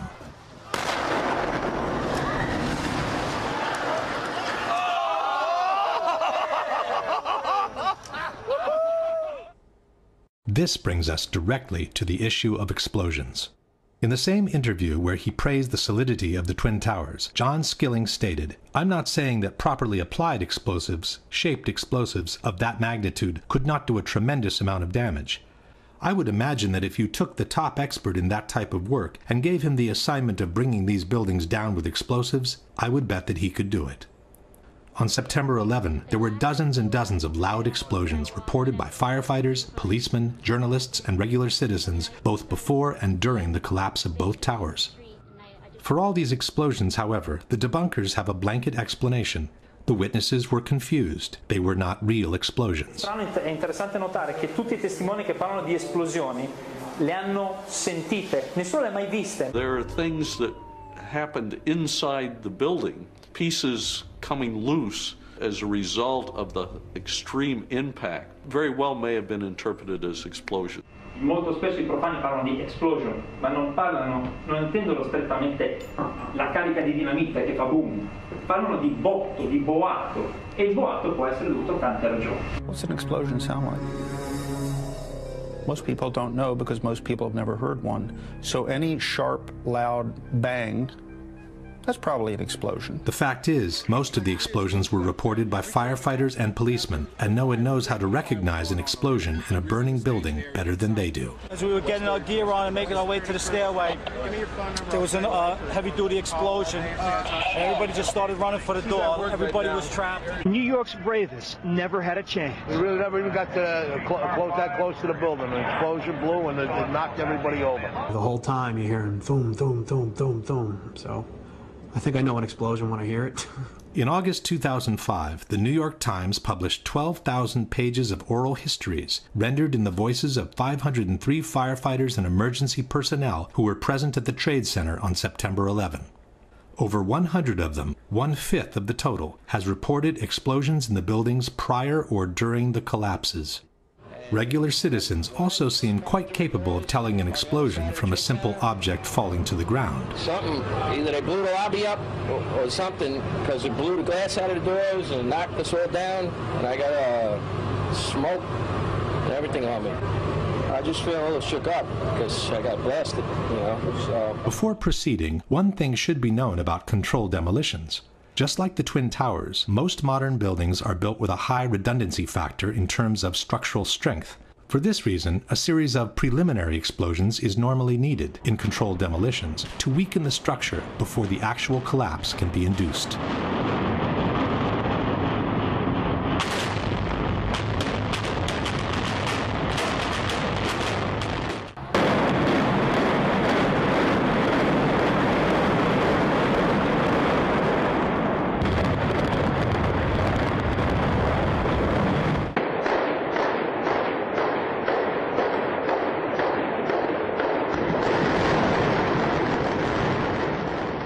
Obviously, in the case of the Twin Towers, it would not have been possible to set off the preliminary explosions all at once, just before the collapse. To make them less noticeable, it would have been wise to set them off at separate intervals, any time between the impacts of the planes and the collapse of the towers. For this reason, it's important to keep in mind the exact chronology of the events. 8:46, first impact into the North Tower. 9:03, second impact into the South Tower. 9:59, collapse of the South Tower. 10:28, collapse of the North Tower. 5:20 in the afternoon, collapse of Building 7. Witnesses normally call first explosion the one that came with the impact of the planes, while they call secondary explosions all those that took place in separate moments between the impacts of the planes and the collapse of the two towers. We got that first secondary explosion really got us spooked because we were in the building. Then there's secondary explosions and then the subsequent collapses. We've heard reports of secondary explosions after the aircraft impacted. According to several witnesses, there was a secondary explosion that took place in the basement of the North Tower just before the plane hit the building. At 8:30, he says he was headed to level B4 in Tower 1, 4 stories below ground. I go downstairs, the foreman tells me to go to remove the containers. As I'm walking by the main freight car of the building, in the corridor, that's when I got blown. I mean, the impact of the explosion, of whatever happened, it threw me to the floor. Morelli then remembers a second explosion, separate from the first. I was racing, I was going towards the bathroom, all of a sudden, I opened the door, I didn't know it was a bathroom, and all of a sudden a big impact happened again, and all the ceiling tile was falling down, the light fixtures were falling. According to the 9/11 Commission, it was the jet fuel pouring down the elevator shafts that caused the explosion in the basement. From the final report we read, a jet fuel fireball erupted upon impact and shot down at least one bank of elevators. The fireball exploded onto numerous lower floors, including the B4 level, 4 stories below the ground. But the witnesses described an explosion that took place in the basement before the impact of the plane. Very strong. Boom! An explosion so hard that pushed us upwards. Upwards. And it came from the basement, between the B2 level and the B3 level. And at that moment, I thought it was the mechanical room where they have all the pumps and the generators for the building, that maybe a generator just blew up on the basement. Now, 20 years in the building, you know something that comes from the bottom and something that comes from the top. And when I went to verbalize that it was a generator, we hear, boom, all the way on the top, the impact of the plane on the top. 2 different events, 2 different times. There are others who remember several explosions after the one from below. It came from, I believe, at first we believed that it came from the mechanical room. Then we heard a series of other explosions that sounded up on the above levels of the building. I was in the B4 level, and on my way, I heard a bomb. So I says, probably the transformer again blew up. So I stepped back, finished what I had to finish, and I started towards the door again. And there come a big blast with a big ball of fire. The 2 separate explosions were recorded at a distance of about 9 seconds from each other during a business meeting that was taking place in a building nearby, 1 Liberty Plaza.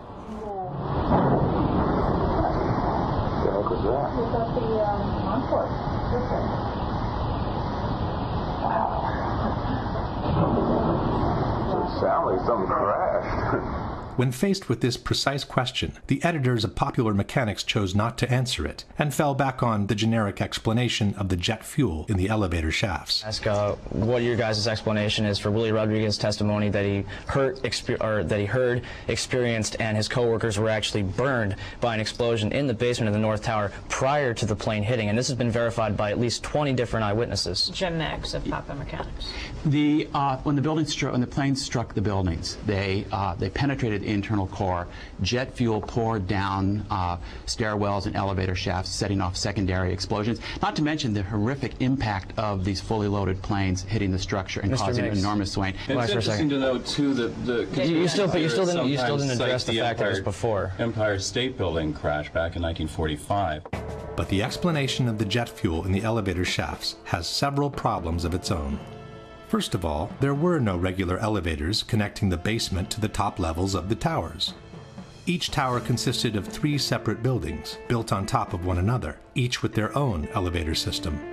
There were only 2 elevators connecting the lobby to the 44th and 78th floor. But the plane struck on the 95th floor, which means the fuel could not have poured down these elevator shafts. There were only 2 banks of elevators that went all the way from the basement to the top of the towers, and they were mostly used by maintenance people. In one of these elevators was Arturo Griffith. Well, I was on my way from B2 to 49th floor. Not only didn't Griffith get cremated by this supposed ball of fire, but he also remembers 3 separate explosions. And there was a loud explosion and the elevator dropped. When the elevator finally stopped, they had an explosion that bring the doors inside the elevator. And then they had another explosion on the panel that threw me, against the wall. Most importantly, the theory of the jet fuel in the elevator shafts fails to take into consideration the volumes involved. Each tower had an approximate volume of 2,160,000 cubic yards. The planes that hit the towers carried an estimated 10,000 gallons of fuel each at the time of impact. 10,000 gallons is the equivalent of 50 cubic yards. This in-scale graphic shows what 50 cubic yards look like next to the volume of the tower. Assuming that about half of the fuel was consumed in the initial explosion, we would be left with some 25 cubic yards of fuel available. But most of this fuel is needed to ignite the fires at different floors, as explained by Mr. Meggs himself. Jets crashed into buildings. They crashed at an angle, which meant that their wings, which is where they store most of their fuel, cut through multiple floors. So they splashed fuel and debris across multiple floors of the building, igniting fires. So even assuming that, for some strange reason, 5 of those cubic yards were all to end up in the only elevator shaft that goes all the way to the bottom of the tower, there wouldn't be enough to reach the basement in significant quantities. Your typical 10-foot by 30-inch backyard pool contains roughly 1,000 gallons of water, which is the equivalent of 5 cubic yards. Imagine dumping the water from this pool into this kind of elevator shaft with a drop of more than 1,000 feet below, and you'll get the idea of how much fuel can actually reach the bottom. In any case, the fuel in the elevator shafts theory could never account for the powerful explosion that literally devastated the lobby of the North Tower 1 hour after the first impact and before the collapse of the South Tower. There was a secondary explosion, probably a device either planted before or on the aircraft that did not explode until an hour later. Then somebody said that they saw an airliner go into one of those towers. Then, I don't know, an hour later than that, we had that big explosion from much lower. I don't know what on earth caused that. In fact, these firemen reported 3 large explosions in Tower 1, which took place after the plane's impact. They also confirmed it was the 3rd explosion to devastate the lobby of the tower. It was an explosion. It was in the lobby, and the 3rd explosion, the whole lobby collapsed on us. What you told me is that there was a plane or whatever hit the building, then a secondary explosion. It was like 3 explosions after that. We came in after the fire. We came when the fire was going on already. We was in the staging area inside the building, waiting to go upstairs. Then it exploded. The whole lobby collapsed on the lobby inside. It took these witnesses about 1 hour to walk down from the 82nd floor to the lobby of the North Tower after the impact of the plane. We got to the 4th floor from 82nd floor. We stuck on the stairs for a while. We finally got down to the lobby. Then we get to the lobby, it was this big explosion. I don't know if everything went just like what you just seen, that's what we went through before we came out of the building. Then when we get out the building, then another smoke cloud came. A similar story here, the long descent from Tower 1 and the big explosion in the lobby. It was like holy hell coming down them stairs. And then when we finally got to the bottom, we were coming out on mezzanine level there, and another explosion came right from it, just everyone flying. Yet another similar story. Big boom, come down the steps, everything fine till we got to the basement, and everything just fell in. I got trapped in there with another guy, crawled out, kept getting hit in the head, had bags rolled around, finally we clawed our way out over the rubble. The situation in the lobby was such that there was no doubt on what had happened. The ladies that are with me were in the World Trade Center in the first building and escaped through the lobby where they report they believe there was a bomb in the lobby. We ran down the steps to the lobby. There was no lobby. Everything was torn up. We came outside in the lobby. There was no lobby. The lobby was totally gone. Did you see other people? There was a woman there with her face blown off. Big glass lobby, and all the glass was broken. Wires hanging from the ceiling, the signs that would hang above telling you where to go were all hanging. It was unbelievably scary to look at. Firefighter John Schroeder was climbing the stairs of Tower 1 when he heard the huge explosion from below. We were heading up to the 24th floor of the stairwell, and all of a sudden our building got rocked. We got bounced around in the stairwell like pinballs, man. And we just said, you know what? Time to go. We came down, it looked like a bomb went off in the lobby. Everything was exploded, everything was gone. We're like, what is going on here? For every window in the lobby to be exploded, I mean, them windows were like as thick as forget it. They were 2-3-inch glasses, you know, come on. They exploded out of the lobby, you know, it wasn't from the jet fuel, no way. Then we have the accounts from those who heard explosions moments before the South Tower collapsed. John McLaughlin was a police officer for the Port Authority. Going into Tower 1, we heard a loud explosion coming from the area of Building 2, and at that point, Building 2 was collapsing. We saw the top begin to blow out in a plume of smoke, and we heard the noise associated with an implosion. I was about 5 blocks away when I heard explosions, 3 thuds, and turned around to see the building we just got out of. Antenna tip over and fall in on itself. And then all of a sudden 3 tremendous explosions and everything started coming down. Then there was a tight sequence of detonations during the collapse of the South Tower, which many described as firecrackers. You heard a big explosion before the building fell? I saw it as it was happening, and it sounded as if you had 100 of those little black cat firecrackers and you lit them all off at once. That's what it sounded like. It sounded like the finale of the 4th of July. As the first tower came down, there were a series of explosions. It was like boom, boom. You could hear the echoes of the explosions echoing off the different buildings. The detonation started, and they went boom, boom, boom. They were a little less than a second apart. Below the fire, I saw from the corner, boom, boom, boom, boom, boom, boom, boom, boom, boom. Just like 20 straight hits. Just Detonated. They were planned to take down a building. Boom, boom, boom, boom, boom, boom, boom. All the way down. So it was like boom, boom, boom, boom, boom, boom, boom, boom. From far away, boom, boom. And you heard the boom, boom, boom, boom, boom, boom. The same kind of detonations were heard during the collapse of the North Tower. Second tower, number one, the second tower collapsed. It was the exact same series of detonations. And then it started to sound like firecrackers. Crack, crack, crack, crack, crack. And we looked up, and the second tower was coming down. The debunkers doubt that there were explosions, they say, because no explosions were recorded in the videos from the collapses. Le demolizioni fanno rumore, fanno dei botti estremamente precisi, fortissimi come li avete sentiti. Come mai nelle immagini delle torri gemelle non ci sono le esplosioni, ma c'è un solo boato continuo? Lorsqu'il y a une explosion, on la ressent. On la ressent comme il faut. Ça se mesure, on l'enregistre. Aucune bande de son ne les enregistre. Aucune. First of all, the debunkers forget that most of the television shots were taken from a distance with long telephoto lenses, and they don't carry the actual sound from the towers. While in the videos shot by amateurs, the soundtrack is usually covered by the screams of those standing around the camera.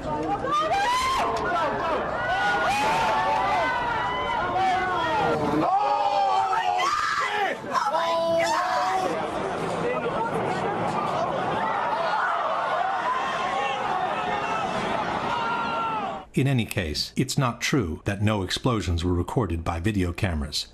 In this shot, for example, a series of loud concussions can be heard just before the collapse begins. On the left, covered by smoke, is the South Tower, moments before the collapse.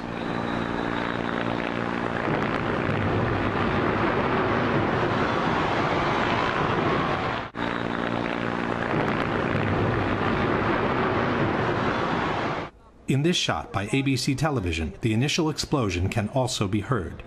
Listen carefully after the words FBI agents. This is as close as we can get to the base of the World Trade Center. You can see the firemen assembled here, the police officers, FBI agents. You can see the towers.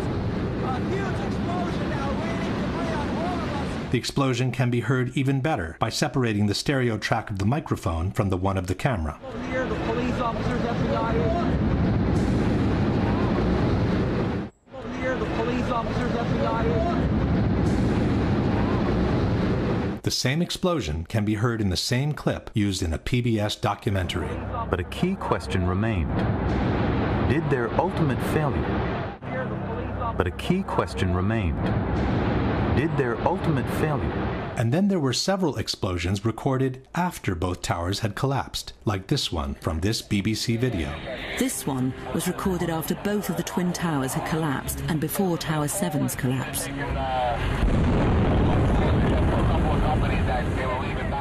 Amateurs also kept recording explosions after the collapse of both towers. It's now 11 o'clock. Still hear continuing explosions, but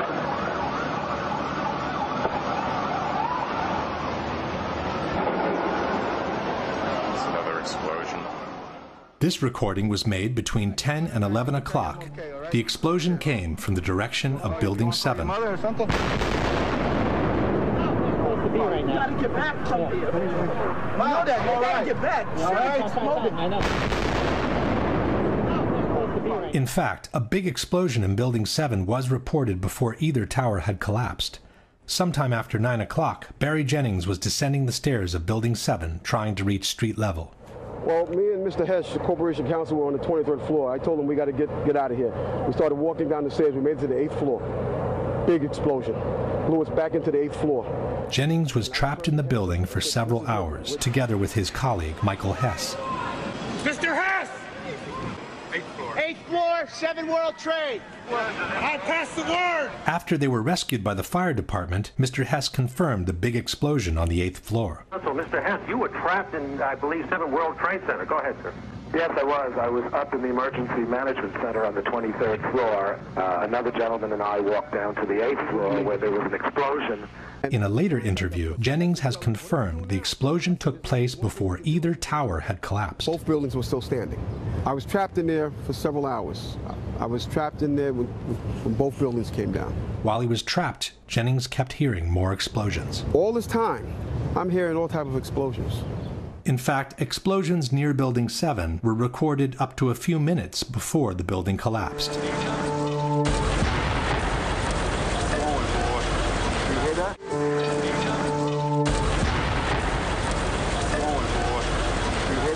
And finally, there is also someone who saw an explosion up close, through his very eyes.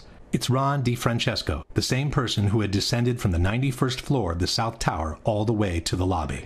When he was exiting the building, he heard an explosion. He spun around, and a fireball was coming down the hallway at him. He put his arms up, blew him across Church Street. He woke up in the hospital 2 days later. Yeah, I had burns, they say, on 80% of my body, and a broken bone in my back, and I guess my ears were turned inside out just with the burns. My head was very swollen.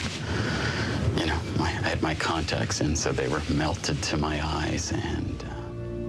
To doubt the content of all these accounts does not mean to have debunked the claims of explosions.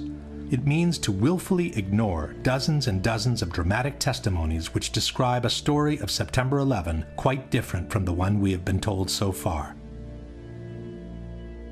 Question. Given that after the initial explosion and the ensuing fires, there wouldn't have been enough jet fuel left to pour down the elevator shafts in substantial quantities, can you explain the at least 3 separate explosions reported by multiple witnesses at the time of the first impact in the North Tower? In particular, can you explain the huge explosion reported by multiple witnesses in the basement of the North Tower moments before the impact of the plane? Can you explain what caused the huge explosion that literally devastated the lobby of the North Tower, according to multiple witnesses, about 1 hour after the impact of the plane and before the collapse of Tower 2? Can you explain what caused the big explosion reported by Mr. Jennings and Mr. Hess on the 8th floor of Building 7 before either tower had collapsed? Can you explain what caused the multiple explosions recorded by different camera crews, including the BBC and CNN, after the towers had collapsed and before the collapse of Building 7? Can you explain how more than 100 witnesses, most of them firefighters and policemen, could have all been mistaken in reporting explosions at the Twin Towers on September 11? Another element suggesting controlled demolitions are the so-called squibs, the puffs of debris that were noticed on the sides of both towers as the collapses took place. Squibs occur in controlled demolitions when concrete is forcefully expelled from the building by the explosions occurring inside. The individual explosions that I noticed 20 and 30 and 40 stories below the collapsing structure, those are what we demolitions guys call squibs.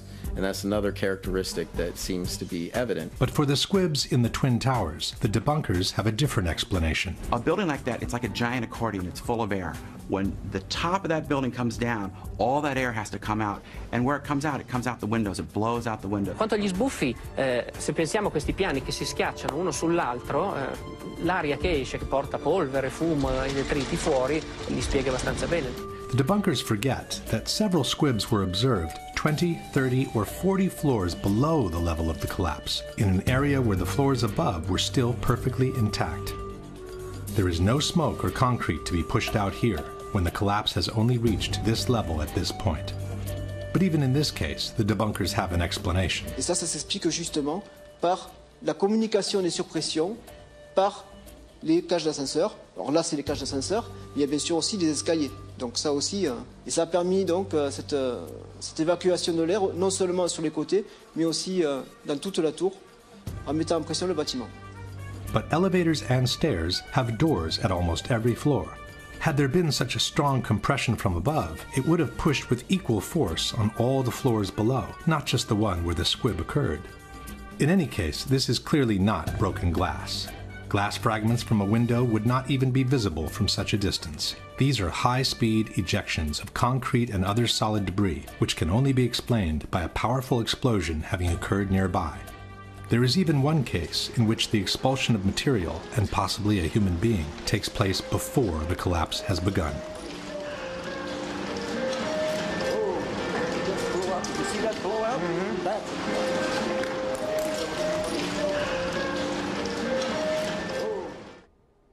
Question. Given that what we see is clearly not glass from a broken window, but concrete and other debris, can you explain what caused the squibs observed 30 or 40 floors below the level of collapse?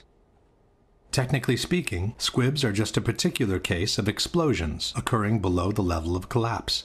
But powerful ejections of concrete and other material have been observed throughout the entire collapse of both towers.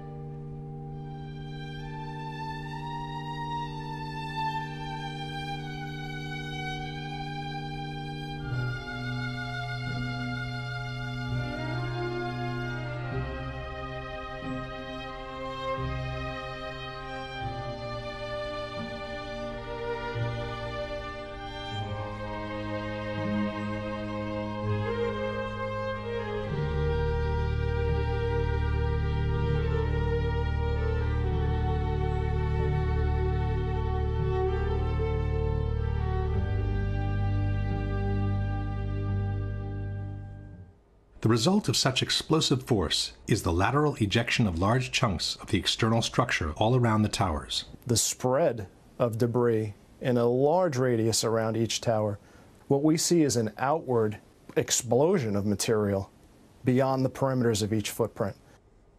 FEMA has documented a 1,200-foot diameter debris area around each tower where major chunks of the buildings were found. This means that parts of the structure were ejected laterally at a distance twice as large as the width of the tower itself. Large multi-ton beams were hurled hundreds of yards laterally. Gravity works vertically, not laterally. The debunkers contend that the material ejected laterally was only the aluminum foil covering the structure, not the steel beams themselves. Ces éléments qui sont là, certains disent, vous vous rendez compte des poutres qui font plusieurs tonnes? Non. Ça, c'est pas des poutres qui font plusieurs tonnes, c'est tout simplement le parement qui était prévu sur les tours, qui étaient des plaques d'aluminium qui étaient collées sur les poutres en acier. Les poutres en acier, elles sont là et là. Ça, c'est juste des choses très légères qui ont volé, comme tout à l'heure ma touillette à café. Voilà. Voilà. Kiran is mistaken.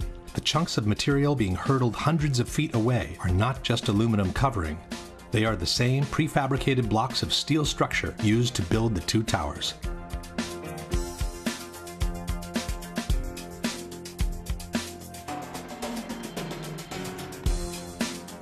In this case, a person who has remained attached to a block of columns falling can give us an idea of the structural pieces being detached from the building. Several large chunks of structure ended up embedded in buildings nearby. David Chandler, of Architects and Engineers, has calculated the energy needed to hurtle some of these chunks of structure to such a distance from the buildings. Using special software, we can analyze motion on video clips frame by frame. I have placed markers on each frame so we can track a particular projectile. From the markers, we can get a data table and plot various graphs. The data here shows that the object we were tracking was shot horizontally at over 70 miles per hour. The energy needed to hurl a 4-ton girder at this speed is comparable to the energy needed to hurl a 200-pound cannonball 3 miles.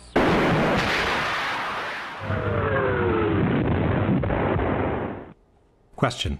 Given that the falling upper sections of the towers had no additional energy to destroy the healthy structure below, where did the energy to hurdle these large chunks of structure at such a distance from the towers come from?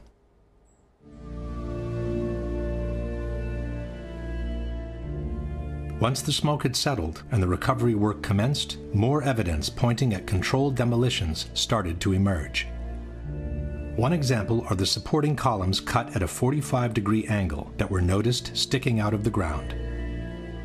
This kind of cut is typical of controlled demolitions and is obtained by placing linear charges on the columns at a 45-degree angle. Now this is a linear shaped charge, and it's wired in with the dynamite. When it cuts, it'll cut this column right on this angle, and then this piece will be deflected and displaced in that direction.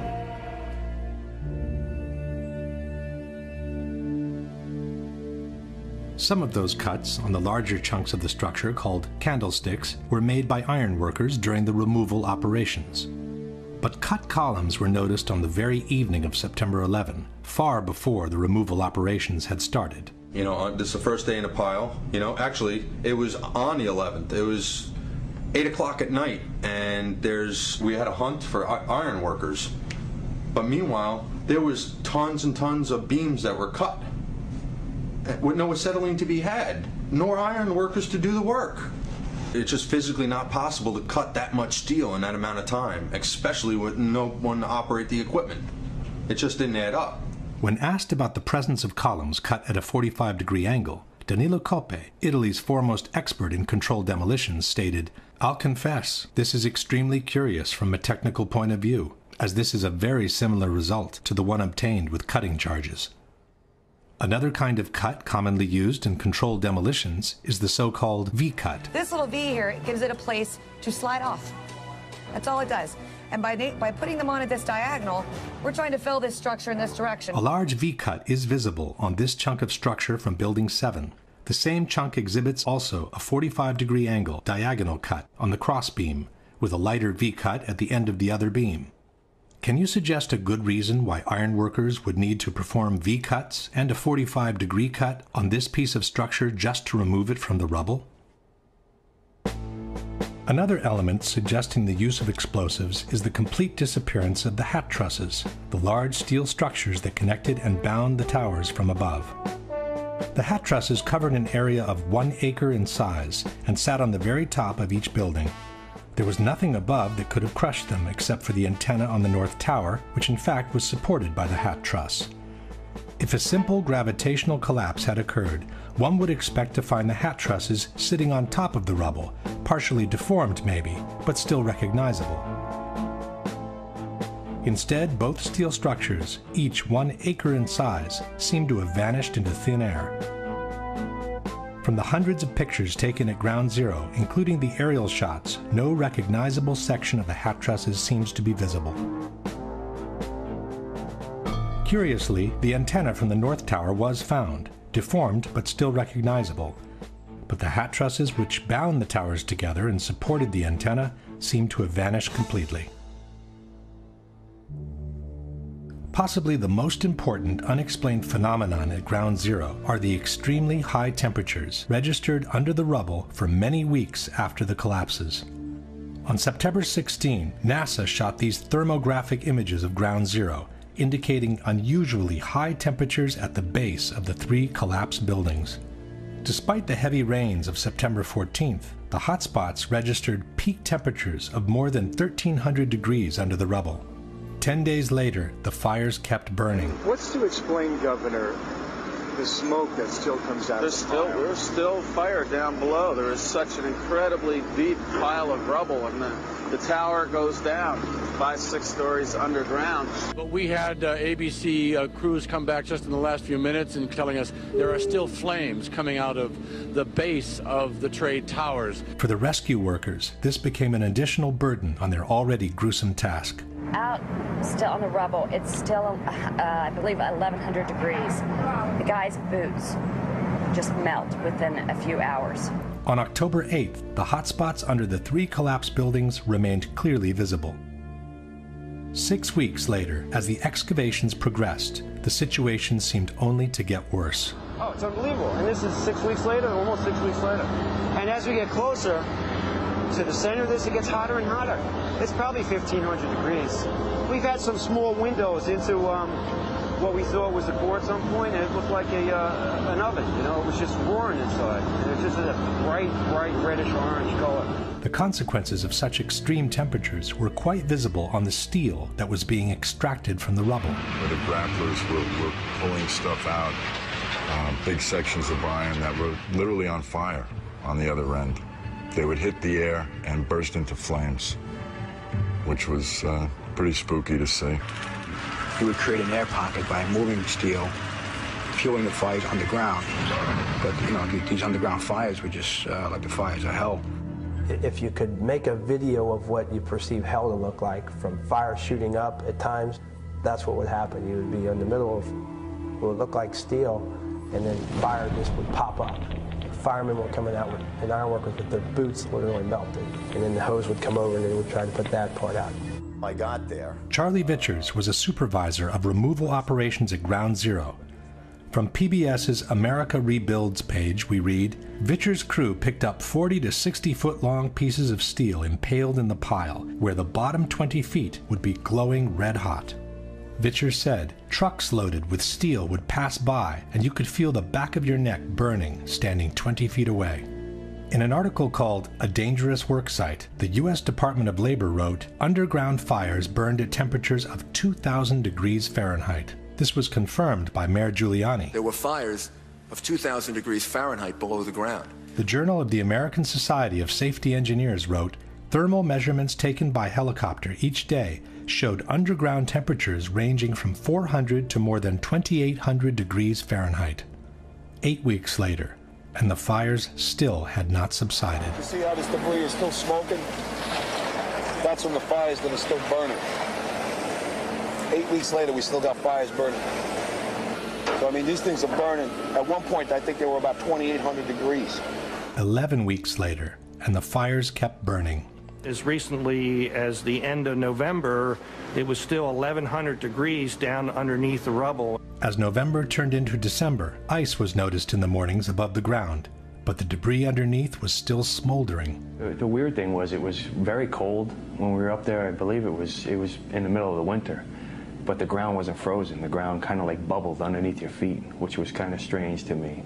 It took until December 19, more than 3 months after the collapses, for the last underground fire to be extinguished. The debunkers have suggested different possibilities for this unexplained phenomenon. Per esempio, può essere il fatto che all'interno sotto c'erano i piani interrati, all'interno c'è un parcheggio con le automobili. Nei piani interrati ci sono i generatori delle torri gemelle. Quindi ci sono molti materiali combustibili. Neither of these, however, seems to be a valid answer. In regards to the gasoline, the American Society of Safety Engineers wrote, 3 underground floors had been used as a parking garage with a total capacity of 2,000 cars. The cars were eventually located and removed. Some had exploded and were completely burned out, while others were in pristine drivable condition. The gasoline in a car either explodes or it remains inside the tank. It does not leak out and go looking for fires to be fueled. In regards to the generator tank, the Society of Safety Engineers wrote, 72,000 gallons of diesel fuel were stored in a tank on basement level 7. The tank was eventually located and inspected. Although slightly damaged, no leaks were found. The fuel was removed. Another proof of extremely high temperatures reached during the collapses are the twisted and mangled steel beams found at Ground Zero. Architects, engineers, people who work with steel, welders have just never seen the level of destruction and the level of deformation of this material in our lives. You saw steel, some of the thickest steel I've ever seen, bent like a pretzel. This 8-ton steel I-beam is 6 inches thick. It was selected to be preserved for future generations for the near-perfect horseshoe-like bend formed during the collapse. I found it hard to believe that it actually bent because of the size of it and how there's no cracks in the iron. It bent without almost a single crack in it. It takes thousands of degrees to bend steel like this. In fact, the temperature of 2,800 degrees mentioned before is not casual at all, as that's exactly the temperature at which steel melts. And molten steel was repeatedly found under the rubble at Ground Zero. You'd get down below and you'd see molten steel running down the channel rails. Like you're in a foundry. Yeah, like lava. Like it was lava from a volcano. The fires got very intense down there and it actually melted beams where it was molten steel that was being dug out. Just like they did for the explosions, the debunkers simply doubt the testimonies on molten steel as a whole. NIST has also denied any knowledge of molten steel at Ground Zero. I'm curious about the pool of molten steel that was found in the bottom of the tower. I know of absolutely nobody, and no eyewitness who said so, nobody who's produced it. I was on the site, I was on the steel yards, so I don't know that that's so. It is true, Mr. Gross did visit the steel yards where the remnants of the towers had been collected. But he must have been in a big hurry, as he didn't even notice the high degree of deformation of massive steel beams sitting only a few feet away. In any case, there are several highly credible witnesses who have reported the presence of molten steel at Ground Zero. Rich Garlock, a structural engineer working at Ground Zero, said, "Going below, it was smoky and really hot. Here, World Trade Center 6 is over my head. The debris past the columns was red hot, molten, running." A supervisor from the National Environmental Health Association, Ron Berger, stated, "Feeling the heat, seeing the molten steel, the layers upon layers of ash, like lava, it reminded me of Mount St. Helens." William Langewiesche is the author of American Ground, a book containing detailed descriptions of the conditions at Ground Zero. One passage mentions streams of molten metal that leaked from the hot cores and flowed down broken walls inside the foundation hole. Greg Fushek, who provided the rescue workers with global positioning equipment, stated, "Sometimes when a worker would pull a steel beam from the wreckage, the end of the beam would be dripping molten steel." Peter Tully of Tully Construction said that he saw pools of literally molten steel at the World Trade Center. Marc Loiseau, president of Control Demolitions Inc., was told by contractors at Ground Zero about hot spots of molten steel in the basements at the bottoms of the elevator shafts of the main towers. Dr. Abalassan Astane, a professor of civil engineering at Berkeley University, examined the remains of the Twin Towers. He said, "I saw melting of girders at World Trade Center. If you remember the Salvador Dali paintings with the clocks that are kind of melted, it's kind of like that. That could only happen if you get steel yellow hot or white hot, perhaps around 2,000 degrees. Possibly the most authoritative account of all comes from Leslie Robertson, the engineer who had built the Twin Towers. We were down at the B1 level, and one of the firefighters said, "I think you'd be interested in this," and they pulled off a big block of concrete, and there was like a little river of steel flowing. Again, ignoring all these testimonies does not mean to have debunked the presence of molten steel below the rubble. It just means turning a blind eye to what the actual situation at Ground Zero was after the collapse of the Twin Towers. And there's more. Concrete normally doesn't melt in regular fires. In fact, one of the reasons it's used in civil construction is its resilience to high temperatures. Yet molten concrete was found at Ground Zero. Preserved at the New York Police Museum, this artifact caption reads, "During recovery efforts, several handguns were found at Ground Zero, including these 2 cylindrical gun casing remains and a revolver embedded in concrete. Fire temperatures were so intense that concrete melted like lava around anything in its path." Some debunkers have argued that this cannot be molten concrete, as the higher melting point of concrete would have also melted the steel from the gun. But the molten concrete could have already been cooling off by the time it encountered the guns, in which case it would not have melted them instantly. Here, for example, is flowing lava from a volcano, which is in the process of cooling off after having reached the melting point. As one can see, the lava surrounds the base of the trees without necessarily incinerating them at once. In a hangar near Kennedy Airport sits another artifact attesting to the extreme temperatures reached during the collapses. This formation is really 4 separate stories of the World Trade Center, compressed, compacted, incinerated, exposed to temperatures as hot as the inner Earth. I never knew this existed. Another of these artifacts, nicknamed the meteorite, contains both molten steel and molten concrete. One of the more unusual artifacts to emerge from the rubble is this rock-like object that has come to be known as the meteorite. It's this fused element of steel, molten steel and concrete and all of these things all fused by the heat into one single element. As we know, for concrete to melt, a temperature of several thousand degrees is needed, and the result will be much the same as the lava that comes out of volcanoes. And almost like a chunk of lava from Kilauea or Iceland, where they're very sharp but breakable shards on the end here. Question. Given that most of the jet fuel was burned after the impacts, given that only office fires were burning at the time of the collapses, and given that no major source of combustibles seems to have been available underground, can you offer a comprehensive explanation for the temperatures up to 2,800 degrees reported at ground zero, for the long-lasting fires underground, for the incandescent beams repeatedly extracted from the rubble, for the massive steel beams bent like a pretzel, for the molten steel and the molten concrete observed and found at ground zero as caused by the office fires and the gravitational collapses only? The last set of evidence against a gravitational collapse is the almost complete pulverization of all the contents of the Twin Towers, beginning with the concrete floors. Had a simple gravitational collapse occurred, one would expect to find 110 floors pretty much stacked up on each other, like it happens in regular collapses. In the case of the Twin Towers instead, practically all the concrete from the 110 floors of both buildings was literally pulverized. What happened to the concrete? The concrete was pulverized, and I was down here Tuesday, and it was like you were on a foreign planet. All of Lower Manhattan, not just this site, from river to river, there was dust, powder, 2-3 inches thick. The concrete was just pulverized. What do you think this is? I have no idea. What your guess is? Pulverized cement.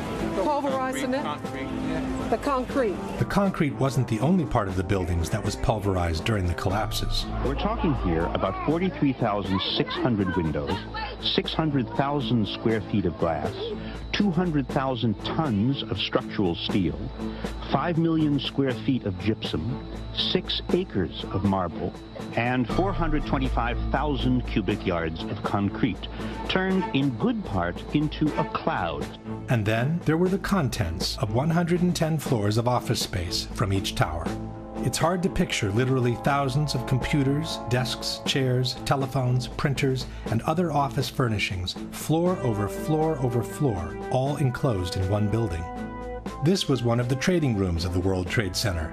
Had the floors simply collapsed on each other, all these things would have later emerged from the rubble, definitely crushed and torn, but still recognizable. Almost none of that was found.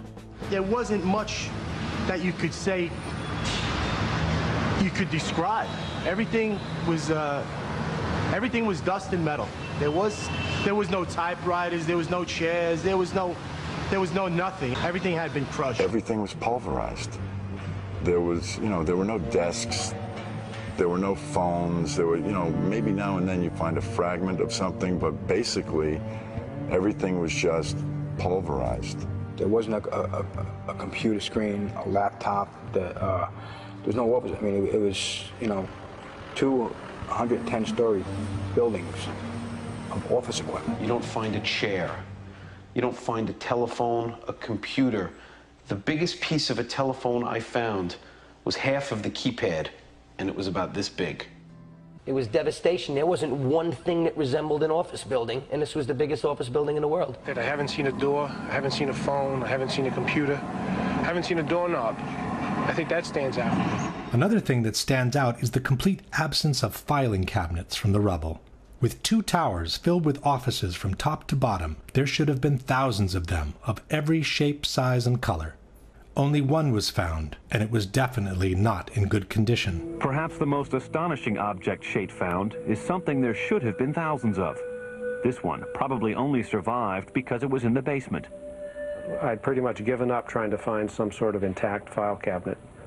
But while I was at the compound for the Port Authority Police, this ball of metal about the size of a basketball was delivered to them. You can see what remains of the file folders. The concrete floors, the furniture, the computers, and the file cabinets weren't the only things missing after the collapses. The Twin Towers were also filled with people. Inexplicably, though, almost half of the victims' bodies seem to have disappeared into thin air. When a building collapses, the victims tend to remain trapped between the pancaking floors. They may be crushed and mangled, but in most cases they remain in one piece. In fact, on the morning of September 11, local hospitals prepared to receive hundreds of victims they expected to be extracted from the rubble. Practically no one arrived. According to the chief medical examiner, 2,749 victims died in the Twin Towers, but fewer than 300 whole bodies were recovered. Nearly 20,000 pieces of bodies were found in the ruins, more than 6,000 small enough to fit in 5-inch test tubes. 200 different pieces were matched to a single person. 1,630 victims were eventually identified, 800 of which by DNA alone. This means that for 800 victims, there were no body parts large enough to be recognizable. The remaining 1,119 victims were never identified. This means that for more than 40% of the victims, not even a fragment large enough to recover DNA was found. For Joyce and Russell Mercer, there's no trace of the son they lost on 9/11, firefighter Scott Kopitko. You can't go to a cemetery, can't put flowers down. Personally, I lost a cousin in the building and never found his remains. He was on the 100th floor of Tower 1 and they never found his anything or any remnants. Patricia Riley recovered her sister Lorraine's handbag, but nothing of her body. Lorraine has a tombstone at the cemetery, but she isn't there. 1,100 victims completely unaccounted for. In other words, no pieces large enough to gain any DNA from, vaporized. Can fire and a gravitational collapse account for this massive pulverization of people? This map by the New York Fire Department shows the locations around the towers where human remains were found. Yellow circles are body parts from civilians. Red triangles are from firefighters. The very distance at which some of the body parts were found remains inexplicable with a simple gravitational collapse. In fact, fragments of human remains continued to emerge from Ground Zero for many years after the attacks. Human remains were found at the World Trade Center site on Wednesday. Crews made the discovery at 11 Water Street. Another 4 possible remains were found at the Whole Road excavation site. The ME is also investigating other remains that were found about 2 weeks ago on the roof of 90 West Street. Construction workers found 9 pieces of bone and tissue on a 20th floor scaffolding on this building on West Street. Workers have found 65 potential human remains at the World Trade Center site over the last couple of days. The medical examiner's office says they were recovered from the Liberty Street section of the site. Then, in 2006, came the biggest surprise. Demolition workers found 74 new bone fragments on the roof of the Deutsche Bank building over the weekend. That's the most found since the end of major recovery operations at the site. The number of fragments found on the roof of the Deutsche Bank kept increasing by the day. Crews continue to find human bone fragments on the roof of the Deutsche Bank building next to the Trade Center site. The medical examiner's office says 142 fragments were found, bringing to 598 the total number of fragments found in the building. Eventually, more than 700 bone fragments were recovered from the Deutsche Bank building. USA Today wrote, "The bone fragments are tiny, some the size of a pinky nail." Some debunkers have suggested that the bone fragments could have reached the roof of the Deutsche Bank after the impact of American 11, as some debris exited the opposite side of the tower in a southerly direction. But the view of the Deutsche Bank was blocked by the South Tower at the time of impact, and there was no direct line between the exit hole in the North Tower and the roof of the Deutsche Bank.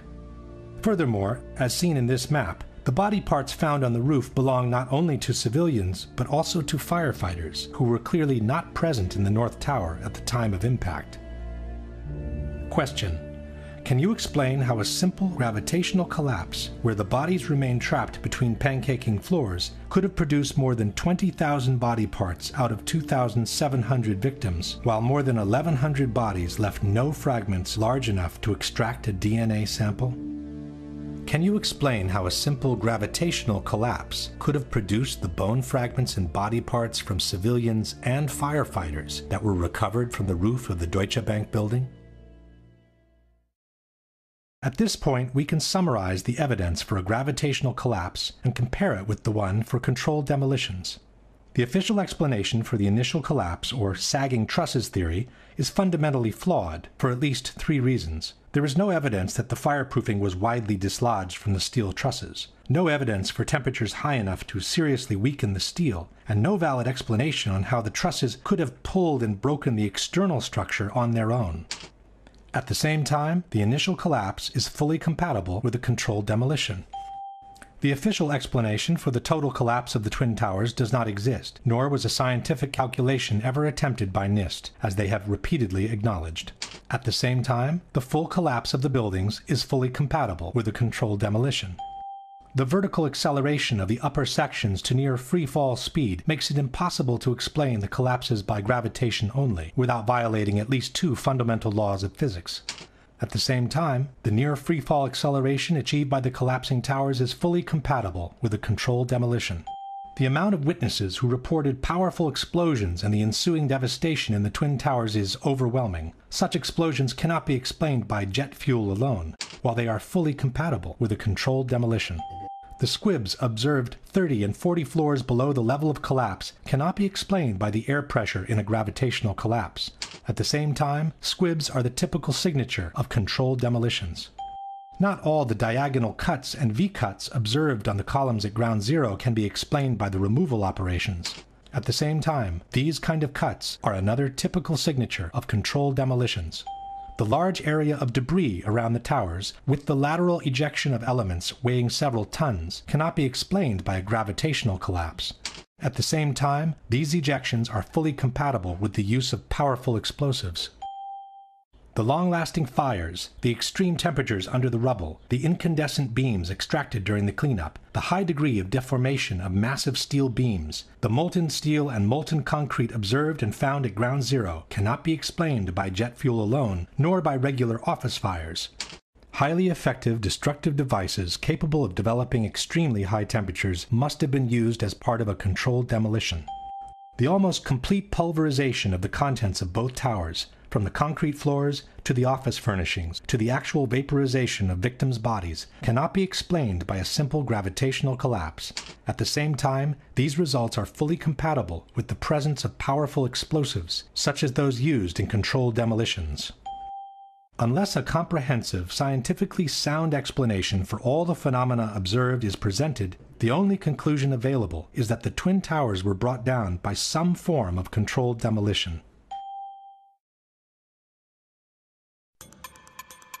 After they published their report on the Twin Towers, NIST moved on to tackle the collapse of Building 7. What they faced was no easy task. Contrary to the Twin Towers, Building 7 had not been hit by an airplane. It was only partially damaged by the collapse of the North Tower, and it suffered fires that were anything but devastating. Nothing could have suggested it was going to collapse. On the other hand, it looked like the perfect controlled demolition. It featured the sudden onset of the collapse, the rapid acceleration towards the ground, the symmetrical descent of the structure, and it even appeared to have started the collapse from the bottom, as most controlled demolitions do. Professionals in the field of controlled demolitions, such as Dutchman Danny Juwenko, seem to have no doubt on what had happened. Dit is controlled demolition. Zeker weten. Zeker weten. Er is nagesprongen. Dit is in opdracht gebeurd. Dit heeft een team gedaan van experts. We weten heel goed wat ze doen, die jongens. Zie je vanaf boven gaan? Nee, je gaat vanaf onder. Die gaat vanaf onder, ja. Toch? Ja. Ze hebben gewoon kolommen weggeblazen. Er is nagesprongen.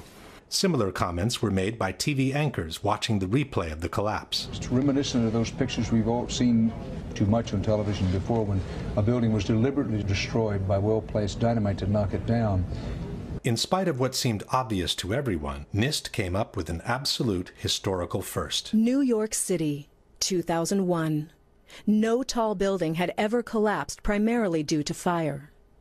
But that's exactly what investigators believe happened to the 47-story World Trade Center Building 7 on September 11th. World Trade Center 7 collapsed because of fires. We really have a new kind of progressive collapse that we have discovered here, which is a fire-induced progressive collapse. According to NIST, the collapse was triggered by the failure of one specific column, number 79, located in the northeastern section of the building. So you look at the floors failing here, and eventually this column 79 is going to buckle, it fails, and then the entire vertical progression takes place. NIST blamed thermal expansion as the phenomenon that caused the collapse, which was also an absolute first in history. Our study has identified thermal expansion as a new phenomenon that can cause the collapse of a structure. For the first time, we have shown that fire can induce a progressive collapse. Coming from such a reputable organization, these kinds of statements should have sent shockwaves through the architectural world. What they're telling us is that our existing building codes, to which thousands of skyscrapers are currently designed, there's a serious problem.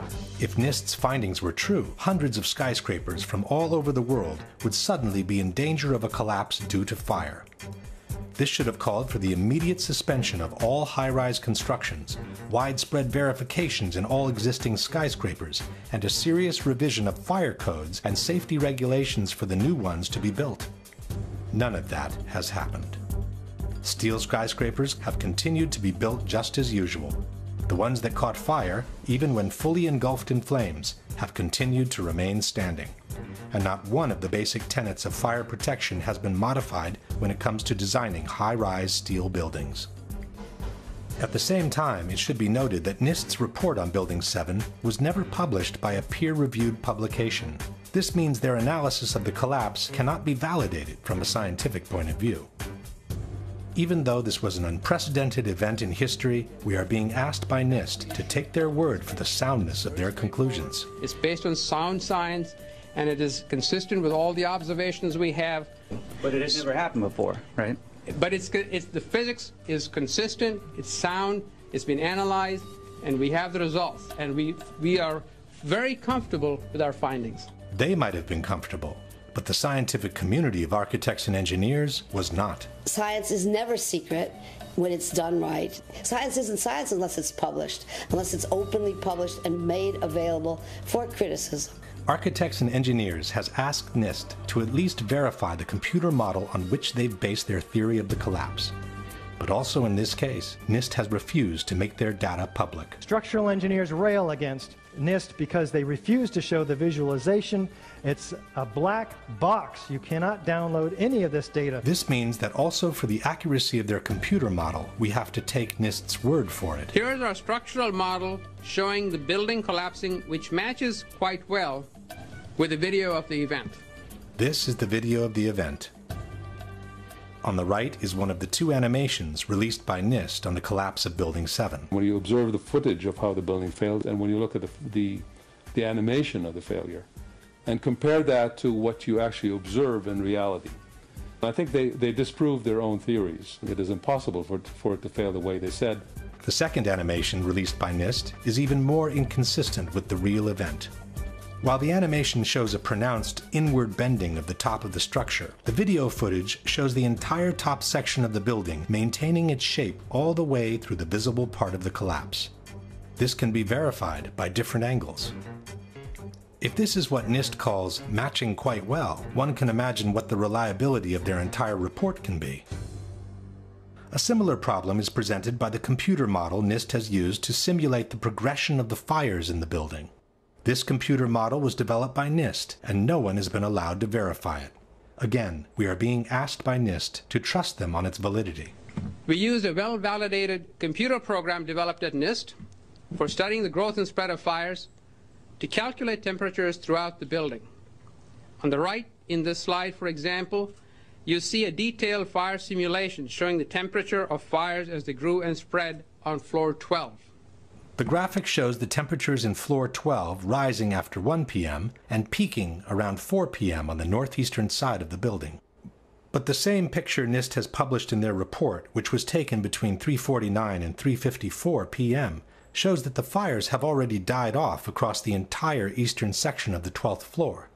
A similar picture, taken between 3:53 and 4:02 p.m., confirms that the fires on the eastern side of the 12th floor had already died off. NIST itself has stated in the same page that there is no indication of fires burning on the east side of the 12th floor at this time. In other words, the accuracy of NIST's computer model doesn't even need to be verified, as it's disproven by the very pictures and statements NIST has published in their own report. In order to justify the first and only collapse in the history of a steel skyscraper due to fire, the debunkers have maintained that Building 7 was weaker than the average steel structure because it had been built over an existing electrical substation. Alors, une des particularités de cette tour 7, c'est qu'elle a été bâtie sur un bâtiment existant qui est une sous-station électrique qui avait été construite dans les années 60 alors que la tour 7 a été bâtie dans les années 80. On verra que ça a été une des raisons de la ruine de ce bâtiment. The building was extremely unconventional. It had this giant Con Ed substation with enormous trusses carrying extraordinarily high loads, very vulnerable to fire and other kinds of damage. But NIST itself has refuted this possibility.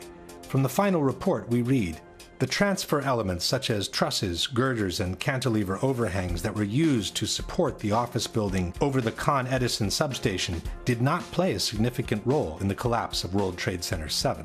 In fact, it was the opposite. After it was completed, Larry Silverstein had the building reinforced beyond its requirements in order to accommodate the needs of its main tenant, Salomon Brothers. From this 1989 New York Times article we read, Salomon Brothers intends to spend nearly 2 years and more than $200 million cutting out floors, adding elevators, reinforcing steel girders, upgrading power supplies, and making other improvements in its million square feet of space. We built in enough redundancy to allow entire portions of floors to be removed without affecting the building's structural integrity, said Larry Silverstein, president of the company. More than 375 tons of steel, requiring 12 miles of welding, will be installed to reinforce floors for Salomon's extra equipment. If there was one skyscraper in the world that should have never collapsed due to fire, it was Building 7. While NIST has been unable to come up with a valid explanation for a collapse due to fire, there are at least 3 good reasons why such a collapse could not have happened in any case. One is the widespread pre-knowledge of the event. As we have said before, the collapse of a steel structure due to fire is considered an absolute impossibility in the architectural world. Steel structural frame buildings, high-rise buildings, simply do not collapse due to fire. We've never had a steel-framed skyscraper collapse in the United States or internationally. No high-rise steel structure has ever been destroyed by a fire in the history of construction. Consequently, if Building 7 was truly brought down by fire, it would have been a totally unexpected event, which would have taken everyone by surprise. It turns out instead that dozens of policemen, firemen, and first responders had been warned that the building was going to come down as early as 5 hours before it happened. All I can attest to is that by noon or 1 o'clock, they told us we had to move from that triage site up to Pace University, a little further away, because Building 7 was going to come down or being brought down. Did they actually use the word brought down, and who was it that was telling you this? The fire department, and they did use the word, we're going to have to bring it down. Firemen also had been warned of the impending collapse. Fireman Hollowak, we were just hanging out until Tower 7 came down. Fireman Sweeney, we stood and waited for World Trade Center 7 to come down. By 4 p.m., CNN had already picked up the rumor and was spreading it around the world. We are getting information now that one of the other buildings, Building 7, in the World Trade Center complex is on fire and has either collapsed or is collapsing. At 5 o'clock, the BBC announced that the building had already collapsed, even though it was still standing in the background. Jane Stanley. Jane, what more can you tell us about the Salomon Brothers building and its collapse? As you can see behind me... At 5 o'clock, Building 7 can clearly be seen on the right of the picture. But the BBC correspondent, who was obviously unfamiliar with the landscape, didn't recognize it. This has fueled ludicrous conspiracy theories, which accuse the mainstream media of having been informed in advance of what was going to happen on September 11. In truth, this incident only confirms that the information on the impending collapse had been circulating long enough in downtown Manhattan to have already reached the BBC even before it happened. At about the same time, when CNN recorded the explosions near Building 7, they also captured the police clearing the area and announcing the collapse.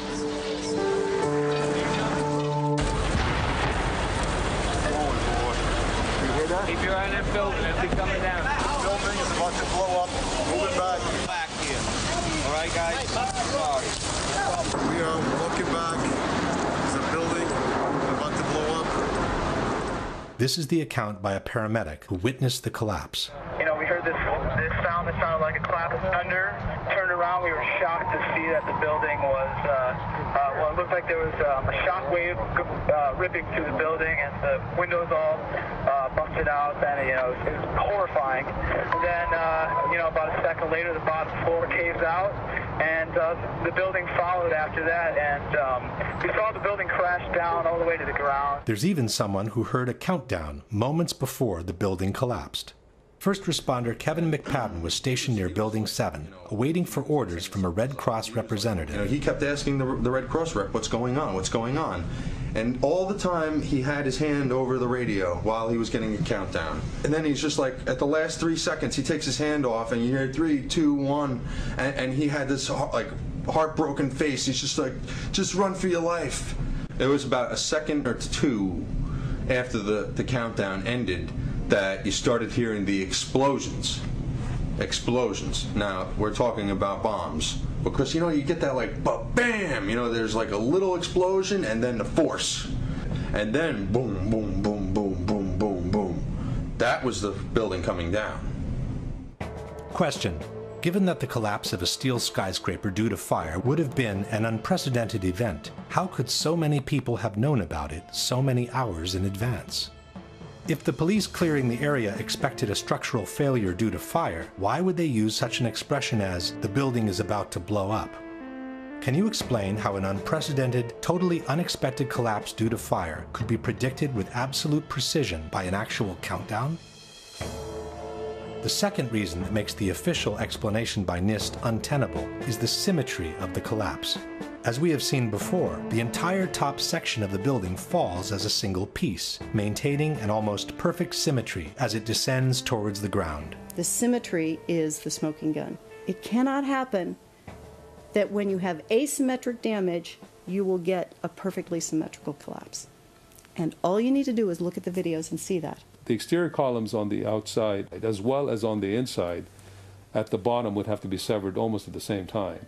In order for the perimeter to fall perfectly and symmetrically, which it pretty much does at Building 7, all of those columns have to be removed within a tenth of a second of each other. Question. Can you explain how the almost simultaneous removal of all the columns, which was necessary for Building 7 to collapse in the way it did, can be caused by fire alone? The last and possibly most conclusive piece of evidence against the official explanation is freefall. After the initial failure of the penthouse on the eastern side of the building, the entire structure came crashing down to the ground in a little more than 6 seconds.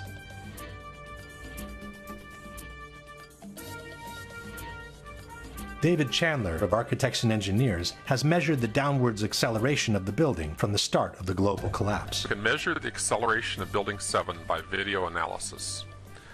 The slope of the velocity graph gives the acceleration.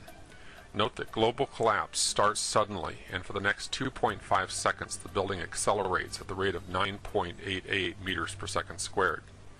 In other words, the rate of collapse of World Trade Center Building 7 over the first 2.5 seconds is literally indistinguishable from free fall in a vacuum. When Architects and Engineers presented NIST with these calculations, they forced them to correct their preliminary report and acknowledge the free fall of the building for the first 8 stories of the collapse.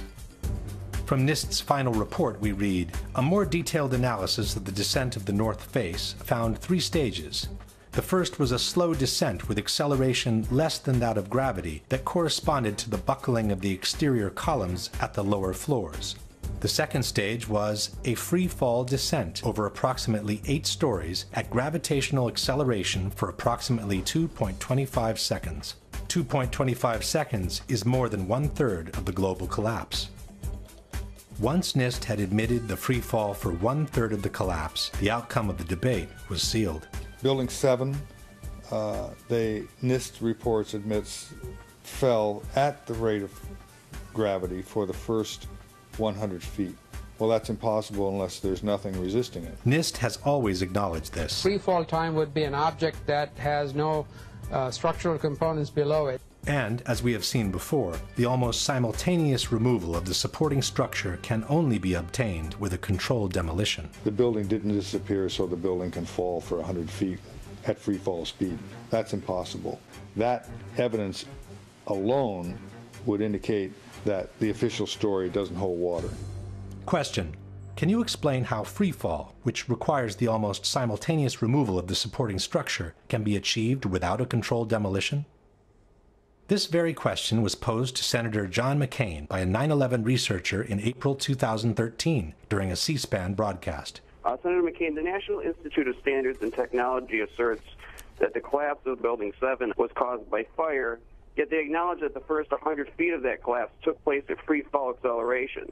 Now, engineers will tell you that fire cannot do this, and that the only method by which it can be accomplished is the use of pre-planted explosives. Your question is what? Well, how do you explain this discrepancy of 100 feet of free fall without the use of explosives?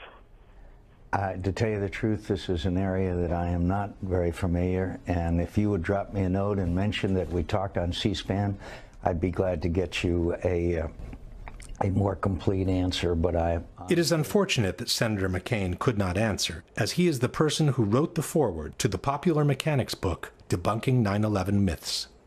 In the foreword, McCain stated, "Any explanation for 9/11 must start and end with the facts.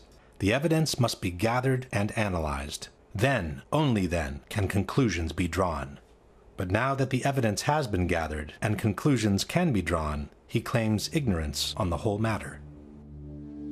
This brings us to the last question, which is not only for the debunkers, but for anyone who cares about freedom, democracy, and an honest government. If you were aware of solid evidence disproving the official version and suggesting the involvement of some rogue elements of the government in the terrorist attacks, would it be more unpatriotic and anti-American to ask for a new investigation, or to turn a blind eye to it and pretend such evidence doesn't exist? Given that the people's trust in institutions is of paramount importance for a nation's well-being, would that trust be better served by denying the evidence of a conspiracy, or by bringing those suspected to accountability in a court of law? We leave the last word to the first responders, who have been dying by the dozens after having inhaled the poisonous air from Ground Zero in the total silence of the media. I want to tell you tonight about the people we call heroes and are still in growing numbers living in terrible physical and economic circumstances as they struggle with the carcinogenic effects of the toxic chemical soup Ground Zero became. Can this side of the room, everybody stand up? Everybody on this side, if you're all rescue workers, will be dead in 4 years. Thank you. You'd all be dead in 4 years. That's our statistics. That's what's happening. In 7 years, it doubles. And every time popular mechanics calls the people of this movement nuts, these propagandists, professional liars and tools who cannot, even by any stretch of the imagination, be considered journalists, strike another nail into the coffin of another rescue worker. I don't think we're crazy. Conspiracies are only evidence the courts won't hear. We who are still dying from 9/11, who went into the towers and into that pile, now live with those buildings in our lungs and digestive systems and our blood. For myself and far too many of us, research and the effective treatment's going to arrive far too late. I have double metastasizations in both lungs. That's just a reality. We were also killed on 9/11. Avenge us.